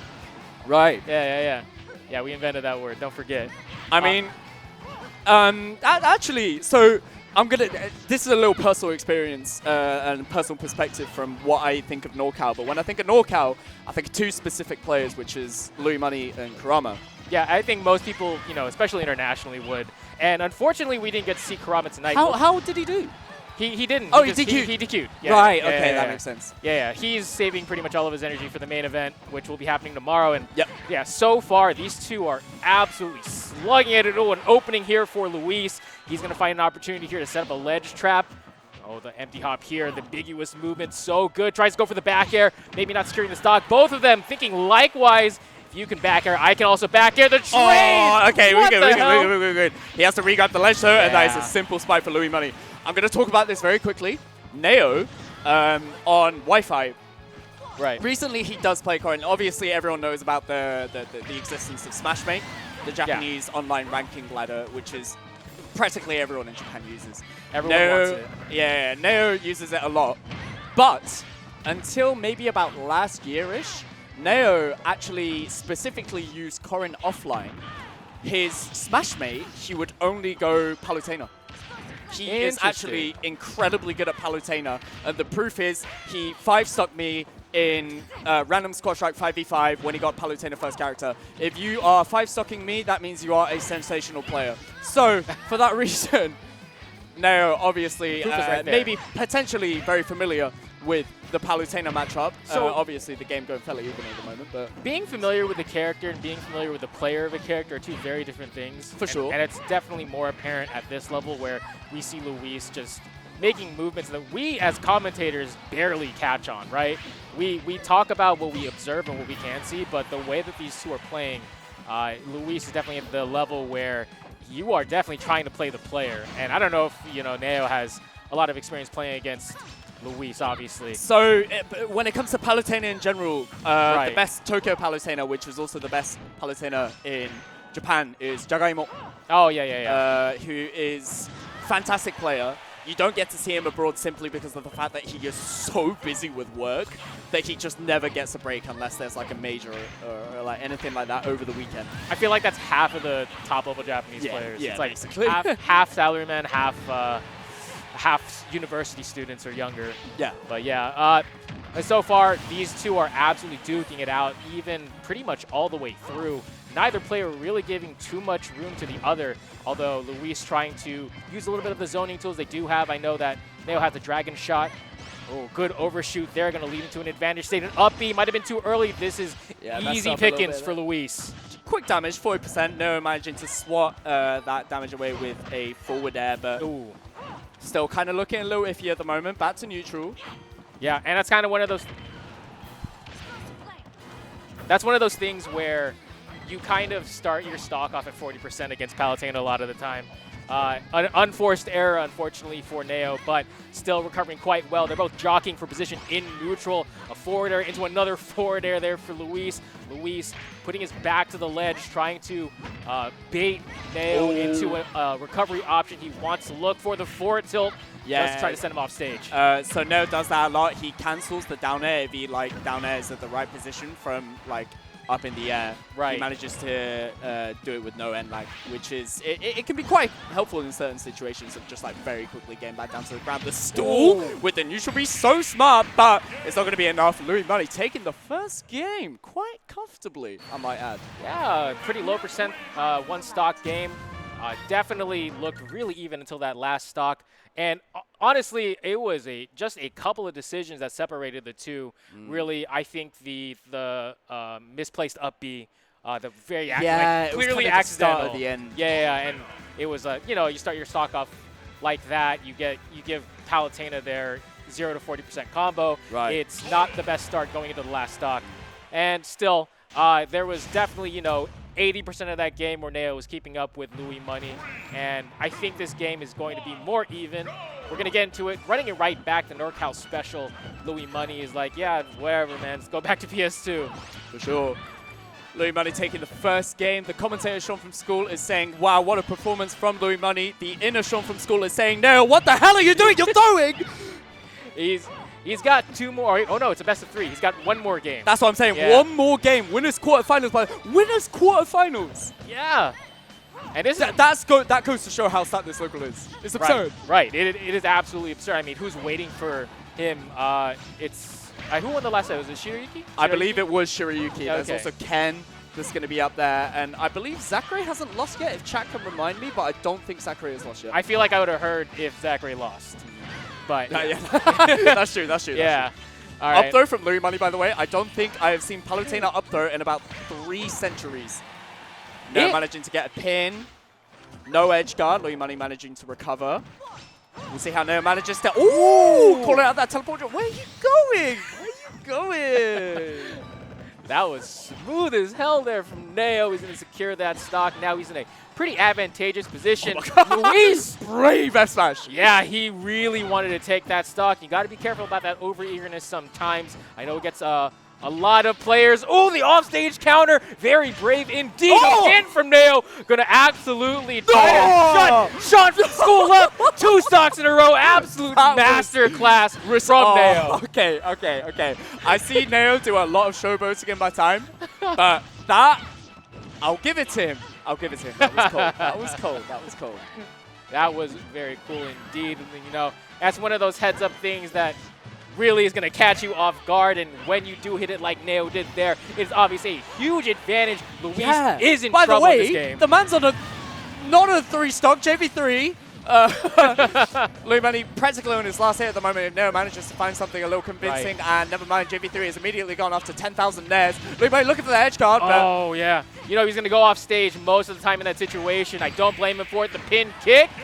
No, not going to do. I mean, it is going to do it. Not quite enough DI there for Louis Money. He's going to even the setup, and we're down to a decisive Game 3, the adaptations go crazy for Adaptations Neo. go crazy, but we'll see how the counter adaptation Right, comes right, out. right, right. Money, we'll never see two very talented players, especially when it comes to, I think, especially when it comes to neutral, just playing around neutral and spacing and stuff like that. These two, when it comes to just mind games and stuff, Yeah. they really think about the way they play. They Hyper. yeah, I don't want to say overthink because that Yeah, it it's sounds like I'm taking the piss out of them. Yeah, no. I mean, they're they very are smart they're players. thinking very quickly about a lot of it. They're executing quite quickly. Like that's what you talk about with pace of the game. And these two play at probably some true. highest level, I think highest paces. I think Neo and I see Louis Money a lot less when Right. it comes to commentary because I commentate his games a lot. Well, I think it's the first time I've ever commentated. I just realized. But these two, whenever I watch them play, they really do seem like players that try to do things on the fly. Louis Money finding a very early stock as I'm looking for that. Yeah, and that's one of those things that can shift the tides of a match. A very early first stock, not a lot of damage, but Neo trying to rectify that. Oh, never mind. Here's another 0 to near 40%. I swear, it's definitely true. Neo! That was a tweak, bro. Okay. That was a tweak at SmashCon. I've seen that one before. And so is Louis Money, apparently, as he manages to air dodge through it. Louis Money, a whole stock ahead right now. Neo, what the hell are you doing? Tap the F in. You got to say the magic words, Neo. Lock in. Lock in right now. Okay. Tries to find the pin with the reaction to the up B, but Louis Money a little too quick. Tries to find down tilt into the back end. Neo with the correct DI. That is a re-grab, and you are going to get punished hella hard. That is a Game & Watch down smash. Yeah, it was, and fortunately for Neo, did not kill Centimeter Angle to... Oh! Excuse me? Where are you going, Neo? Disrespect. Go home! No, it's... Oh, I don't want to say it's over, but it's not looking good for Nah, it's Neo. not over. It's not over. Neo clutches these. Clutches these. He clutches these. We'll see. Now, still high percent on Luis. A kick won't go. Okay. Does get the pin off Neo stage. gets the kill here. He Neo needs gets to get the kill kill here. here. We good. Neo gets the needs kill to. here. I already know, bro. Clutch, come back. Come back. Find that up here, bro. All right, clutch or kick. No, Okay. we're good. I like that Avoiding dash movement. tag. No, lock in right now. Oh my god. Oh my god, Louis Money is running Oh, circles he's around so- this man. What is happening? He is getting absolutely smothered by Palutena. God, I wish that were me. What the hell is he talking about? Okay, anyway, Neo still maintaining his advantage state. Maybe he can find something at the ledge here. Little mix-up from Louis Money. No, looking for this up air. Yeah, obviously going to kill from the ground, but, I mean, Louis Money more than aware of that. Louis Money on the verge of a 3-stock, as a matter of fact. Wow. And I really think that... Oh, my God! I don't even have an opportunity to analyze that. Louis Money just absolutely Yomi level, like 4 levels over. Yeah. Like, that was so good. It's not every day you see Neo get 3-stocked. No, I'm it's gonna say not. that right now. No, it's not. Yeah. And Luis is looking like the best player in the building right now. He actually is. Miya first. 2-0 Miya. Neo, And now, 2-1. obviously, that was a 2-1, but a 3-stock to finish it off. Yeah. Adaptation at its finest. Neo, what the hell are you doing? I'm going to punch you in the face. Why did you let that happen to you? Respectfully. Luis just did it, man. That's Louis who he is. Money, man. And- That's home turf advantage. Yeah, it home turf. actually- He's yeah, got yeah. NorCal behind him. Come on. If NorCal isn't popping off right now, I don't know what we're doing. Yeah, I really wanted to talk about that in particular when you saw the moment Luis decided I don't need to approach anymore. That's exactly when he knew he had Neo in checkmate. Essentially, you saw. I want to talk about this. It's really interesting. The adaptation from the first game to the third game. The first game, the first 2 stocks, both players were really hesitant to overcommit. We had a lot of instances where both players were kind of dash dancing in like neutral. You're right. Yeah, and then we saw that we didn't see that until the end of game 3 when Neo was already a stock and a half down. So yeah, that it just goes to show the adaptations they go 1,000 meters a second, and you have to adapt really quickly. And that time, Luis was just way ahead. When way you ahead. consider how convincingly Neo won game 2 and then how convincingly Louis Money won game 3, Right. you realize how quick adaptation occurs at a top level. Yeah. It's quite mesmerizing. It's also so small. As I am watching, I'm trying to find the smallest Sucks, huh? things. Okay. Yeah, we got okay. I'm going to give you some context behind this. I'm sorry to interrupt you, but this is an iconic Japanese matchup. Zachary versus Ken.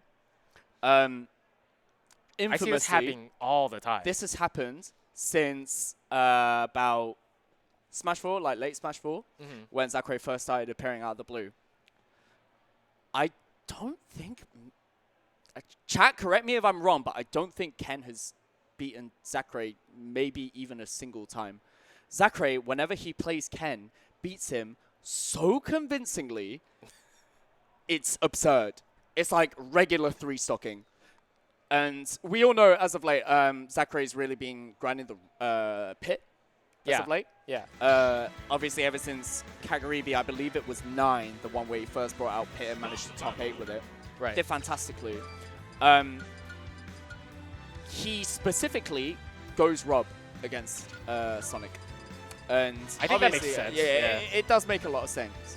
But this is a classic matchup, and classically Zachary wins. The last time they played was at a local. It was the pre-Genesis Japan local every Wednesday at Smapper, the one that we commentated at. Ken was unbelievably close to beating Zachary. So obviously this is, like I said, a matchup that Zachary infamously kind of beats the shit out of Ken. But Yeah. as of late, it really hasn't been the case. And Ken has been getting closer and closer towards managing to get this win off of Zachary. Yeah. And listen, This is a good start. chat, I'm going to be honest here. There aren't as many, you know, Sonic lovers as much as other characters in this game. But I will be honest, Zachary Ken is the only time I really, really, really hard cheer for Sonic inside my, you know, my inside Sean from school, not the commentary Sean from school, because I like to keep it neutral, but my inner heart supports for Ken very hard because he has worked his ass off to try and get this win off from Zachary. He is so close towards being able to do it. And Now, I'm trying to see this dub right now, bro. the question is, do you want that win to come today, or would you like that win to come later this week? Good question. I don't think these two meet in bracket, if I remember correctly. It's actually, what's interesting about what you just mentioned is Zachary actually plays Sonics for top 16. Projected. Yeah. Yeah. He has to beat a Snake between Kronos and MVP, which he's definitely capable of doing. Then he has to beat the Buzz, which if he's on his Capable. bag, then he's capable of doing it. Then I'm pretty sure he has to play Sonics for top 16, which goes to show how absurd, like absurdly stacked Genesis is as a whole. But And I love it. I wouldn't have it any other way. Yeah. So far, these two are... Ken doing quite well. Yeah, I was going to say, this is probably the best start he could have hoped for. He's got him in a position where he could potentially take this stock. Going up 1-0, and, you know, this is a best of 3, so this game is incredibly important. Was it a best of 3 last time they played? Yeah. Okay. Because it's Samapa. Right. But still, this would mean a lot to go ahead. And, you know, decidedly, we talk about Sonic. We see Sonics a lot more in the West, obviously, because Ken is Japanese. But these two are definitely, like, they're definitely playing the matchup probably the best I've ever seen people play this matchup. Highest level? Highest level, you know what I mean? Yeah. I like, yeah, these two are definitely playing Sonic versus Rob.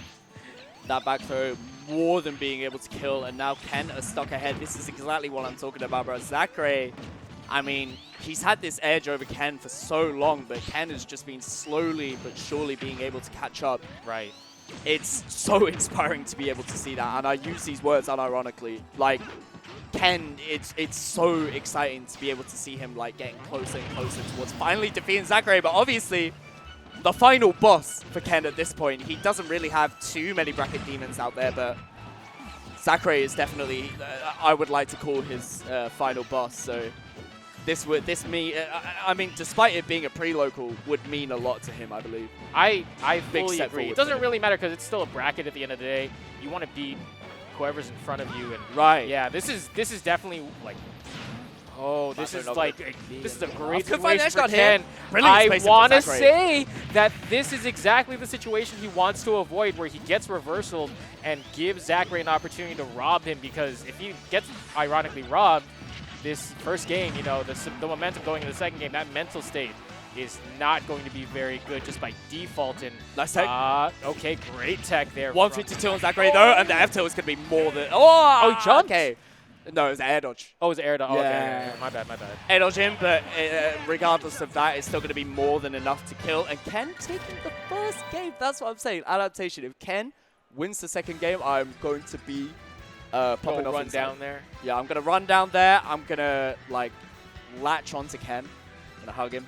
Yeah, I like his girlfriend. Happy Valentine. Oh, wait, no. That was yesterday. I was gonna say it's not even Valentine's Day in Japan anymore. Sad. But game 2, and you know, he was on the verge of getting reversal there.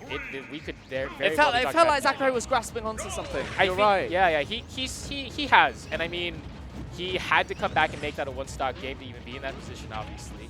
So there's something there. Zachary is obviously adapting. This is a great start, actually. I like the choice of Hollow Bastion here, just because I think it gives Zachary a little more room. But we'll see here. I feel like Zachary picks Hollow Bastion as a stage a lot. You know what?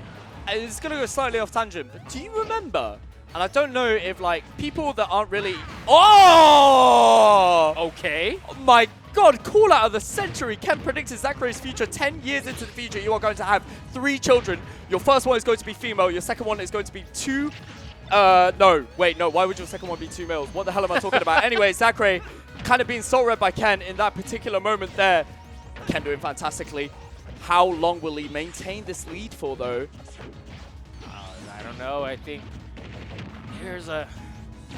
it's so difficult to analyze because there's just so many factors going into how these two are playing. The gyro obviously has not been as effective as like I expect from Zachary, and the zoning tools are really getting scouted out very well from Ken. Ken is actually being, in my opinion, really aggressive. Which is, yeah, I mean, most people would kind of, you know, especially if you're playing Sonic, the common assumption is to take the back seat once you're in the lead, but yeah. Zachary has so many, like, you know, projectile tools to be able to kind of just, like, swat you and kind of just annoy you whilst you're trying to play defensively. So at this point, if Ken wants to, like, you know, push the full throttle, then why not? Yeah, you know what they say, up a stock, you know the vibes, etc. And yeah, I don't know if we're gonna see that actually. He's being decidedly aggressive. He even goes for an overcommit on that grab. No, Ooh, I lied. amazing I'm DI. such a liar. That's insane. It's a good catch.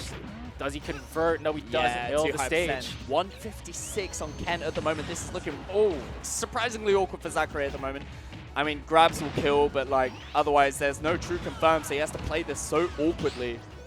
I think you might have to get When his back air up, there will be more than enough. All right, good kill there. Zachary still down a heap of percent. I don't know. I'm starting to think you might have to get ready, but I don't want to speak too soon. You know, get ready to run down there. Okay. This gyro is going to be very important. Tries to go for the infinite there. Couldn't quite execute. 2-frame air dodge Sonic. I mean, it's going to be considerably harder to be able to confirm like some of these like true zero to death combos. I mean, having said that though, Zachary kind of playing hard at the moment. 75 on Ken already, 85. This is kill percent for Rob, but hang on a second. Kill percent for Sonic as well. If he manages to find something at the ledge, gets swatted away with a nair. In reality, both players are pretty much a last hit for the stage. Oh! That killed! That's what I'm saying. Both players look like they were at last hit, and Zachary converted before Ken could. Now, this is a little bit of time. Hold on. He's trying to go for the Z-catch. You don't really see Zachary go for these like technical robs, zero to deaths. That's the thing. Yeah. Because obviously when you like initially, wow, that's untechable. Yeah, fair enough for Ken. Yeah. Zachary definitely more of like a neutral based rob, and game all square at the moment. Ken finding a bit of damage. Oh, this is. Oh, I don't know if he used his jump. I didn't quite see the double jump there. Managing to recover either way. Spin dashes onto stage, avoiding the gyro. Game is completely even. Ken finding a grab. This will be, and I do not want to exaggerate this, this will be monumental for him if Ken manages to find this game. he has not beaten Zachary in about 10,000 years, and I'll be very proud of him if he does. Managed to DI that up air just about the right way. Watch out. Oh, that's an You'll listen to damage opportunity. trace. Can't hit the air smash. It wasn't going to kill anyway, but it would have been a considerable amount of damage. Ah! We're good. No! Oh! And that's it. Zachary Wow. just about clutching it out. And by the way that they're still sitting down, am I being led to believe that this is a... It's best of 3. Oh, wait. It's Zachary 1-1. hasn't taken a game. It's Yeah, 1-1. it's 1-1. We're all good. Yeah, Ken we're fans, good. We're good. We still up right now. Yeah, Ken no. fans, we still up. I honestly, so I had to kind of take a back seat there just to take a step back and analyze how these two were actually playing, because there was so much going into some of these decisions, like some of these opportunities where Ken had an opportunity to punish, and you know the times he was actually like he was getting considerably less than Zachary was on his punish game, and I was trying to just figure out why. But it doesn't matter. We're going to Game 3. We go to Pokemon Stadium 2.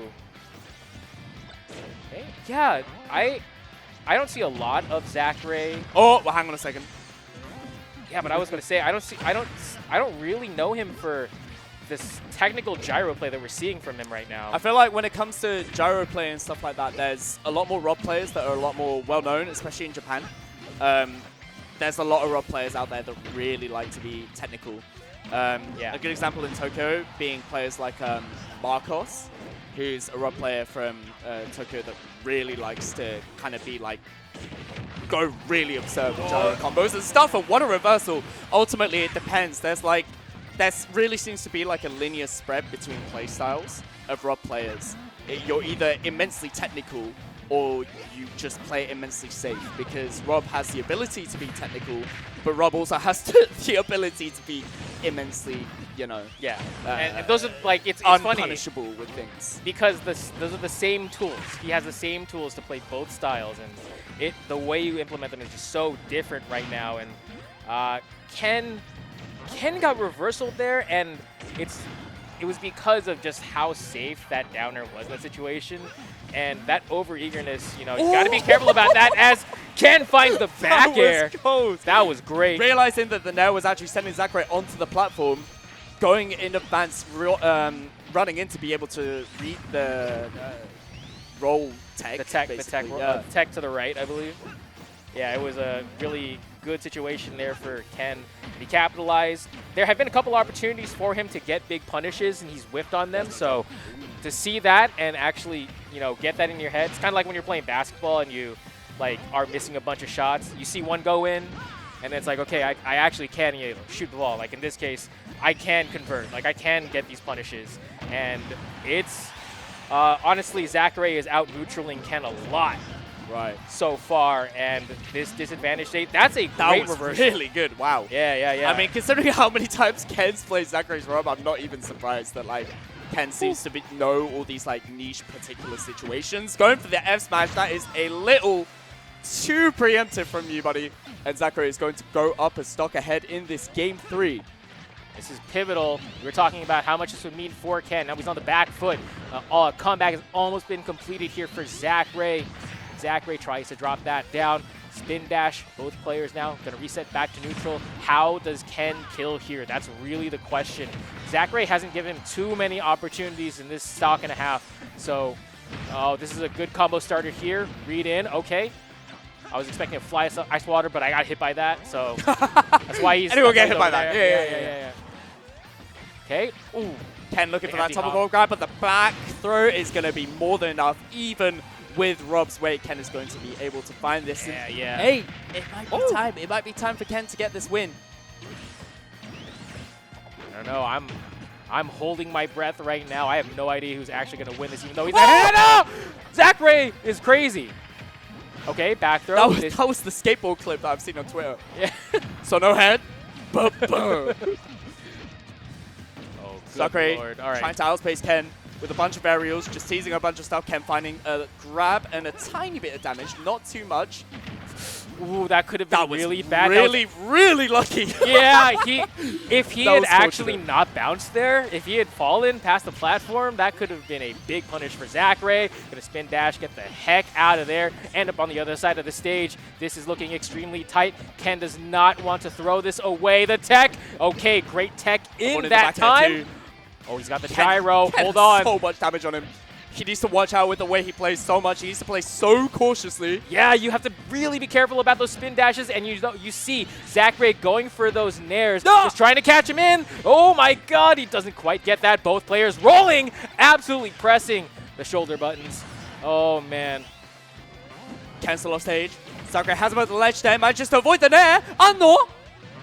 No, he's got it! Oh my god! It! No way! Again, clutching it out with the use, the bless of heavens, the max rage with the up air. That just killed by millimeters. That managed to kill. Nanometers even. That was insane, and he was so behind. He clutched up so well. I am in shock right now. That was an absolutely crazy ending. Game 3, in that situation, you're down 100% plus. Just, man, that's got to... He actually stole that straight up.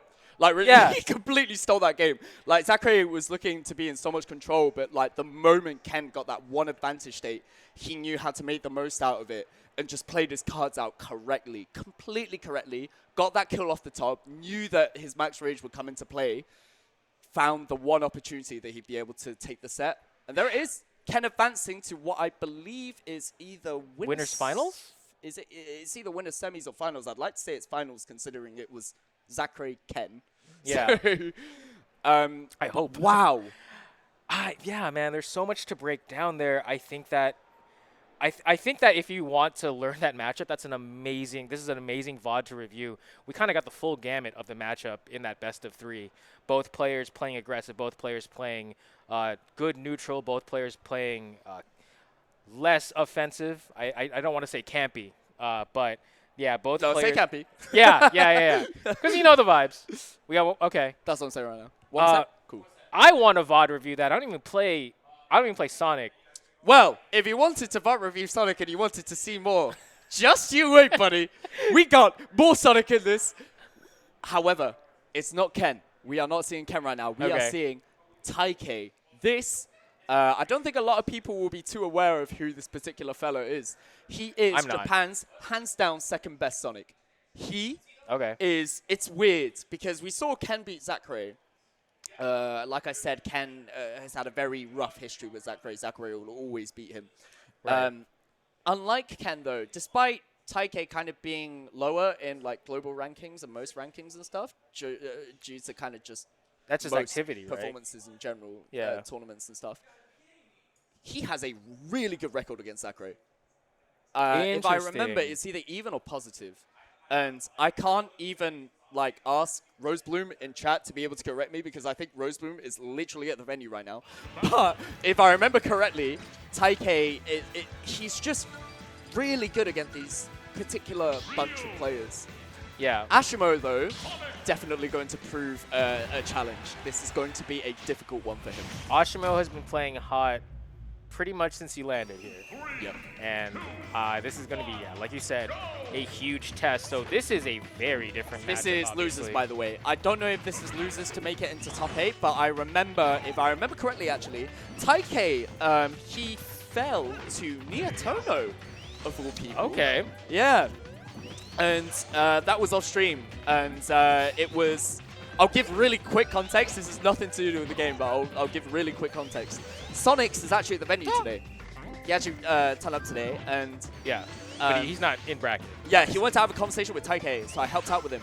By the time Sonics arrived at the venue, he was actually playing Niatono. And apparently, Niatono went Diddy Kong the first 2 games. It was 1-1. Niatono switched to, of all characters, the Pichu came back. And Taike was leading, but then he missed a tech and he lost the whole set in last stock situation. So, oh my days, Taike just destroyed him that song as I was having that talk about Niatono. Taike in loser side, but definitely more than capable of making that loser's run at the moment. His next challenge being Ashimo at the moment. In terms of set history, I don't think these two have played too often. Yeah, I don't know who. Do you know who sent Ashimo to losers? Because I believe. Oh no, Nail was Yeah. yesterday. So I don't actually know. actually, yeah, I'm not actually. Well, that doesn't really matter. Point being If chat that could remind us, that would be. that'd Is be it Shuton? clutch. Thank you, chat. All right, Shuton apparently. Shuton, okay. Yeah. Okay. I suppose, yeah. Ooh. Oh my god, they Mario'd him. Yeah, actually. Mario'd him completely, and all of a sudden the lead that Taike had completely dissolved by Ashimo, looking fantastic at the moment. This is a very, I want to talk about the choice of stage here going to Battlefield. Obviously, we saw how it can prove an advantage for Ashimo, but Taike definitely deciding to play a little bit of runaway here, keep away without the lead. So just trying to find an opening here. Very patient play from Taike. Ooh, good use of the Hadoken to kind of condition an approach there that gets punished from Ashimo. Okay, focus attack with so little space actually to retreat on stage. Stage control is extremely important here against Sonic. Yeah, and Ashimo doing movement. fantastically to be able to maintain his stock at the moment. He's being hit here and there a bunch, but it's not like Taike is like particularly maintaining his advantage state through like pure fear or anything like that. He's just finding the right hits at the moment. Ashimo. Yeah, and Gotta watch out for that back air. one of the things about Sonic in general is those stray hits in neutral. Yep. And, as you get to higher percent, they don't really kill. You're going to have to go for that back air or that forward air, more reliable off stage. And we're seeing it here. Like, he's surviving to upwards of 170%. And it's all because he's able to get back into neutral, right? He's getting these stray hits. And even then, that's a really good focus attack. Even that air would have killed him. So, yeah. Ashimo playing this brilliantly at the moment. Taike with the spin dash just going to send Ashimo off stock. Managing to recover. Making the most out of the resources that he has off stage. He is playing brilliantly at the moment. 194, you do not see that too often against a character like Sonic. It's funny because I talk about that window, that concept of the stray hits kind of adding up, and then all of a sudden, like, you can't really secure the stock. You have to get an advantage state, and then you have to secure with an edge guard now, right? So, like, eventually those... All right, well... Doesn't matter. When's the last time you saw Ryu dash attack kill? We had a player named Moonboy Josh here who played Ken or Ryu and Ken, and I've seen it a decent amount, and I'm not surprised it killed. Is this it's been a while. Is this NorCal though? A little bit. He lives in Oregon now, I believe. Moved out there for school, but shout out to Moonboy Josh. I'm not surprised it killed, but just hats off to Ashimo for being able to weather that storm there, all those stray hits. So you saw the recent tier list that came out, right? The official. Yeah. I was looking at it. I don't have a committed memory. We saw that there were 2 S+ tiers, if I remember correctly. 2 very top tiers. Right. One is Steve. 2 characters in a tier of their own. One is Steve. One is the character that we're seeing in front of us right now. And I think, although Steve, I'd say maybe the one disadvantage that Steve has is like if you develop a lead against Steve, Steve can't do as much against you as he would if Steve had a lead. Right. But when it comes to Sonic, I feel like what's weird is that a lot of people say this. There's a term in Japanese called banang, and it's like a shortened term for saying that it's very difficult to sometimes be able to find the stock, secure the stock with a character. Yeah. And low-key, if you don't, like, if your opponent has good recovery tools and doesn't really fall into any smash attacks very easily, doesn't have to force themselves to approach or anything like that, I feel like there's a lot of situations where Sonic players, even at the top level against other top level players, just struggle to find the kill. And you saw that in the first game with Taike bringing Ashimo to about 190-ish%. Yeah, and it is one of those things. It's a fascinating concept, and we might be seeing it play out again as we're seeing Ashimo at about 140%. You got to be careful about that. He's done such a good job of protecting his stock that he has an opportunity to clean it up there. The down smash. And I love the idea of that up smash, by the way. Yeah, me too. Reading that spin dash. Oh, the tech. Oh, that was so sneaky. I love that. Taike being more than ready for it though. Yep. And that one of those things as well is Ashimo is is neutralizing Taike's. I got a little He was too. gonna- He mixed himself up with that. I Lost got in the mixed up. sauce. Fair enough. Ashmo, I mean, when it comes to mix-up, he is Mr. Mix-up. So sometimes just confuses himself a little too much. I think this kind of proves the point more because the only way he take that stock is if he lets it, like he gives it to him like that. Yeah. You know, like he was just surviving. I was gonna say he's neutralizing Taike's chasing. Aerial chasing. You'll take that though if you're Taike, obviously. Right. Also, quick paying attention to the fact that Ashmo tried to Shoryuken Taike's approach with the spin dash. Like, imagine to find the back end at the perfect time. That is one of those things where you lab that in your head as like the fantasy situation. Like, I'm going to intercept spin dash or Shoryuken, like true Shoryuken, and I'm going to kill him with it. But unfortunately, nothing but a pipe dream in that situation. And now decidedly turning on the Jets right there, going a little offensive, and Ashimo now in a little bit of trouble, but quickly reverses the situation, forcing both players dancing on the ledge. Quite definitely now reset to neutral. Ashimo has an opportunity, intercepts that spin dash with a dash attack of all things. Whoa. That micro spacing is crazy, by the way. Yeah, the little float he does when he does the Hadouken. Yeah, there's a lot of weird little niche things that Ashmo does whenever he's in like disadvantage or he's in a rough spot. That was a brilliant air dodge, oh my word. Right, look at the spacing here. Opportunity there. Taike DIing out. Yeah, very lucky. Perfect time.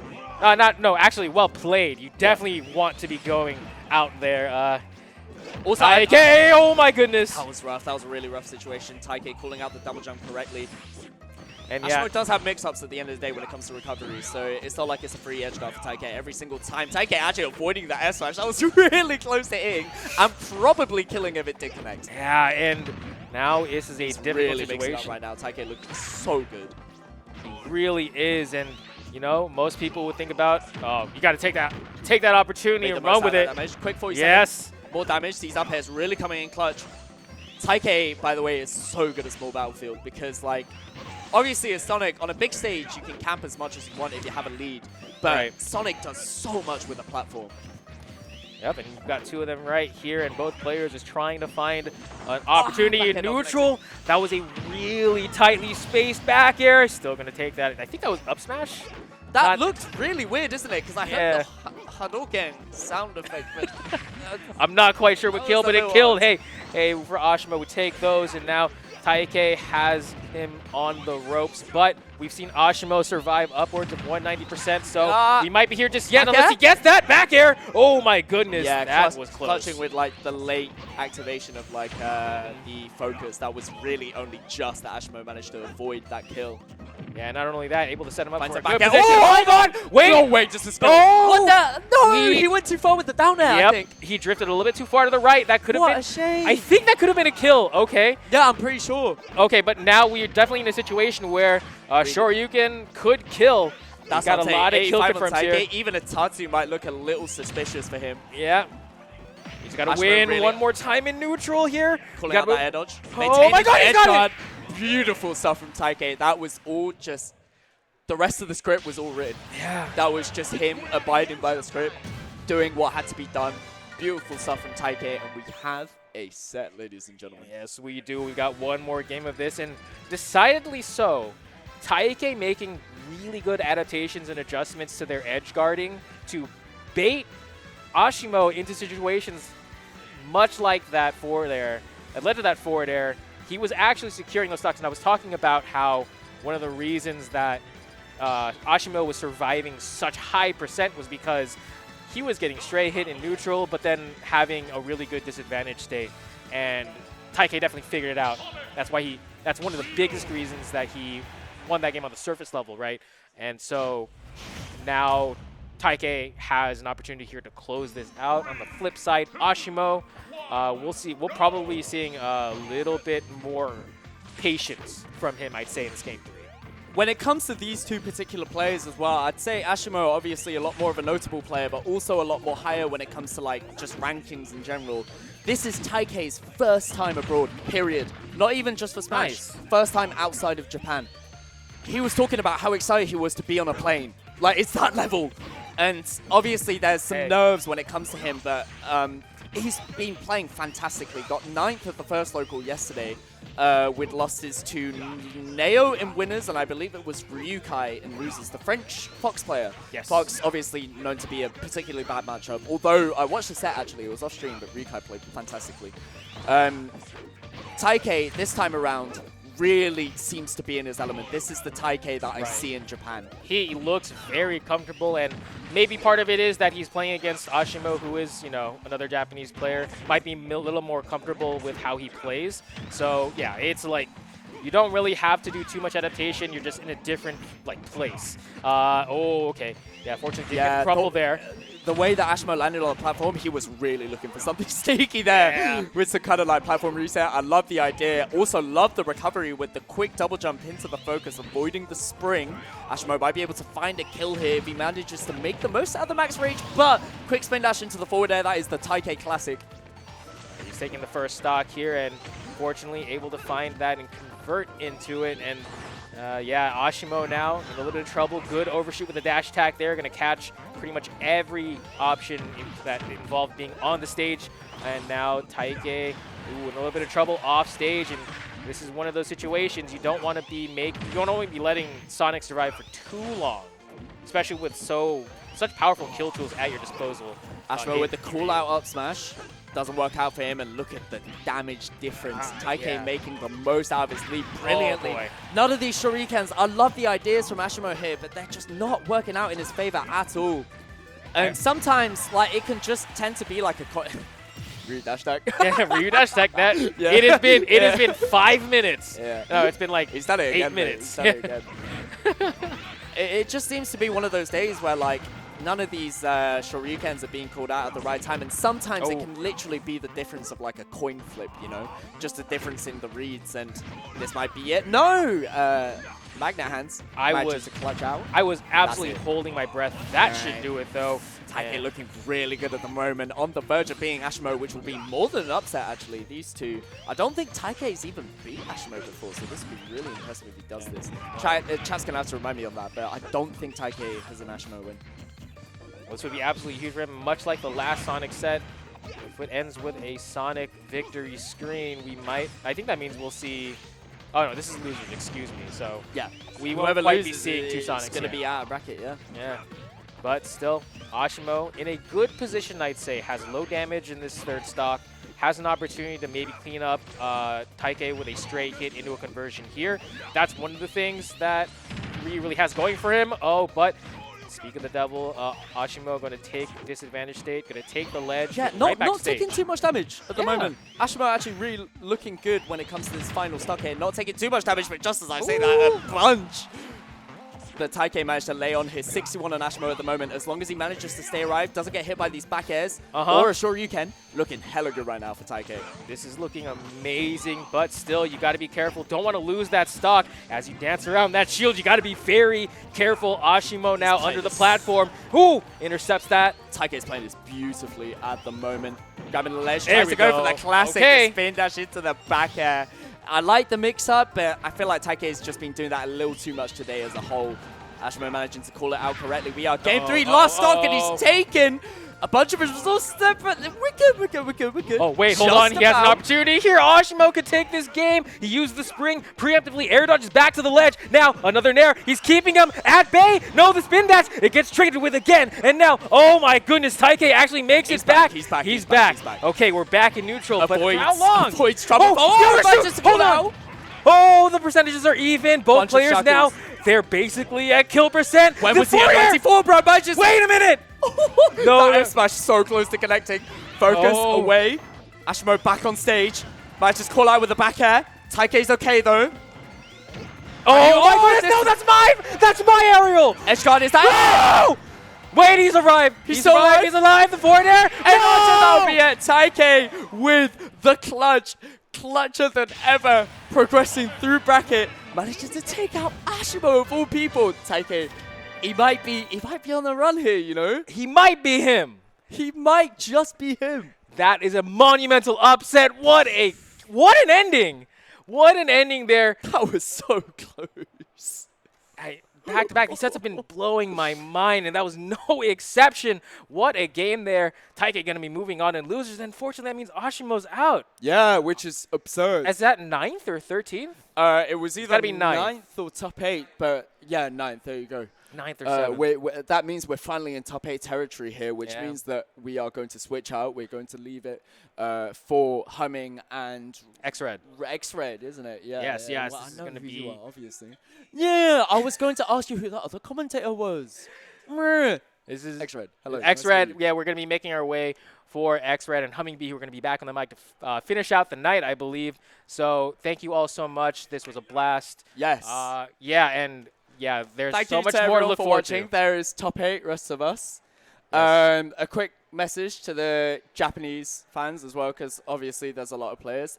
日本勢の方々も、今から多分敗者がトップ8になりますね。てなわけで、実況今から変わるんで、皆様ご視聴ありがとうございました。まあ今からも。は Yes, that's what I'm saying. Yeah. ではでは。Okay. We're going to switch out. Thank you everyone for watching. We will see you guys for Genesis Day 1 tomorrow. Please enjoy the rest of the show at Pre-Genesis. We have a fantastic top 8 for you, so we will switch out right now. Take care, y'all. Cheers.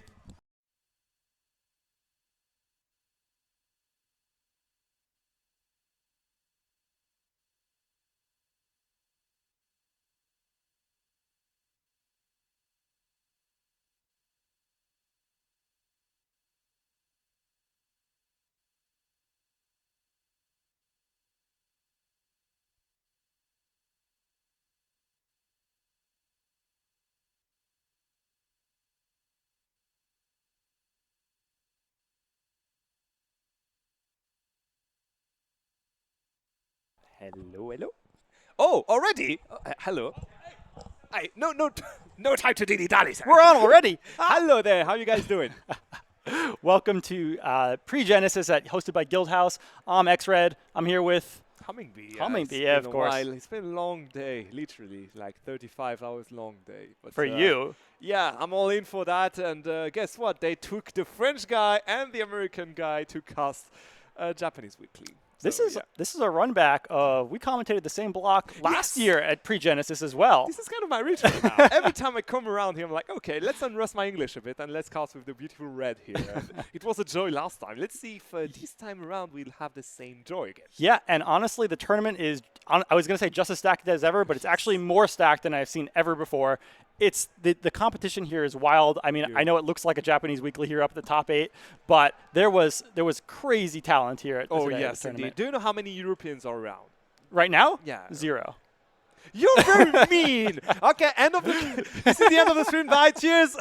No, I mean in bracket tomorrow for Jens. Do you know Tomorrow? how many Frenchies there are? Tell me how many French players there We are. are around like 46 of them. 46. Did you guys all Yes. like come together? Like, Yes, we did manage to. Anyway. oh, we got a match. We got a match. Okay.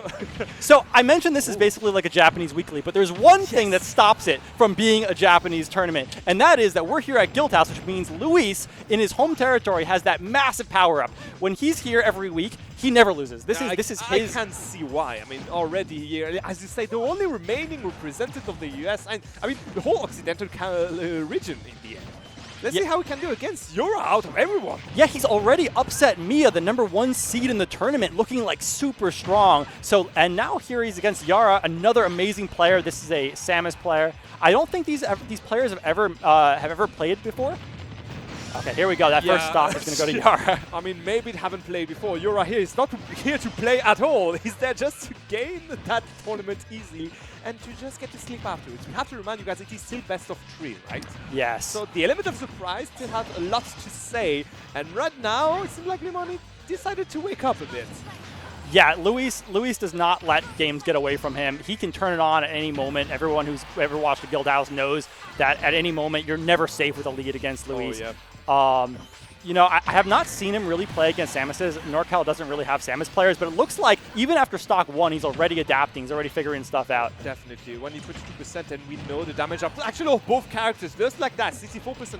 But that's just one Palutin attacks from the side of Lumoni. One there would be enough to just kind of even the odds. You just need to be wary because right now it seems like Yaura doesn't want to play at all. Oh my god. Catching the 2-frame with the bomb into the back air, that's an insane conversion. Luis was kind of retreating off stage. He thought he'd be a little bit safer from the ledge traps by going off stage. He was wrong. There was no safety there whatsoever. Yaura was ready with the optimal punish. Yeah, that was definitely not even a true frame. He was just like dropping a bomb there, knowing that the LB was going to happen there, and punishing it accordingly afterwards. As you said, one who stuck ahead for the Japanese player. Seems like that Japanese weekly is going to look more real little by little. No. I believe in Luis here. I know that it doesn't look great right now, but Luis has all the adaptation. I think he can totally do it. Okay. Although right now, I will say. Any second now. Any second now. No, this is the problem, right? You play against Samus players, even when you're Palu and you have those extra options with the warp, it's so hard to get off the ledge, and Yaura is obviously not going to let him get off for free. But here we go, Luis getting off the ledge with a Nair, going to send Yaura off stage. Here's an opportunity for him. Will he chase him? No. Oh, and you get a attack here. Cheeky get a attack to just gain some space. And I love how you realize Yaura is not trying to just kind of space it out. He's just rushing in the face of Lumoni and using all his neutral attacks. And it's kind of working. Yeah, I mean, but both these players know that the time when Palutena has the biggest opportunity is when they have Samus back to the ledge, right? When you can pressure them, because obviously Samus wants to be like in neutral zoning out Palu. So Luis is not going to give up that stage, and Yaura is going to do his best to try to get out of that corner. He's going to be aggressive when he's stuck in the corner, and that's going to be it for sure. Luis feeling himself a little bit too much with that counter. I don't know what he was thinking. Maybe he thought the charge shot was coming. Exactly. Yeah. Yaura was 2 steps ahead. He was already using his Akio preservation here. Yeah. Just know that was happening, and then okay, cancel it out with an S, man. Yaura just stared him in the eyes. Yaura with the little cheeky like, run it back. We run it back. Don't try that on me, right? No, these top level Samus players are so tricky with the charge shot, right? Because they can cancel that into basically anything, right? Especially like grab is the most often one. But in that case, it's basically just into nothing. It was cancel it into. That too. I'm from Europe. I have a quick and a Siski at home. I know that. Okay, then you tell me. Okay, I'm telling the viewers. Speaking, mate. No, you're right, indeed. I mean, they do manage to just try to use the whole tempo of the game with that chat shot, whether you're going to launch it or not. Just the pressure it adds with just the fact of you're charging it, just so much. Yeah, it's so hard to get in on that when they're charging the charge shot, because you have to always be ready to shield, and you can't shield that on reaction when you're too close. I love the way Yaura zones out. Luis trying to get in with the fair. Now Luis at the ledge again. This is where both characters get all their mileage. Yeah, exactly. And their little bomb. Okay. Oh my god. An amazing roll call out with the F smash. Scottish DI, I see. Okay. Yeah, that was a little bit suspect for sure. Yeah, I mean, it's the DI of midnight, so I can guess why. There we go. Finally, a Palutin attacks. And 42% off one combo. You were totally right. Yes, indeed. 42%. One stock ahead of all money. So, yeah, exactly the opposite of what happened last in the first game. An interesting ledge option there with the tether. That was sexy. That was very sexy. Yeah. Completely useless, but sexy nonetheless. Yeah, useless. He's still in the ledge. He can't get off ledge from against Luis. He doesn't have it jump anymore. But he has all these mix up with the bomb. Into jab, one into Nair. What is Yaura thinking? Okay, here we go. Charge shot into dash attack, one of the bread and butters for Samus. Okay. That's a missed up B. Is that going to be punished? He gets the weak hit of down smash. That's not going to do too much. Where are you? Well, anyway, that was fancy again, but you need more than fancy right now. You need to kill quickly. Down is not going to make it. 131% on the second stock of Yaura. That's a lot of rage on the side of Rimoni. An up here could be enough. There we go. 3 stocks to 1. I told you Luis's adaptation is crazy, especially here at Guildhouse. And he came into game 2 here looking like a different player. Oh, definitely. Yeah, jab, jab. Okay, first time I see this hit connects. But, well, Yaura still trying to get that first kill. First, finally going to seal the deal, but at what cost? Yeah, that long lingering fair is going to catch that interesting option from Luis. Luis tried to jump air dodge from the ledge, but the fair just caught it. And now we got if Luis at these low percents can get another Nair combo starter. No, Yaura gets off the ledge with the up air. And you can see that the charge shot being a bit slow when it's fully charged. So that's why Samus tend to use it. up to the very last moment to fully charge and drop it at this moment because the ball is quicker. I see. I didn't know that, actually. That's really interesting. Thank you, Siski. It's probably still unreactable at full charge, right, when you're right close to them? Definitely, Yeah. yeah. Oh, my God. Yaura going for that down air. Luis trying to chase him off stage. Not looking good at all for you. Oh, my God. Point blank grab like this? Like the balls of the man Nair here to catch a jump. Perfect And again. Nair 93%. Still doable here for the Japanese player. Maybe a clean 2-0. But here, the washing machine is just going to wrap up a bit more damage on these things. Rolls through, but Luis catches it with a dash attack. Now he's got to land against Palutena. Luis looked like he had caught that landing, but not quite with the back air. I love how whole Simon's player have no faith at all in Jab 2. And there we go, finally. Jab 2 was on the bench saying, pick me, boss, I can do it, boss. Jab 2 did the job. It's the options out of Jab 1 that are getting me. It's like, you're not expecting Jab 1 into anything. Oh my God, another fully charged charge shot. 84% on Luis. This is so scary because he's at the ledge, but now he turns it around and gets that back air to clean up the game and stop that comeback that Yaura was on. Earlier, that up tilt, if it connected with the face of Palutena, just appeared up ledge like 2 seconds afterwards, Yeah. that would have been enough. Oh yeah, absolutely. That hill could have killed, and that would have been a completely different story. Yeah. 1-1 in that set. I mean, Luis looked so strong for so much of that game, but you're so right. Like, at the end there, it was anyone's game. It was one hit away from Yaura just taking that 2-0. And after that, this game 3 is going to be super exciting because, because now we can see that both these players are here to play for sure. Luis didn't care about that first game at all. He's removing the jackets. Yeah, jacket's coming off. He's getting serious now. He's getting the buff here, I got you. Now the question is, we saw them move their hands and all. Do you think they're going to change the stage? So they were just on, There we go. it looks like they changed it. They were on small battlefield a second They ago? were on small battlefield. Yeah. And I can see now that finally Yaura has stage selection. Maybe go for a bigger stage. Yeah, it's small battlefield but bigger, right? With a bigger main platform, just a little bit more room to zone. I think he's gonna get. It's interesting because he's gonna have more space to stop the rush down from Luis, right? In Exactly. And just try to give him more options. If you want to stop the game and just try to roam around, force Palutena to approach him, now he does have the leniency to do so, avoiding the dash attack to get back on the stage. But tell me, am I saying wrong? Well, he still not take a single damage. Nope, he's on his way to a JV4. That's totally what this is going to be. There's no chance he's ever going to take any damage. No, I'm just kidding. But yeah, Luis is on fire at the beginning of this game. 25% though, and we know that both these characters can rack up percent super fast. Get over here! Back throw again. Especially at ledge. Oh, the shot shot debate again to punish it with down throwing fair. And just like that, evening the odds again. Yaura here, finally the Using the back air to get rid of the charge shot. I love that option as Palu. It's one of those things that you have because you're Palutena and you have that dash attack and bear, and Luis making best use of it.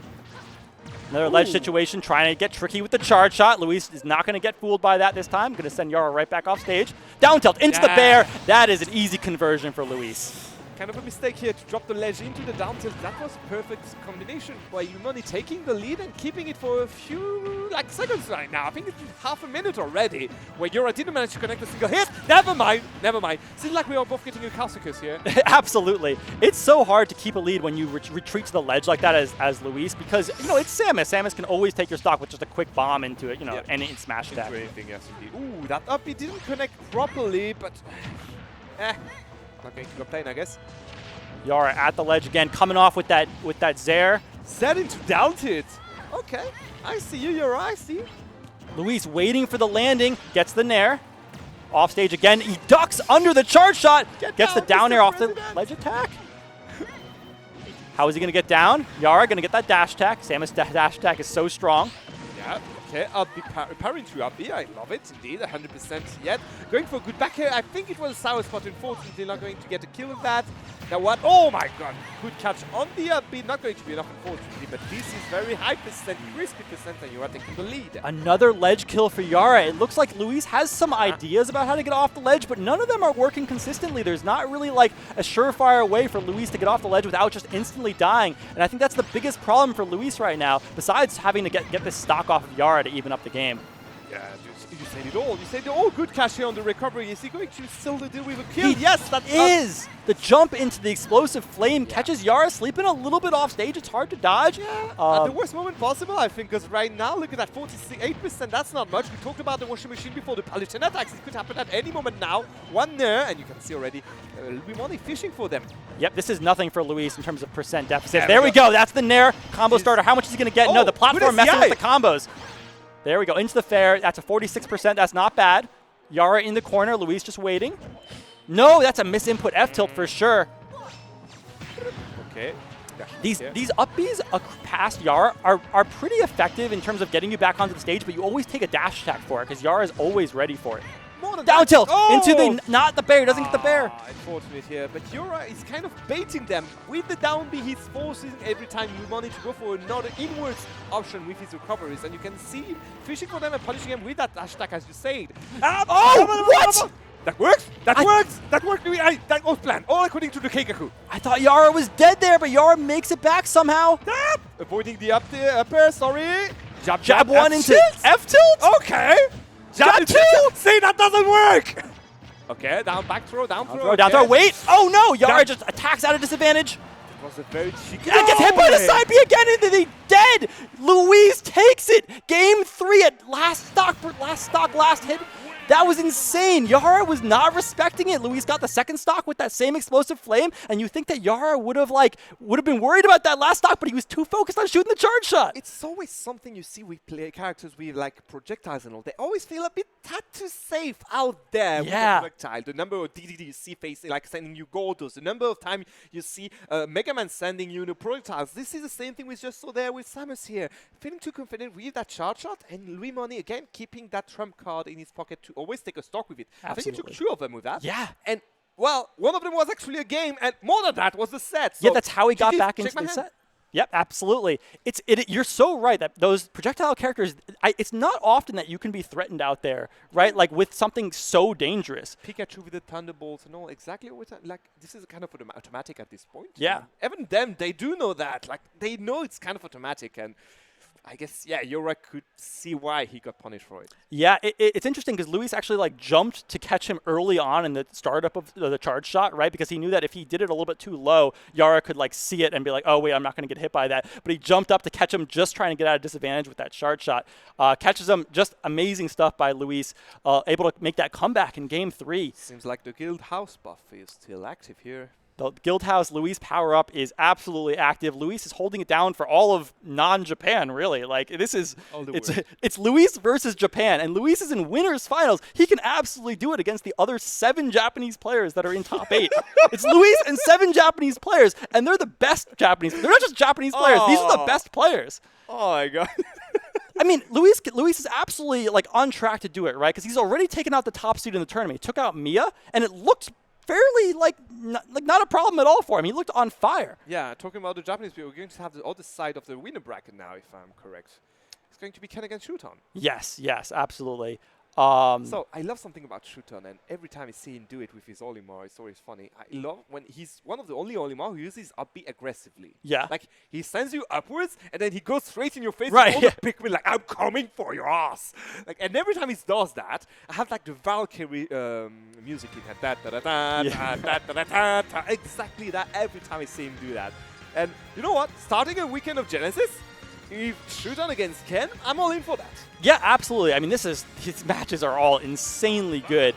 You think we're going to see the Olimar? Because I know that he's been playing a lot of Aegis.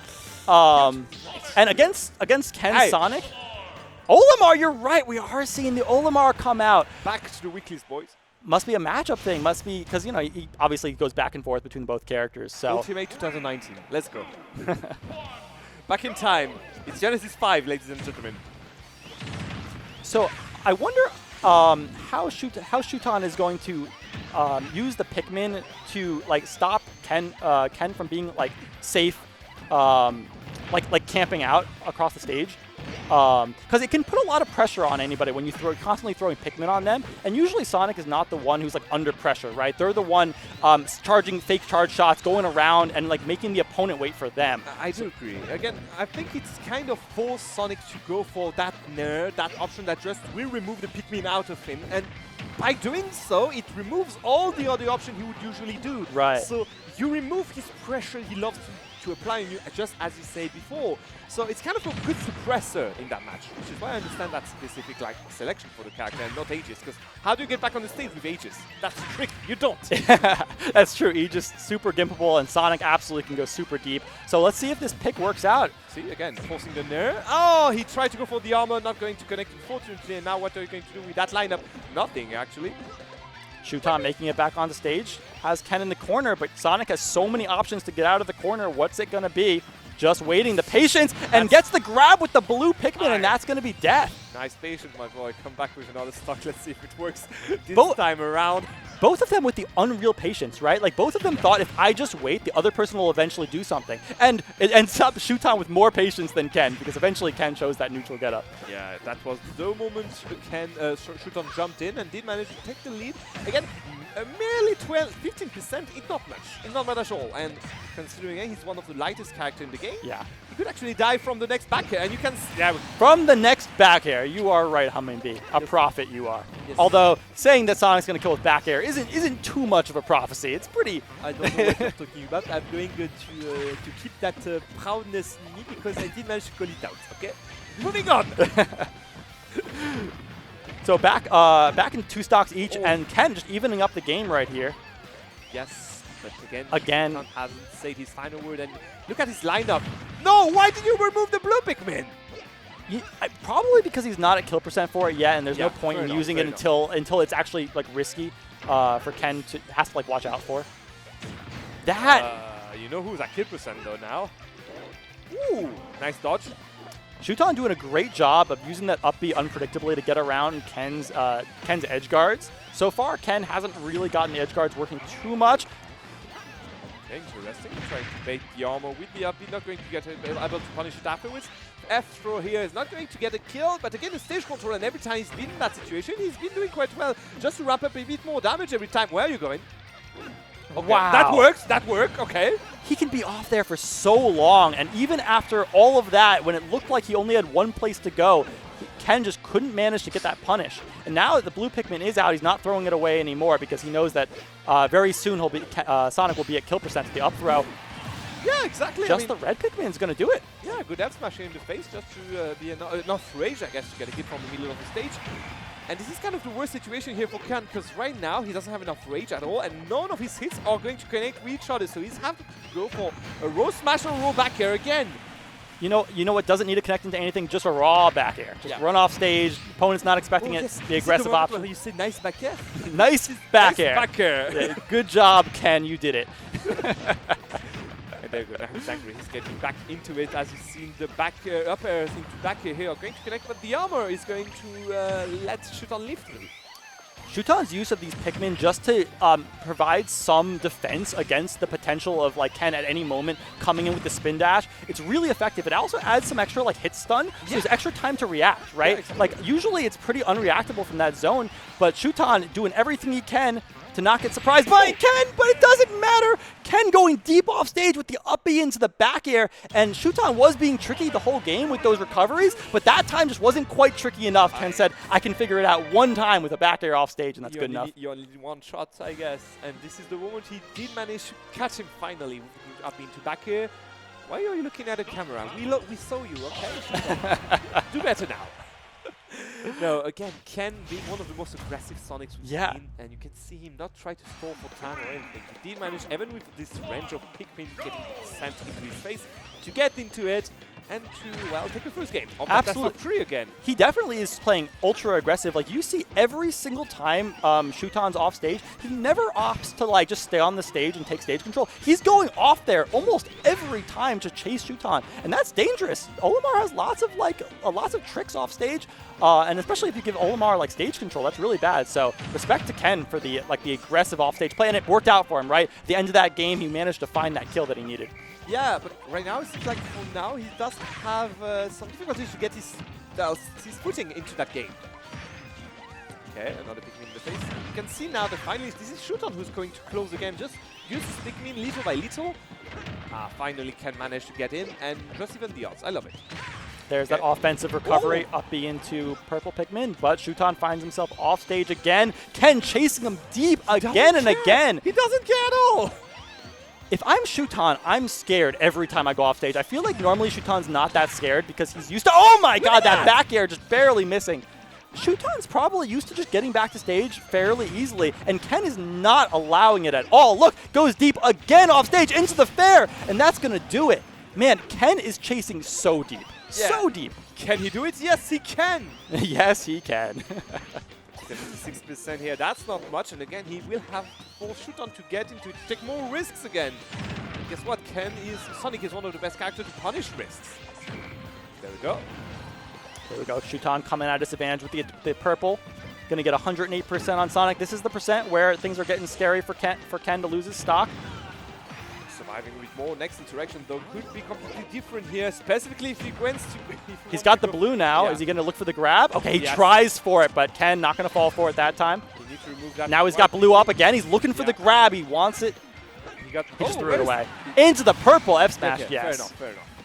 That's tricky, right? Because for one moment, right, he tricked me even, right? I thought he's looking for the grab for sure, and Ken saw that as well. But then he throws it away instantly and goes for the F smash, and Ken is not ready for it. Yeah, Ken was not ready for it, and the 42% here were fancy, but not enough yet. Okay, a good perfect Pikmin again. One of the only Pikmin who can actually manage to survive a hit from Ken. So I don't What? know The mistech! And Shuton takes the lead, whole stock lead from the mistech from Ken. Ken didn't expect Shuton to come out there as well as deep. Now what? Now what? Because for the first time, Ken on the back foot here. Up smash, up air, 53%. Olimar is crazy with those up smash starters at 0. Again, the two purple Pikmin on the road already here. And again, those are one of the most bulky Pikmins he can have around. So I mean, look at this damage with the double purple power-up. Fighting his way out of the corner there. Now he's still got 2 purples. Ken looks like this game has totally run away from him. yeah, in a matter of seconds. It's crazy. He gets that 1 kill and then 2 purples, and this is what he can do. Okay. That white Pikmin is completely useless. We need to remove it. There we go. And now what? Red Pikmin and purple back throw is going to be enough. No, I just no, never mind. Who am I to talk about it? Ken still playing aggressive, even down a full stock in this game. Doesn't want to let Shuton out of the corner for free. Shuton fighting his way back to center. Ken takes a stray hit from the purple, the air dodge, and that's it. Bye. Yeah. That was a little anticlimactic, but Shuton looked fully in control of that. It Like, was more of a reset, mental reset. yeah, mental reset. He For knew sure. exactly that, this game is a bit lost, and I need to get back into the next one. So you're saying that was intentional? All planned. Okay. You know, it's. I mean, that just happens when your opponent has such momentum. Shuton was on fire for that last 2 stocks in a row. He was at a deficit, and suddenly he's up a full stock. And that all went backwards in a matter of seconds. Seconds, as you absolutely. say. The whole game was even up to the point it wasn't. So this is 1-1. Oh my God. Not again. Thank you. Thank you. Yeah. Thank you, Ken, for not throwing away that stock there. I mean, Sonic's recovery is insane, so he should be able to make it back usually. Okay. Going down there again. Both players don't have any fear at all. I'm going to go outside. You want to join me? There we go. Yeah, both of them always going off stage, looking for the punish. Okay, Ken gonna miss the neutral B onto the stage. Yeah, that's maybe the only moment you can actually go and try to punish Sonic. Yeah, if he doesn't connect with your shield at least, the amount of end lag is absurd. Yeah. Ooh. Even the extended hitbox of the down there from the yellow Pikmin will not going to be enough for Shuton to connect with Ken here.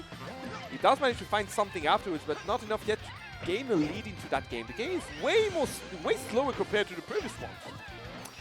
Yeah, both of them were slowing it down a little bit. Ken being a little bit more patient in the corners. Shuton is still applying this great pressure with the Pikmin. When Sonic goes into the corner, Shuton is chasing him and trying to keep the pressure up with the Pikmin, and Ken is just playing extra patient this time. Yeah, there we go. Going to go there, make the shield and punishing with a grab. 120%. Could die from an into back or from a back throw on the sledge.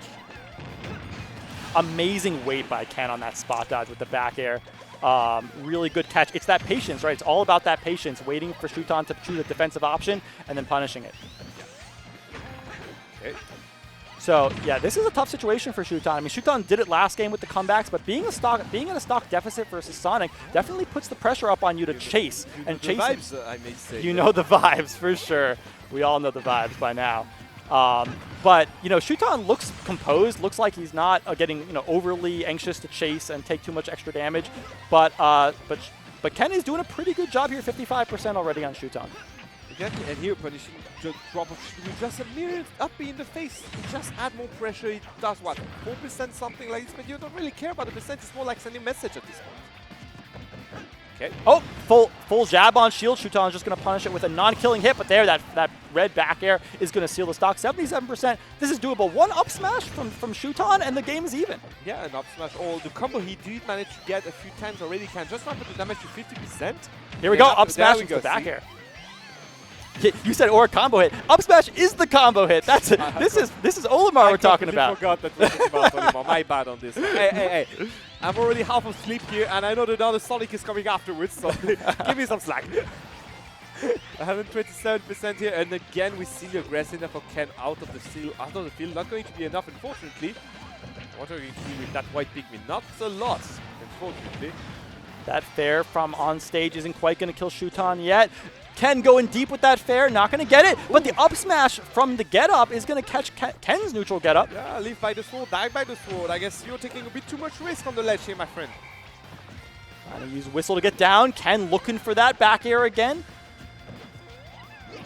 Both them playing super patient here, looking for the one hit that they need. Okay, wow, that kills at 100 and over 50%. Olimar is very light. Sonic can get those kills with Stray Nair. Or actually, no, it was a side B. It was a side B. Yeah. By Legion, you can see Ken running away with the victory here. 40% on Shuton. Shuton having some difficulties here to find a kill. What can he do with that lineup? The white Pikmin not going to be useful at all. And you can see there we go. The wall of backers is finally going to be released. Okay. Thought Shuton was going to catch that air dodge there, but Ken taking another opportunity to get more percent. Okay. Jab into, just wait, into the yellow F smash, not going to get the kill. Unfortunately indeed, but maybe next one could be enough. He's going to keep the yellow Pikmin. Okay. It was great edge pressure, but Ken managing to spin dash out of the corner. Man, Ken playing so evasively here. He knows he doesn't want to give up the stock, and the longer that he lets this go, the better it is, but Shuton eventually finds the hit he needs. Finally, he finishes it, but 61%. Maybe finally. Combo starter, up smash into, doesn't get the bear. 40% though in 2 hits. Okay, who's the heavy here? Okay, nice nothing unfortunately after the side beat, but still ramping up more damage. There we are. There we go, sorry, a good back here. And another one! Shuton trying to throw the Pikmin from off stage. Ken was all over it though with that back air. Kind of sense deja vu here. We've seen that back air being so effective against Shuton. Both players feeling a bit too, how to say, let's say, I wouldn't say oblivious at the point, but very confident out of the field and getting punished for it every time. Whether it's Ken, whether it's Shuton, every time they went up there, the other one was in the face. Yeah. And it could go both ways. One way, you're a bit too aggressive and it works. Yeah. So you find a good catch. Or, well, you go for a bad call and then it got reversed completely. And the whole stocks ended up on the stage, outside of the stage, if I'm correct. You're totally right. The interesting thing that I find about those situations when both players are either playing super aggressively or really patiently is the person that usually the way to get an advantage from that is to change the pace suddenly. Yeah. So like what you were saying right there, they're both getting hyper aggressive and they're getting really comfortable with playing aggressive from off stage. Like Shuton thinks Ken's going to chase me so I can attack from off stage. But that time, Ken suddenly changed the pace. He waited on stage one time and Shuton's still in the mindset of, I need to play aggressive. I need to fight off the ledge. So he jumps off the ledge with an attack. And Ken's like, surprise, I was actually waiting this time. You thought I was just going to chase you forever? Well, this one time I'm going to wait for you. And free back air, 94%. And that, my friend, is conditioning. Yeah, absolutely. It's it's funny because like if you're Shuton on stage, you're like, I thought we were brawling. I thought we were fighting. We were chasing. We were hitting. And there's a little like mean look on the right. When it happens, like, bro. You're supposed to chase me off It's stage. Italy. It's not Genesis. It's the pre-Genesis. Come on. We were having fun a second ago. Why'd you have to go and ruin it by just waiting and punishing me with a back air? Sorry, bro. I want to win. I actually did want to win this set. Sorry about that. I lied. All right. Moving on to losers, if I'm correct. Yes, absolutely. I don't think we're going to see winners finals quite yet. Winners finals, though, will be Ken Luis. And, I mean, you know what? We'll talk about that in a bit. We'll wait to talk about that. We're going into losers. Keep it for later. Yeah, Who keep do it for you have later. now? Okay, so it looks like, I'm checking the bracket here. It looks like it's either Shuton Gackt or Yaura. Oh, no, Yaura Miya already finished. Okay, it's Shuton Gackt. It just started, so we're probably going to see that right here. There we Well, we're going to winners finals. Hello there. I did not expect that. Production. What a surprise. No one told us about this. I am Flaggerbasted. Let's see. Well, okay. No. Remember when we said we'll save it for later? We're saving it for right now. This is later. Please tell me. No, to say something. No, nothing. I'm just excited to see it. This is crazy. I thought you had some backstory, something about Backstory? Money and Ken facing each other already a few times in I bracket. wish I could say, like, you know, these two see each other every weekly, you know, at Guildhouse, but not quite. Ken is not usually here at Guildhouse. No way. All right. So now it seems like Louis Money again using that Guildhouse buff to just even things out against some of the best players in the world. Yeah, this is going to be totally different from the match we just saw, because obviously Olimar has some tools, right, to make Sonic like have to choose options in the corner, right, and not just continue to spin dash forever. Palu has less of those. Palu can't throw out projectiles in neutral as much because Ken can just go around them a lot easier. So we're going to have to pay attention to how Luis either keeps Ken in the corner or just keeps the pressure up so that Ken just can't run wild around him. It's going to be long, guys. I'm going to be honest here. I am not feeling very energetic after what I'm saying here. All right, little jab check. I love what they do, that little jab in the shit, just to see what's your reaction afterwards. I love jab one into wait. That time I think Luis got a little mixed up himself because he did jab one into like air dodge, but you definitely saw what he was thinking there. He's jab one into, you know, pick a defensive option, please, so that I can hit you. Oh my god, the pick a defensive option here. 2 call-outs in a row. Luis You say did a spot dodge to avoid the grab just before, and there we go trying to cover a roll with that up smash. He's going to get punished for sure. You go for the hardest reads and that works. Still gonna live. Man, Sonic's recovery is insane. That's why we were so surprised when he SD'd the last game. And he got PS2'd. That's different. He got roll, but nothing afterwards, unfortunately. Dash attack is not going to hit, unfortunately, again. A bit too short here.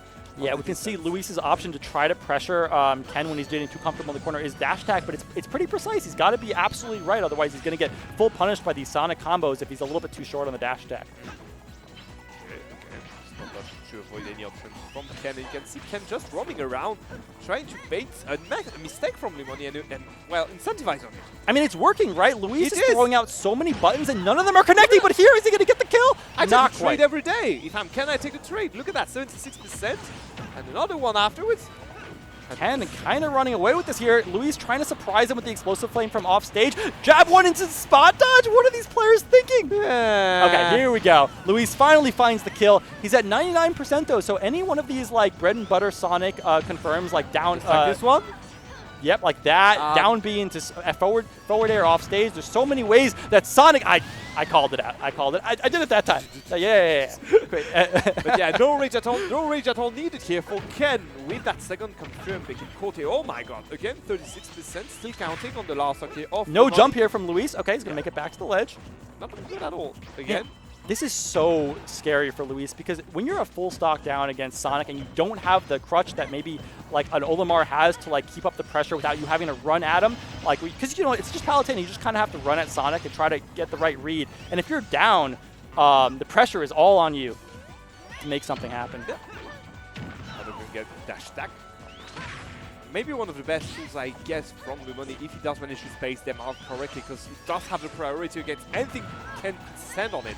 Yeah, I mean, you can definitely see the thought process for Luis's game plan here. Amazing tomahawk there. Bait. In the corner, but no, Ken able to fight out of the corner with the fair. Again, the dash attack, you see how Luis is thinking, right? You see what he's thinking. He's like, all I need to do is call out where you're going to be. I don't need to respect your hitboxes. And that is not... Oh, it is going to do it. It is, it isn't. We don't know. I do not know. I mean, it shouldn't have killed, but Luis, I'm not sure if he thought he wasn't going to make it back or if he just chose an option. What's happening behind them? Behind them. Look at that. Ingo NorCal comes down. homies. Io? I don't know what they're doing. Toxic. So this is the American scene. This is the American support you have around. I see. So, I mean, that game did not look good for Luis. No. But not at all. as I've said before, Luis has the adaptations. He's not going to be intimidated by game one. If he do once, he can do it twice. Absolutely, and this time he's going to town. This is a lot of space for Sonic. Yeah. I'm interested to see what Luis is thinking because if you couldn't manage to keep up the pressure on Sonic on a slightly smaller stage, I don't know how you're going to do it when the stage has so much place to run to. Right, these high platforms are like particularly hard to cover after a spin dash. Yeah, I mean, you can shock below them with an upper or something like this, but can you actually just incentivize on it? Just that enough down to air. Explain that stage selection? I'm not sure, but Luis is the top player here. Yeah, he he's clearly the one has on an the idea. yeah, fair enough. And so far, it's working pretty well. It's early in the game, though. I'm just a sleep-deprived caster here. He's the top player. All right. Are we going to see a bit more projectile from this side of Lumoni? Because From we Luis? didn't see a lot of auto-reticle, for example, neither like explosive thing or anything. So the problem with both of those, right? Auto reticle, if Ken decides to release the spin dash when you start auto reticle, you'll go underneath it because Paolo is kind of tall and the projectile starts kind of high, and that means that's a free punish for Sonic. Obviously, you can get him occasionally with like a mix-up, but it's really risky to do. And obviously, Explosive Flame has the same problem. If they do it before the startup, you basically have a free F smash. Actually, thank you. That's a very comprehensive explication about it. I didn't think about it. The weird thing about Sonic, is that he's just so much faster than the rest of the cast that other things that the rest of the cast might not be able to punish as easily, he could just be in your face at a moment's notice with an F smash, right? Fast, and not everyone small. can do that. He's fast, small, and whenever he goes into his side B or down B, he's even smaller. So yeah, he can just go below a few of the projectile. Now I see it. I can see why Ken does have the lead for now. But a good up here, I think, would be enough with that rage. Okay, trying to catch him with the up air from the ledge. Ken looked like he was ready for the teleport pass, but the F-tail just barely missing. Luis gets the nair into the up tilt, not going to kill on Town and City. What's the option? Down tilt? Good DI away from Ken to avoid any combos into death. And you are reaching percents where nothing will connect. Beside again, rollbackers from one side or the other. The main difference would be that Ken does have the speed to just try to cover space if you were to bait something. If you manage to get a kill there, Ken will even things out after a mere 1%. And time to go for the rushing machine. So 40%? Is any more? No, Ken makes it back down to the ground. 50? Thank you, Autoretical. You did well. Yeah, you see how far Luis has to chase Ken across the stage when Ken disengages, right? It's really tough because at any moment when you're trying to approach, he can just release spin dash. It works so well every time. Look at that. Oh no, no jump on Luis. Just teleports back to try to get the jump back. Yes. He will take a little bit of percent for that every time. Oh, he's going to take them every time, as you say. You don't want to take as many risks. Just cut your losses. Yes. And then run it back. It's really smart, when the Palus will, if you lose your jump, you just teleport into a place on stage that you think you're going to get punished, but it doesn't matter because at least you have your jump back, right? Yeah, you won't get gimped. At least you're on stage, exactly. Back throw here again to get a stage control, and then again beating something finally going to happen on that platform, but nothing afterwards, unfortunately. Running around using those jabs to just ramp up more percent, 99%. Maybe a back air could be enough. He's trying to jab the spin dash in the corner, not quite. That dash check again, I was talking about how it has to be so precise, and if you're just a pixel off, it doesn't matter. You know what Luis says? I don't care. Are you running? If dash attack doesn't work, I'm going to run up an F smash instead. Where you know are what? you running here? Exactly. Felt a bit too confident here on the ledge again, as we've seen before. Ken a bit too confident, and Louis Money, another player he does manage to call out on his habits. At the same time, Yaura, he was on the calling out the charge shot. Here's calling out every time Ken retreats. Oh my god. 3 teleports to the ledge. Ken just watches him the whole time. Do not mix up. Yeah, classic. It's kind of smart because Ken has to respect the teleport past him onto the stage. Okay, that's going to be it. Yeah, that's just a little bit of a mistake from Luis. It's time to stop running around. Yes. So 0% to 0% on this last stock in game 2. Ken gets the first hit here. Luis. More than his first hit. He kind of got the first string going for him. Absolutely. But Luis finds that initial nair that Palus wants so badly into the fair. 51%. Oh, He's going to chase. leaving a tad too late. I would have loved to see a good combo here with the platform going out. Platform not deciding they're not on Team Luis today. Not Team Luis indeed. Maybe Team Ken? Team Japan, maybe. Q-frame? Oh, come on. Respect yourself. Very risky there, Luis. Risking dying to that F smash. Luis playing very patient. He's just waiting. He's going to see what Ken does. Luis is not willing. Respecting them, yet so. respecting. Luis knows if he's too predictable with trying to run up and dash attack Ken in the corner, Ken will punish it. So he's waiting. This is such a hard position to play from because Ken can choose when to engage and when not to, and Luis has to try to react to an unreactable move. Yep. This is where you see the exhaustion from both players, I guess. Oh, okay, good jab here to just even the odds. Now maybe Into the trump! Doesn't get the back air though. It was a good trump. Sad that it didn't connect for Luis. That could have totally finished the game there. You're not going to have that many opportunities to do that again. Good dash attack here.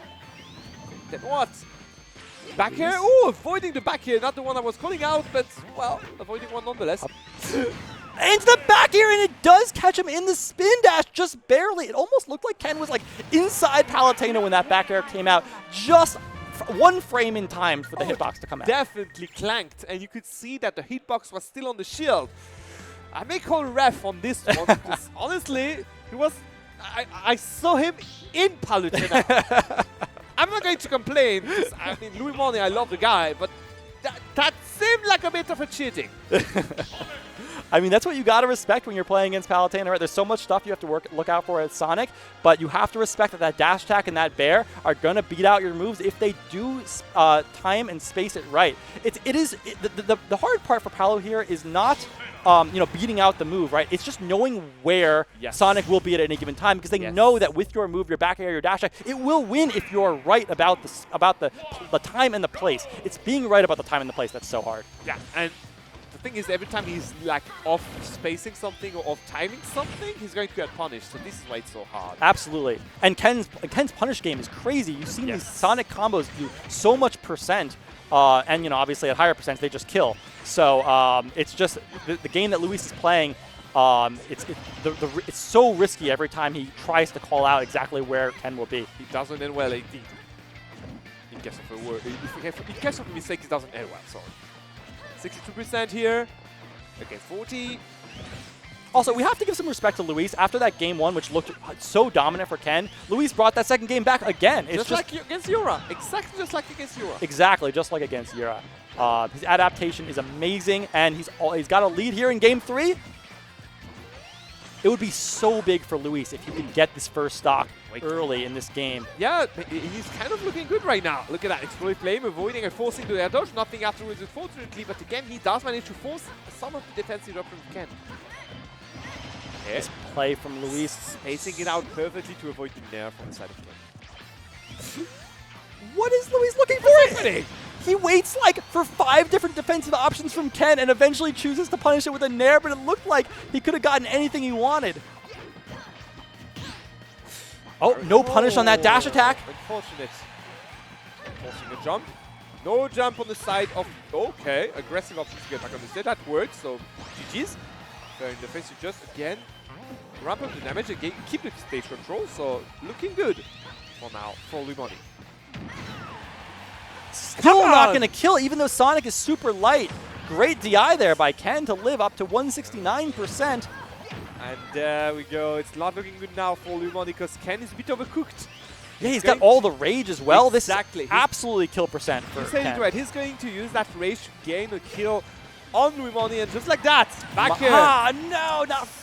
Uh-oh. Sorry, a little bit of bias here for Luis. Okay, but it doesn't matter. The up air is going to catch Ken's jump. I watch Luis every week here, so and he's the only American left in the bracket. I gotta have a little bit of bias. You're talking to a French caster. I do understand bias. Don't worry, we do this all the time.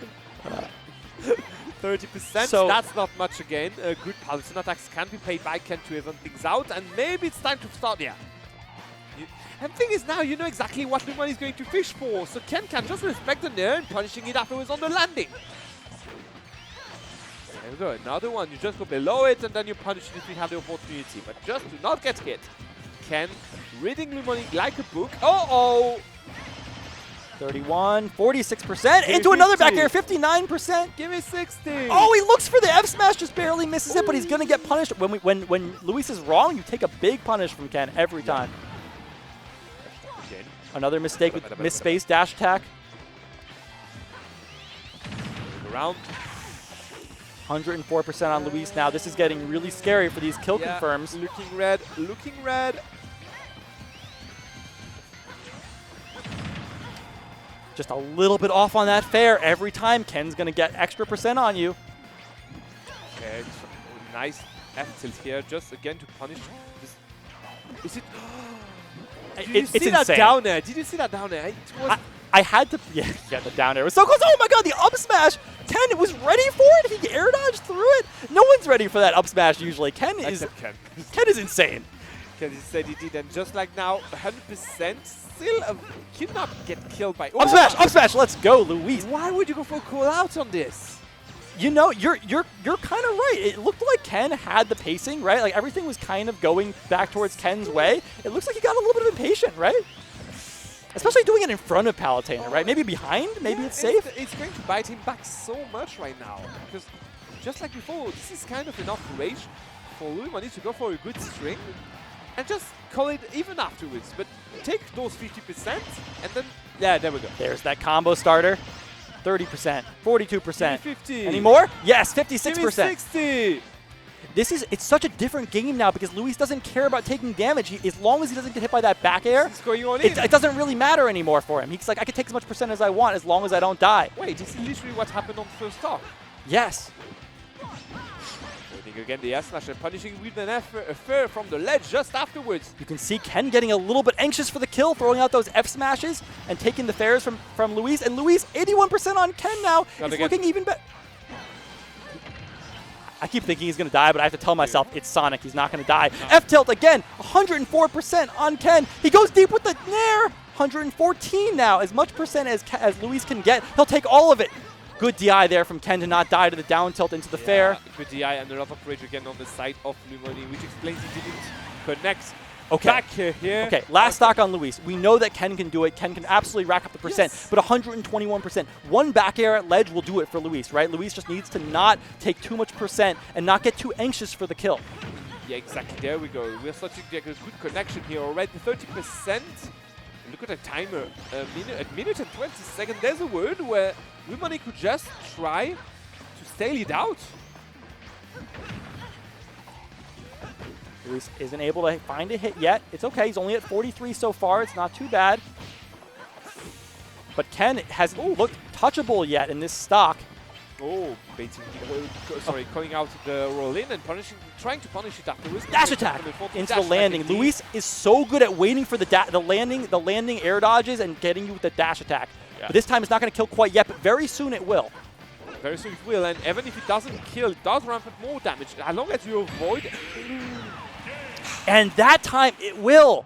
Luis going into grand finals, taking out all these Japanese players on his way to what potentially winning the tournament. Obviously, he's still got to make it through grands. The most stacked weekly of the year, if I may say. Absolutely. I mean, he is playing. On fire is an understatement, the way Luis is playing. Luis looks like in game one, right? We look like, oh man, Ken's totally got his number, right? Like Luis doesn't even. Just like against Yaura. Yeah, like against Yaura. You're like, oh, maybe Luis doesn't know this matchup. Maybe he's not familiar with it. Maybe he's never played a player as good as. Act 1, you get stopped. Act 2, you tap. Act 3, you go to the rope and you win. Yeah, I love the planning. It just takes such an amazing competitive player mindset to be able to do that, because against these great amazing players, especially Sonic players, that it's like you have to maintain your composure, right? It's not just like believing that you can do it. You have to stay composed. You have to adapt to the best players in the world. It's just almost no one can do that, right? You don't see it very often. That's why you think after game one you think maybe he's done, right? But if you're really as good as these players are. They just have that mental fortitude. I do agree, and I find it very poetic that we've seen Lumoni miss a few of those dash attacks, and getting punished every time by Sonic with a side B in the face or a grab, right? Yeah.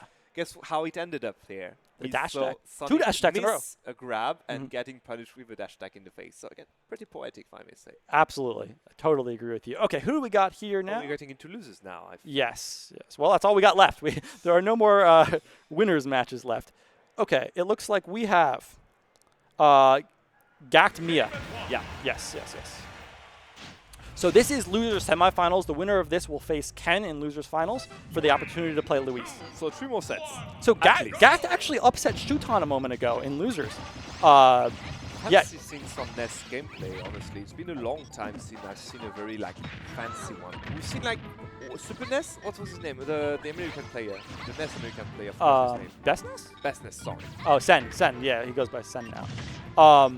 Yeah, I mean, I've been watching. I've been paying attention to some, even before this. I've been following all these players around, trying to catch as many matches as possible. And I saw a bunch of Gackt matches, and he's been looking insane today. I shouldn't be surprised with what I saw that he's here.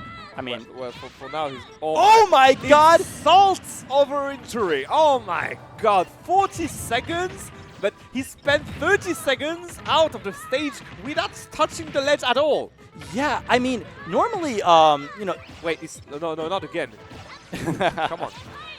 it's crazy because Gackt was trying to use the bounce off the bottom of the stage to get reset the up B, but Buckets. but Miya was so ready for it with the bucket. Normally you think maybe they'll try to bucket the first one, but Miya, patient, knew that he couldn't make it back with the first up B. Miya used the whole time of the winner's side of the bracket to just think about the counterplay for Gackt, because right now, Gackt didn't find a single footing into that game. What's the option here? Okay, tries to catch it with the Nair. I'm not so sure how that'll work, but I'm sure Miya will show us. No punish on the re-grab though.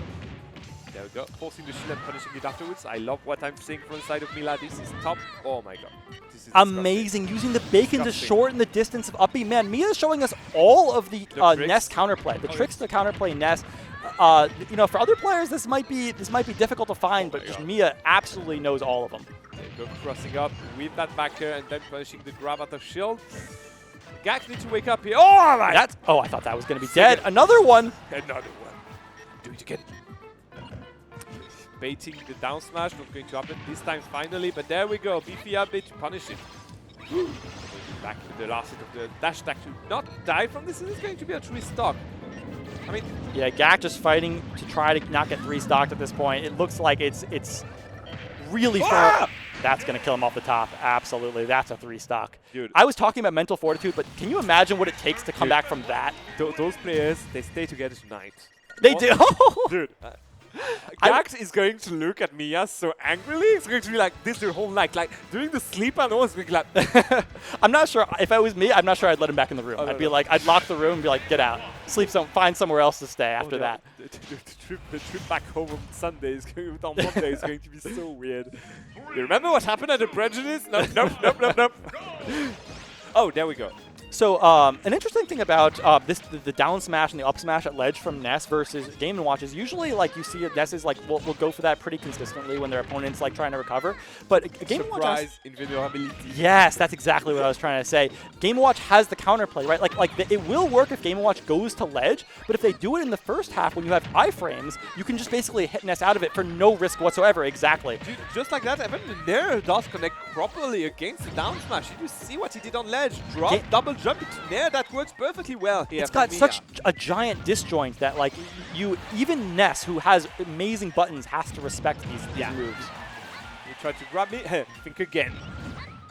Now what? Oh, trying to go for the dash from the back here. Not going to connect. And there you go. You drop the shield a tad too early, and you go for the fair here to just gain back your fastball.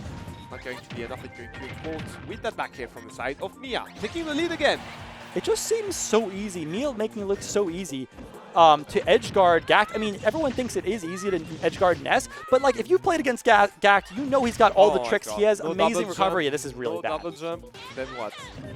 Gonna bounce. He can't quite make it to bounce off the down.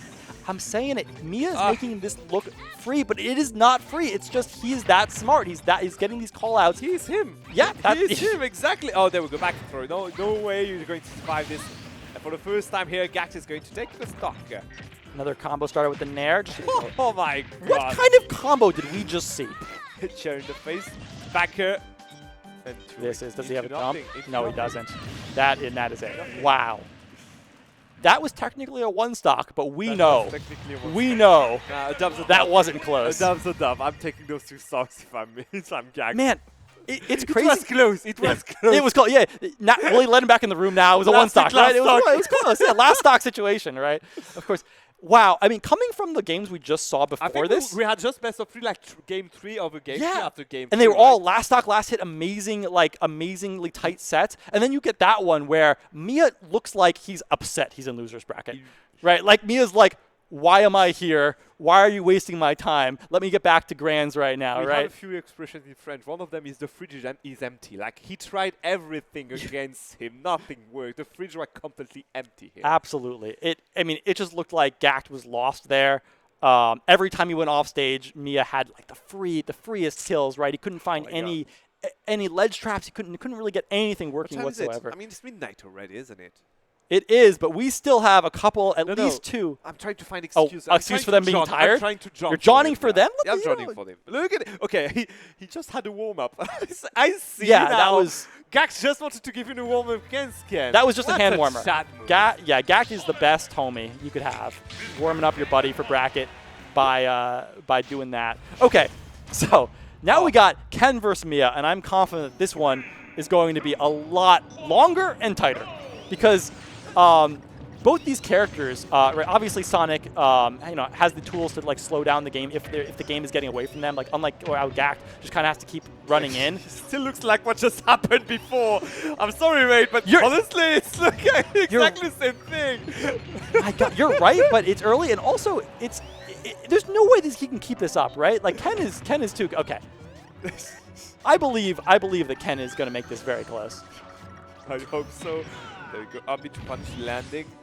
So something a little bit different about this one, right, is that when you spin dash through Game & Watch, Game & Watch has ways to just like say, I don't want any pressure anymore, right? Like if you want to up B through the spin dash wall like on shield, like that just gets you out of it completely. Where normally other characters have to really respect it with the shield and like reset the situation completely. What? Nabi frame what? Frame 3, 4? 3, I think. I think what? Frame 3 up D can change for man. Yeah, and it hits on both Wait. sides. Huge hitbox. Wow, a great wait by Ken. Just mistimed a little bit with that F tilt. Yep. Waited a bit too much, I think, in that situation here. Miya, yep, just up being out of a situation where he doesn't want to have to risk having to react to the spin dash. Miya getting Ken off stage, and no tech, that's fine. He's Game & Watch. He's game down tilt here. Running down tilt, that is a super strong move. You don't see it used that often because Game & Watch has F tilt, but that's the only move there where F tilt won't kill. Down tilt will kill from even across the stage. Super strong, not a very often used tool. Exactly. But well, when used, it does pack up a punch. That is 92% punishing the approach here. We've a bomb, another one. Okay, and there we go. Then to up the classic. It's really cool how Miya is using the bombs in front of him to stop. In each of these matchups, each person has a different idea for how to stop the spin dash, right? And here, Miya's like, if I put these hitboxes, these bombs in front of me, you can't just spin dash into the bomb, right? If you mistime it, you'll get hit by the explosion. And what I respect about it is more like timing. It's about the spacing of the bomb. It explodes every time just before landing on the on land. Yeah, and it's a little bit risky because the opponent might think that if I just hit it, it'll make the bomb disappear, which is true, but you have to get the timing right. Go another up there, another upper. Wait, I just realized Miya is still on his first stock here. Yes, yeah, I mean, Miya is making this look really good. He's making Ken have to push the tempo here because Miya is keeping the pressure up. Okay, that back air is not going to do it. Never mind, I'm surviving there. Yes, thank you. Give me more rage. I need it. You see how Ken is changing his game plan when he's down because he's doing less spin dashes because he can't afford to wait at the side of the stage. He does eventually find that back air even after taking 128%, but it makes Ken have to play a completely different game. Wait, he's cooking something there. Having to change his whole game, but he managed to adapt to his old habits just after when he does manage to connect something. Maybe taking the stock gets like a reset of mindset, right? Like, okay, I can still do this. Back into it.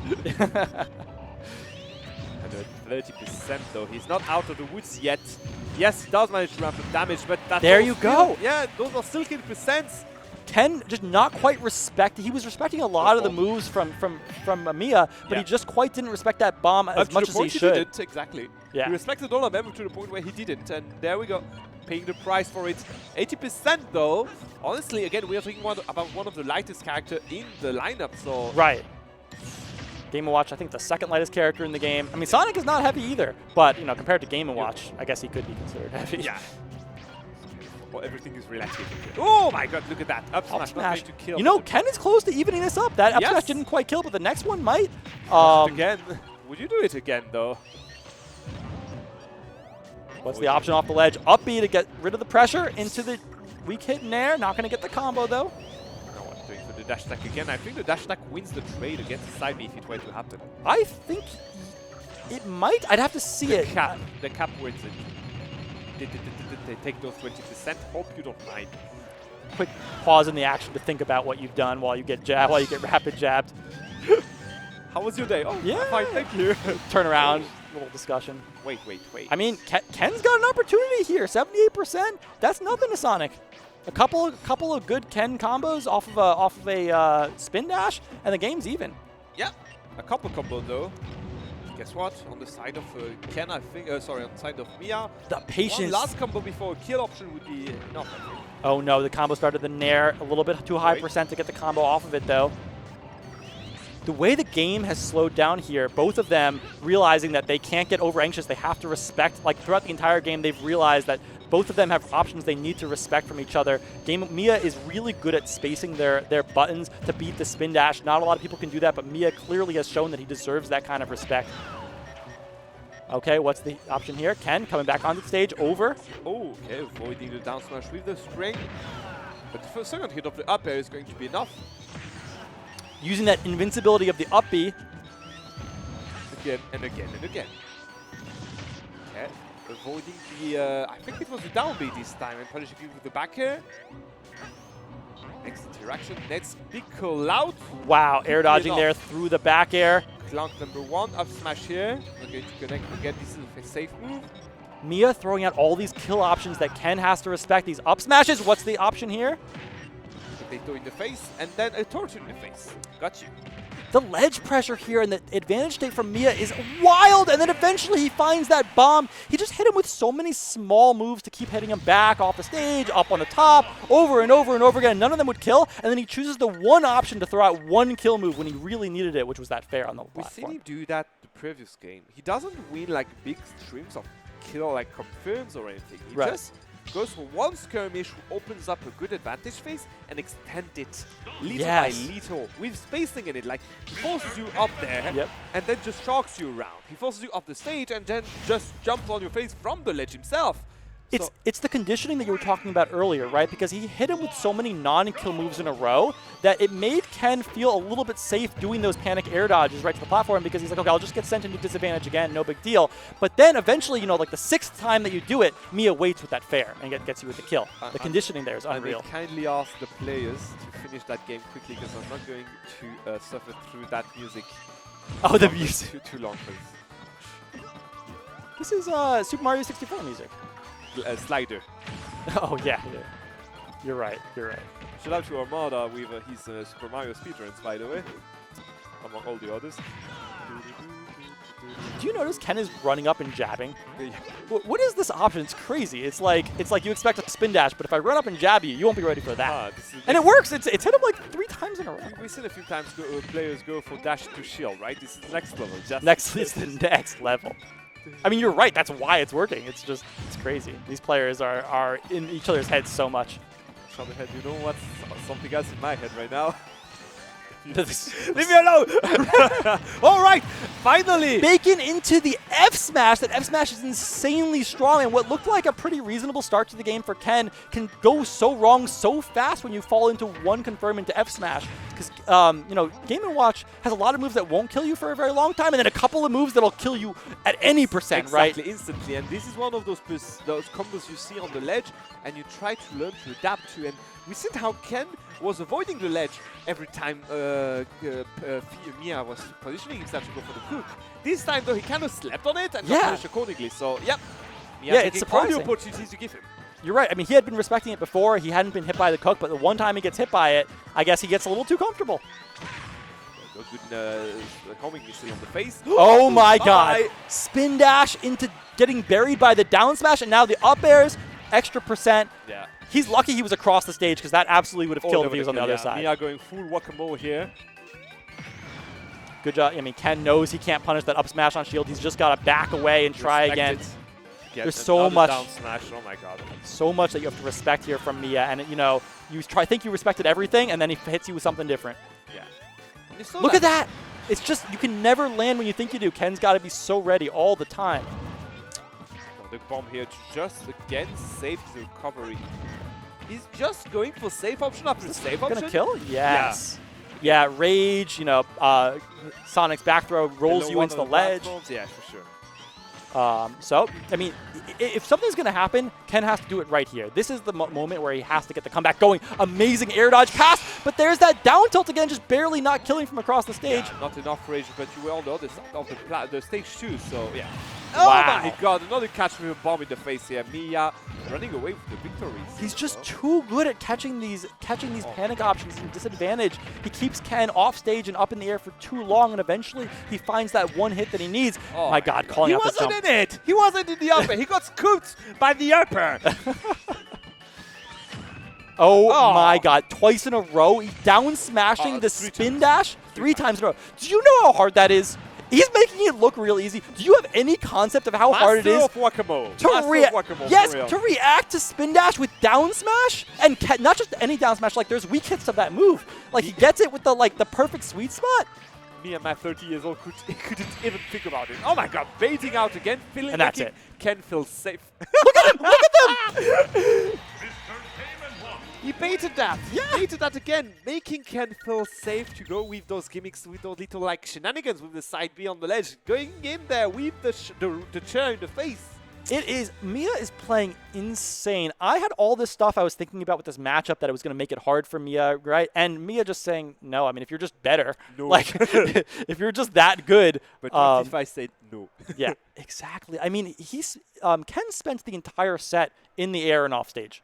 Right? I'm thinking so much about how is Miya going to play neutral, right? Who cares? Why do you need to play neutral when you just keep them in disadvantage? One advantage. Yeah, for 6 stocks. Exactly. For 6 stocks. I mean, it's just really impressive stuff. Making Ken look easy.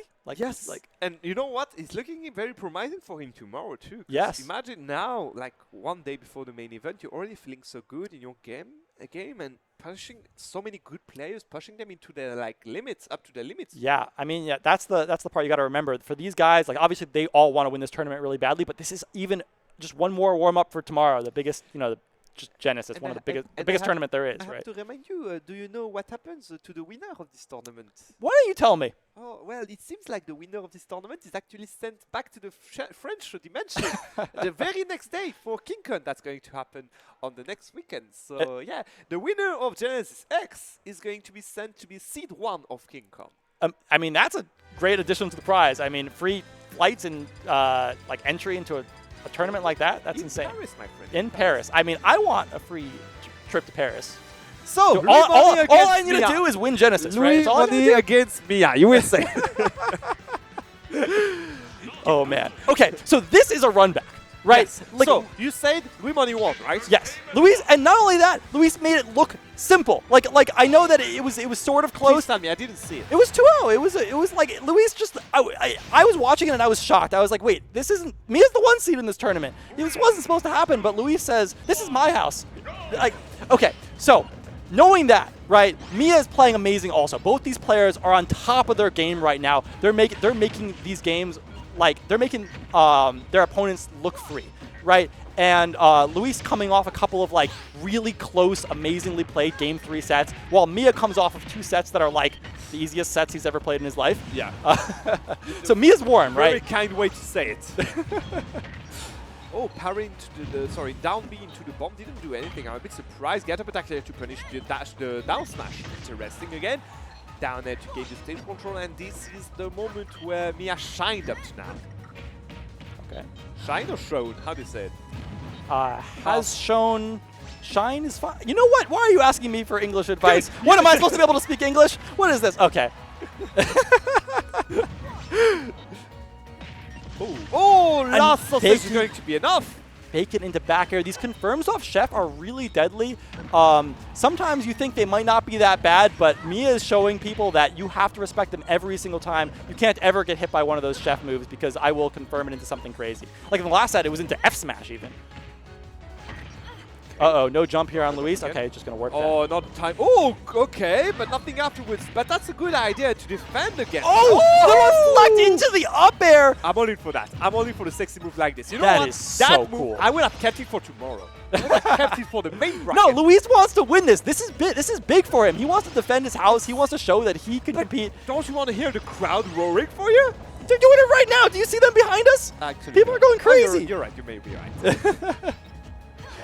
So, Luis, Everything the odds. looks like the game was going bad, but no, bringing it back. Basically even now. And you can see that right now, he kind of taught Miya a lesson. I think you will not see a single up air You from know, Miya right now. You're right, and that changes everything, right? Yes. Because Game & Watch's up air juggling is so good, and now he knows he has to respect it. It changes the whole dynamic of advantage state. Exactly, and we talked about how he did manage to shock and extend his advantage phases against the previous two opponents. Guess what? Now we just give him an exit room. Ooh, But, Luis thought yeah. he would trick Miya with the short warp in front of him, but Mia's like, you know this down smash hits on both sides, right? I don't care where you land. Surprise. Okay, bomb the face with wall shield and again, go for the grab afterwards. No up air, there we go. Forcing maybe to go on up beat, try to get the dodge in, not going to happen unfortunately. I lied. There we go, two up My airs. God, Luis wants to get back onto the stage so badly, but he just Ah. can't. There we go, gets back on. Dash attack, no punish by Luis. Let's do it again then. How is he going to get off? Okay, the fair going to trade. That's, oh, runs up and up smash. He says, Miya, stop running at me. That's Yeah. a Luis classic, honestly. Conditioning again and again. Or a soul read. He just like stared into his soul, Soul for a read. moment. I see you. Not you. I mean, When do you Luis win needs the kills, he can find them. I don't know how he finds them. I don't know where he knew to do that, but he finds them. There we go. Big Oh my- confirm there into 28%. Not going for the second but just trying to go for another confirm afterwards. Perfectly well done again, but he is quite high in percents. But you know what? That's just enough rage to kill one of, again, the second lightest Game character & in Watch the is game. at kill percent now, He you know. is. Oh, he's definitely. Is it back in? That's it? I didn't sleep on ledge! Oh, he's alive! Okay, Miya has to do it. Has to come back again. Down tilt, not going to catch this time, but Down the throw into grab. backer. That's No, he's going to be living. That was not the last hit of the upper. That would have been enough with any other hits. Oh no! No, way! he jumps from ledge and gets caught by the chair to the face. That was so close to killing. That was insane. I can't believe that didn't kill. Game & Watch is so light, and Luis had so much rage. I thought it was going to do it. You mean the down air into the upper? Yeah, into the back air. Oh, the back air before. The confirm yeah, off exactly. the ledge. And unfortunate indeed. You do know that whenever you have like that thunder, that the red thunder and all, the red screen and all, it does reduce the knockback a bit. It does reduce the knockback? Yes. So there are a few hits where any other stocks would have taken it, but if it's the last stock because of that kill screen, Really? it does reduce slightly the You're knockback. kidding me. No, I'm not kidding. You're going to have to show me From this the afterwards. from the beginning of Smash Ultimate, people did actually a study around it, and the kill screen actually reduces slightly the knockback. That's insane. That's wild. Why would they? Okay, you know what? I'm gonna have to put that out of my head for a second and focus back on this match. So remember, Luis is in winner's side. So if Miya wins this, we're in for it again. But obviously, Luis still has another chance here. We know what kind of a crazy player is Luis, even after losing game one. Look at that, no hesitation. The counterplay to the bomb, the best counterplay is to not hesitate at all and attack through it. Exactly. Yes, and we saw in the previous matches with Miya, his opponents were a little bit hesitant to punish it and they would get hit by it. But Luis, you could tell that he's playing really well right now because no hesitation, he just dash attacks the bomb. Exactly, because either he's on the ground and use the dash attack, which is a safe move, because, well, it's a dash attack with the shield. Yeah. Or he could go for the back air, because, again, it's another safe move. Yep. Or he could go for an air, because it's a multi-hit. Or he could go for an up air, which is another multi-hit. He Yes. does have the tool to contest the bomb. Now, though, he needs to be wary on the ledge, because right now, Miya is having a field day with that goddess. Checkmate by Miya. Miya knew Luis had no options there. Luis tried to trick him by going a little bit high, but Miya was able to cover all of it. sexy side step here with the dash attack. Up smash that didn't get him, but the F smash did. Luis said, whoa, wait, get back into my smash attack. You were supposed to get hit by that one. Dude, normally you go for those smashes when there are safe options. He just did for a commit after another commit, and it paid. Luis does it not because it's safe, because he knows it's gonna work. That's why he does. Double down. Where's there's the counter into the no. Okay, so at low percents, it looks like Luis has a harder time comboing off that. Great spacing there. The Palu up air versus Game & Watch down air is a weird thing. It's all about spacing. If you get it on the sides of the up air, Palu's up air will win. If you get it in the middle of Palu's head, then Palu will lose. So it's very tough between the two of them to try to figure out where they're going to land. Okay. Good grab there. Not going to connect with the back air. Okay. Cheeky donut roller here to punish the spacing. Oh my god. He wanted another up smash. I love how now Miya is implementing a few more sidestep to his game plans. You can tell how much Luis doesn't want to be at the ledge versus Miya, because whenever he has an opportunity, he tries to work past him, right? He tries to not be in that situation. But he inevitably finds himself back there again, and he hasn't had a solution to it. Just as you say, Ray, just as you say, he just wants to avoid that position because you know that he's kind of in a very nice situation every time he's there. And I think it's fully warranted, because he has not... Man, Luis. 50% chance, I guess. It's 50-50, right? It either works or it doesn't. Yeah. Whoop! Where are you going? It's a regrab? No, it was not on the ledge. Sorry. Oh, man, these nairs from ledge give Miya so much percent. There's the reflect, but Miya actually not getting hit by the reflected one that time. Interesting. Miya Luis for his own reflex afterwards. Yeah. Oh my god, this ledge play by Miya is immaculate. Yeah, it doesn't look good at all here for the American player. The turtle will seal the deal. Here we go. Reset of the set here. Yes, go 2-0. We have a reset here. Yeah. Both of them are 1-1 in this tournament against each other. And 2-2 against each other in game count. Yes. And right now, it looks like Miya has all the momentum. I think definitely the key to this, right? Luis, when he's not at the ledge, looks like he's playing well. Looks like it's fine. The real problem here is Luis has not been able to deal with Chef at ledge. Miya's ledge trapping game is so on point right now. It looks like there's no options that work. Like Luis has tried everything. He's tried warping past him, in front of him, get-ups, jumps. He's tried re-grabbing and attacking from the ledge. No matter what he does, he ends up back at the ledge. What can he do then? Maybe I don't know. Add more platforms? I don't know. Choose another stage with like a slightly different, like... Maybe? I can check. I don't know. I mean, we definitely don't know. And right now, it looks like Luis doesn't know. Yeah, you don't know something, though. Miya is actually on a 6-win streak right now. Yes, he is. Yes, he is. And Miya looks like he's upset that he lost in winner's side, and he wants to take this tournament like he was seeded to. He was the 1 seed in this tournament. People expect him to win, but you know, the unexpected drop into losers. I thought maybe. You were not the zero. only one. You were not the only one. I really thought it was going to happen again. But again, if you see that movement from Miya, he knows that Rimani loves to go for the aggressiveness, so he's going to sidestep a bit, backtrack a bit. Even if it does imply him jump up the ledge, because he knows that he does have the other tools to just go for a safe option afterwards to punish an approach from Rimani. And just like that, look at that. Very scary situation for Luis. Managed to avoid that down smash. Sidestep again. God, this ledge situation. What is Luis going to do about this? Nothing. The answer is take the chair to the face and go to the next stock. Yeah, maybe use a platform from the next stock to get back onto the stage. Pretty smart move, if I may say so. The angel platform. It doesn't work. He's still at the ledge. He's never left the ledge. He's back at it again. Okay, he rolled through. There we go. The roll worked one time. Into the F smash. You know what? Who cares? Who cares about any of that? If you're hitting your F smashes as Palu, then nothing else matters. Nah, you do understand the concept of Super Smash Bros, I guess. It's crazy how Luis, like, it looks like he can't figure out what to do, but it doesn't matter. He finds the reads when he needs to, and he's like, if that's good, that's good enough for me. Yeah. I mean, it's just good enough for him indeed. Just look at that. Nearly evening the whole game with that. Luis taking all of this because he didn't respect the nair from ledge by Miya, and now he goes back to the ledge. I think he was aiming for the platform, unfortunately. He didn't manage to get in, and that would cost him around 30 more %. Yeah, he warps past him. Oh, no. Miya's control of this game is insane. Oh, my God. They're not... 146. Up, be just taking those 13% and repeat it, doing it again and again. You have to respect the way that, oh my god, he catches him from, the bomb explodes on the top platform. Palutena is tall, so the explosion is able to reach her. Luis looking for another F smash, not quite going to get it this time. And There we go. Because that, oh my god, that's a cheeky down B, not going to connect, unfortunately. And there we go, 85% already. Sorry, 47% on his last stock here. You know, Luis, it's not looking great right now, but Luis has figured out something. The warp past Miya has worked a couple times in a row, and it might make Miya have to choose different options now. Ooh. And there's that down throw into the bear. This is doable now, especially because Luis has figured out a couple of things to do from the ledge. It's possible. And there we go. There's the combo starter that he needed. But good SDI from the side of Miya, who's going to punish the last one with a good up B here to even things out. 97%, I think 95%, I say 100% now. That's a lot of rage, and we've seen how Lumoni was kind of good on his read with down those air smashes. If he wants to go for another, oh my god! god! How did the F-tilt not connect? What? How did he go through the F-tilt?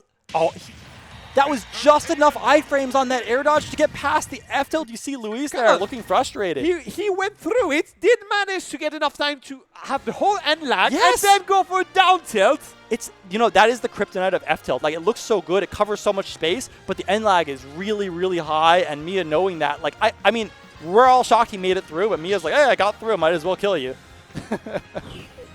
It looked like the right read from Luis. I can't blame him. It looked right. It was indeed. And just like after this, he could again take the stage control for a while. Yeah. And maybe go for a good commit on his side, because he did go for those smashes at the perfect timing before. Yeah, we know Luis, as long as he keeps control of the stage, he always has that kill power on Miya because he has those reads where he goes for the smash attacks. 7 wins in a row. So this could potentially be the last game of the tournament. Miya is on fire right now. This is 3 wins in a row for Miya against Luis in particular. Luis needs to win this to keep his hopes of winning this tournament from winners. I mean, not from winners. Keep hopes of winning this tournament alive. Yep, and guess what? It's already starting to be okay. It's fine though. He's got This these is fine. combos. This is fine. Yeah, 47%. 40. Luis trying to catch the landing. No, Miya retreats to the ledge. Okay. I like that Luis seems to be respecting Miya on the ledge now. Those nairs from ledge give Miya so much percent that Luis has to respect it. The only time he tried to go for an aggressive option, look at what happened. Oh my god, this is the reflecting to reflect? It's now playing ping pong, vertical ping pong.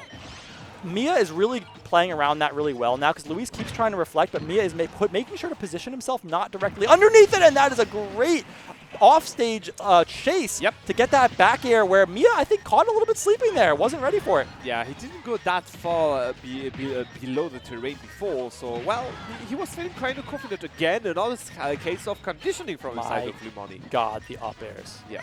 What do you do? Okay, here we go. Nope, just going to up B out of the situation. You don't like it? You up B. That's what you do. But it doesn't matter. Luis finds another hit. 47%. There's the grab. You roll in my arms. I'm not going to complain. Back throw, down throw, sorry, into back down tilt, oh. into the back air. No, good DI by Miya. If you DI away from that down tilt, it's a lot harder to hit, and oftentimes it doesn't even connect. Safe option to safe option. Dash stack into up smash into dash stack. I love what I'm seeing from the side of Miya. I'm not taking Oh my god! The weight on the spot dodge with down smash! Luis finding these crazy smash attacks over and over and over again. How does he do it? I don't know, but what I did see there was another good call out, and this is another call out. Oh my god, Lumoni is in the mind of Miya here. You know what? He doesn't care. He doesn't care. He died. He got the counter on the down. He's like, if the up airs are too hard to hit because I have to like space, you know, like I'm talking about spacing out your up airs so that you beat it, blah, blah, blah. Who cares about spacing? Just jump up, and if you really know what he's going to do, just counter. That works. Oh my god, he went for the 9. Yeah, I mean, there's a point where you go like, okay, you want to play a game? I want to play a game too. We're playing roll the dice. Oh, doesn't get the grab on the neutral gap. Again, going for the judgment. He's smiling. He's smiling. This guy has nothing to lose anymore. Oh, the up smash. It was right. It was just a little bit too slow. Come on. That fair, not going to connect. Maybe the second one down there here, okay?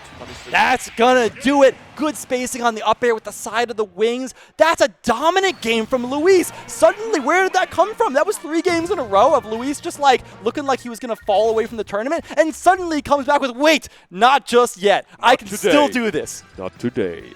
But yeah, as you say, that game was first a good call out on the low recovery. Yes. Second, a good call out with an down smash on yes! the spot dodge. On the spot dodge. And third one was another call out here on the jump there and then punish with an up air.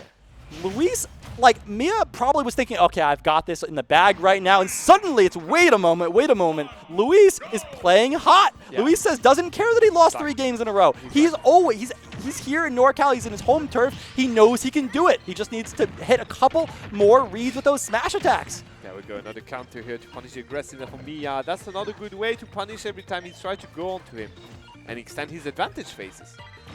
Absolutely. Here we There we go. Another ledge situation. What's the option? Do you notice that Miya is not doing as many bacons now because he knows that Luis can get past it by teleporting past? So he's stopping it early and waiting to see if Luis will teleport, and Luis isn't teleporting now. The mind games here are really cool. Avoiding the up airs, one of the other up in the face again, the grenade, and there we go, trying to bait to jump this time because he went for the grab so many times as well. Did he charge his full down B? I think he does have a full down B. It's not a big No, deal. it's not a down. It's not a big one yet because those are like multi hits. Yeah, right? it will do 20% and it will kill eventually, but it's not going to kill like super early. Yeah. Specifically when you have a shield, I guess. You know, oftentimes I'll see Game & Watches after you charge it to just throw out the bucket because once you don't have bucket anymore, you don't have the reflect. Yeah, exactly. You don't have the reflect and you don't have any way to deal with Palad's projectiles anymore. Right to the oh! What was that? Call, I guess, on the roll out. Didn't happen. Unfortunately, Miya had something cooking. The back air going to send Miya so deep that fair not quite going to hit. That would have killed. Yeah, that would have killed, but unfortunately for Lumani, Palestine is one of those characters that doesn't have a lot of don't have any hitbox at all. He's up B. Right. Oh no! Luis trying to go for the nair, but Luis not respecting Game & Watch's up B enough. It's so hard to contest that move. Oh, that's going to do it. Yeah, Game & Watch is super light. A fresh side B is going to kill Game & Watch on Smashville. Surprisingly, because he was like a very low percent, so Yeah. not a lot of rage. And on Miya, 110% if I'm correct, at the beginning of the move here, sorry, for Miya.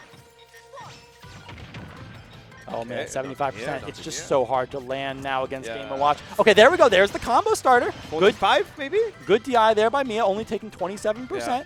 It's hard when you've got some rage and your opponent's floaty. They can really SDI up and get out of it pretty early.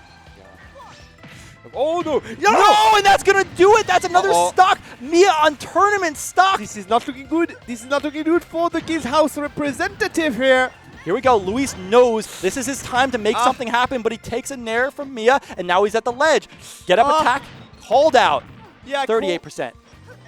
The call out that Lumani was doing before, or just getting called out one after the other here now by Miya. Miya kind of understanding exactly what Lumani was fishing up to now. And that's it. Done. That's the Checkmate. tournament. Miya with that down smash barrier into F smash kills so early. Luis showed showed so much fight there. Like we both thought that Luis could do it there, but then Miya, he sensed blood at the end. He got one kill early, and he said, no, I will run away with this. I won't give you any chance to make those clutch plays and come back into the tournament. Yeah, he was like, hey, you know what? Time for me to play with 2 hands on the controller. Absolutely. Absolutely. What just happened there.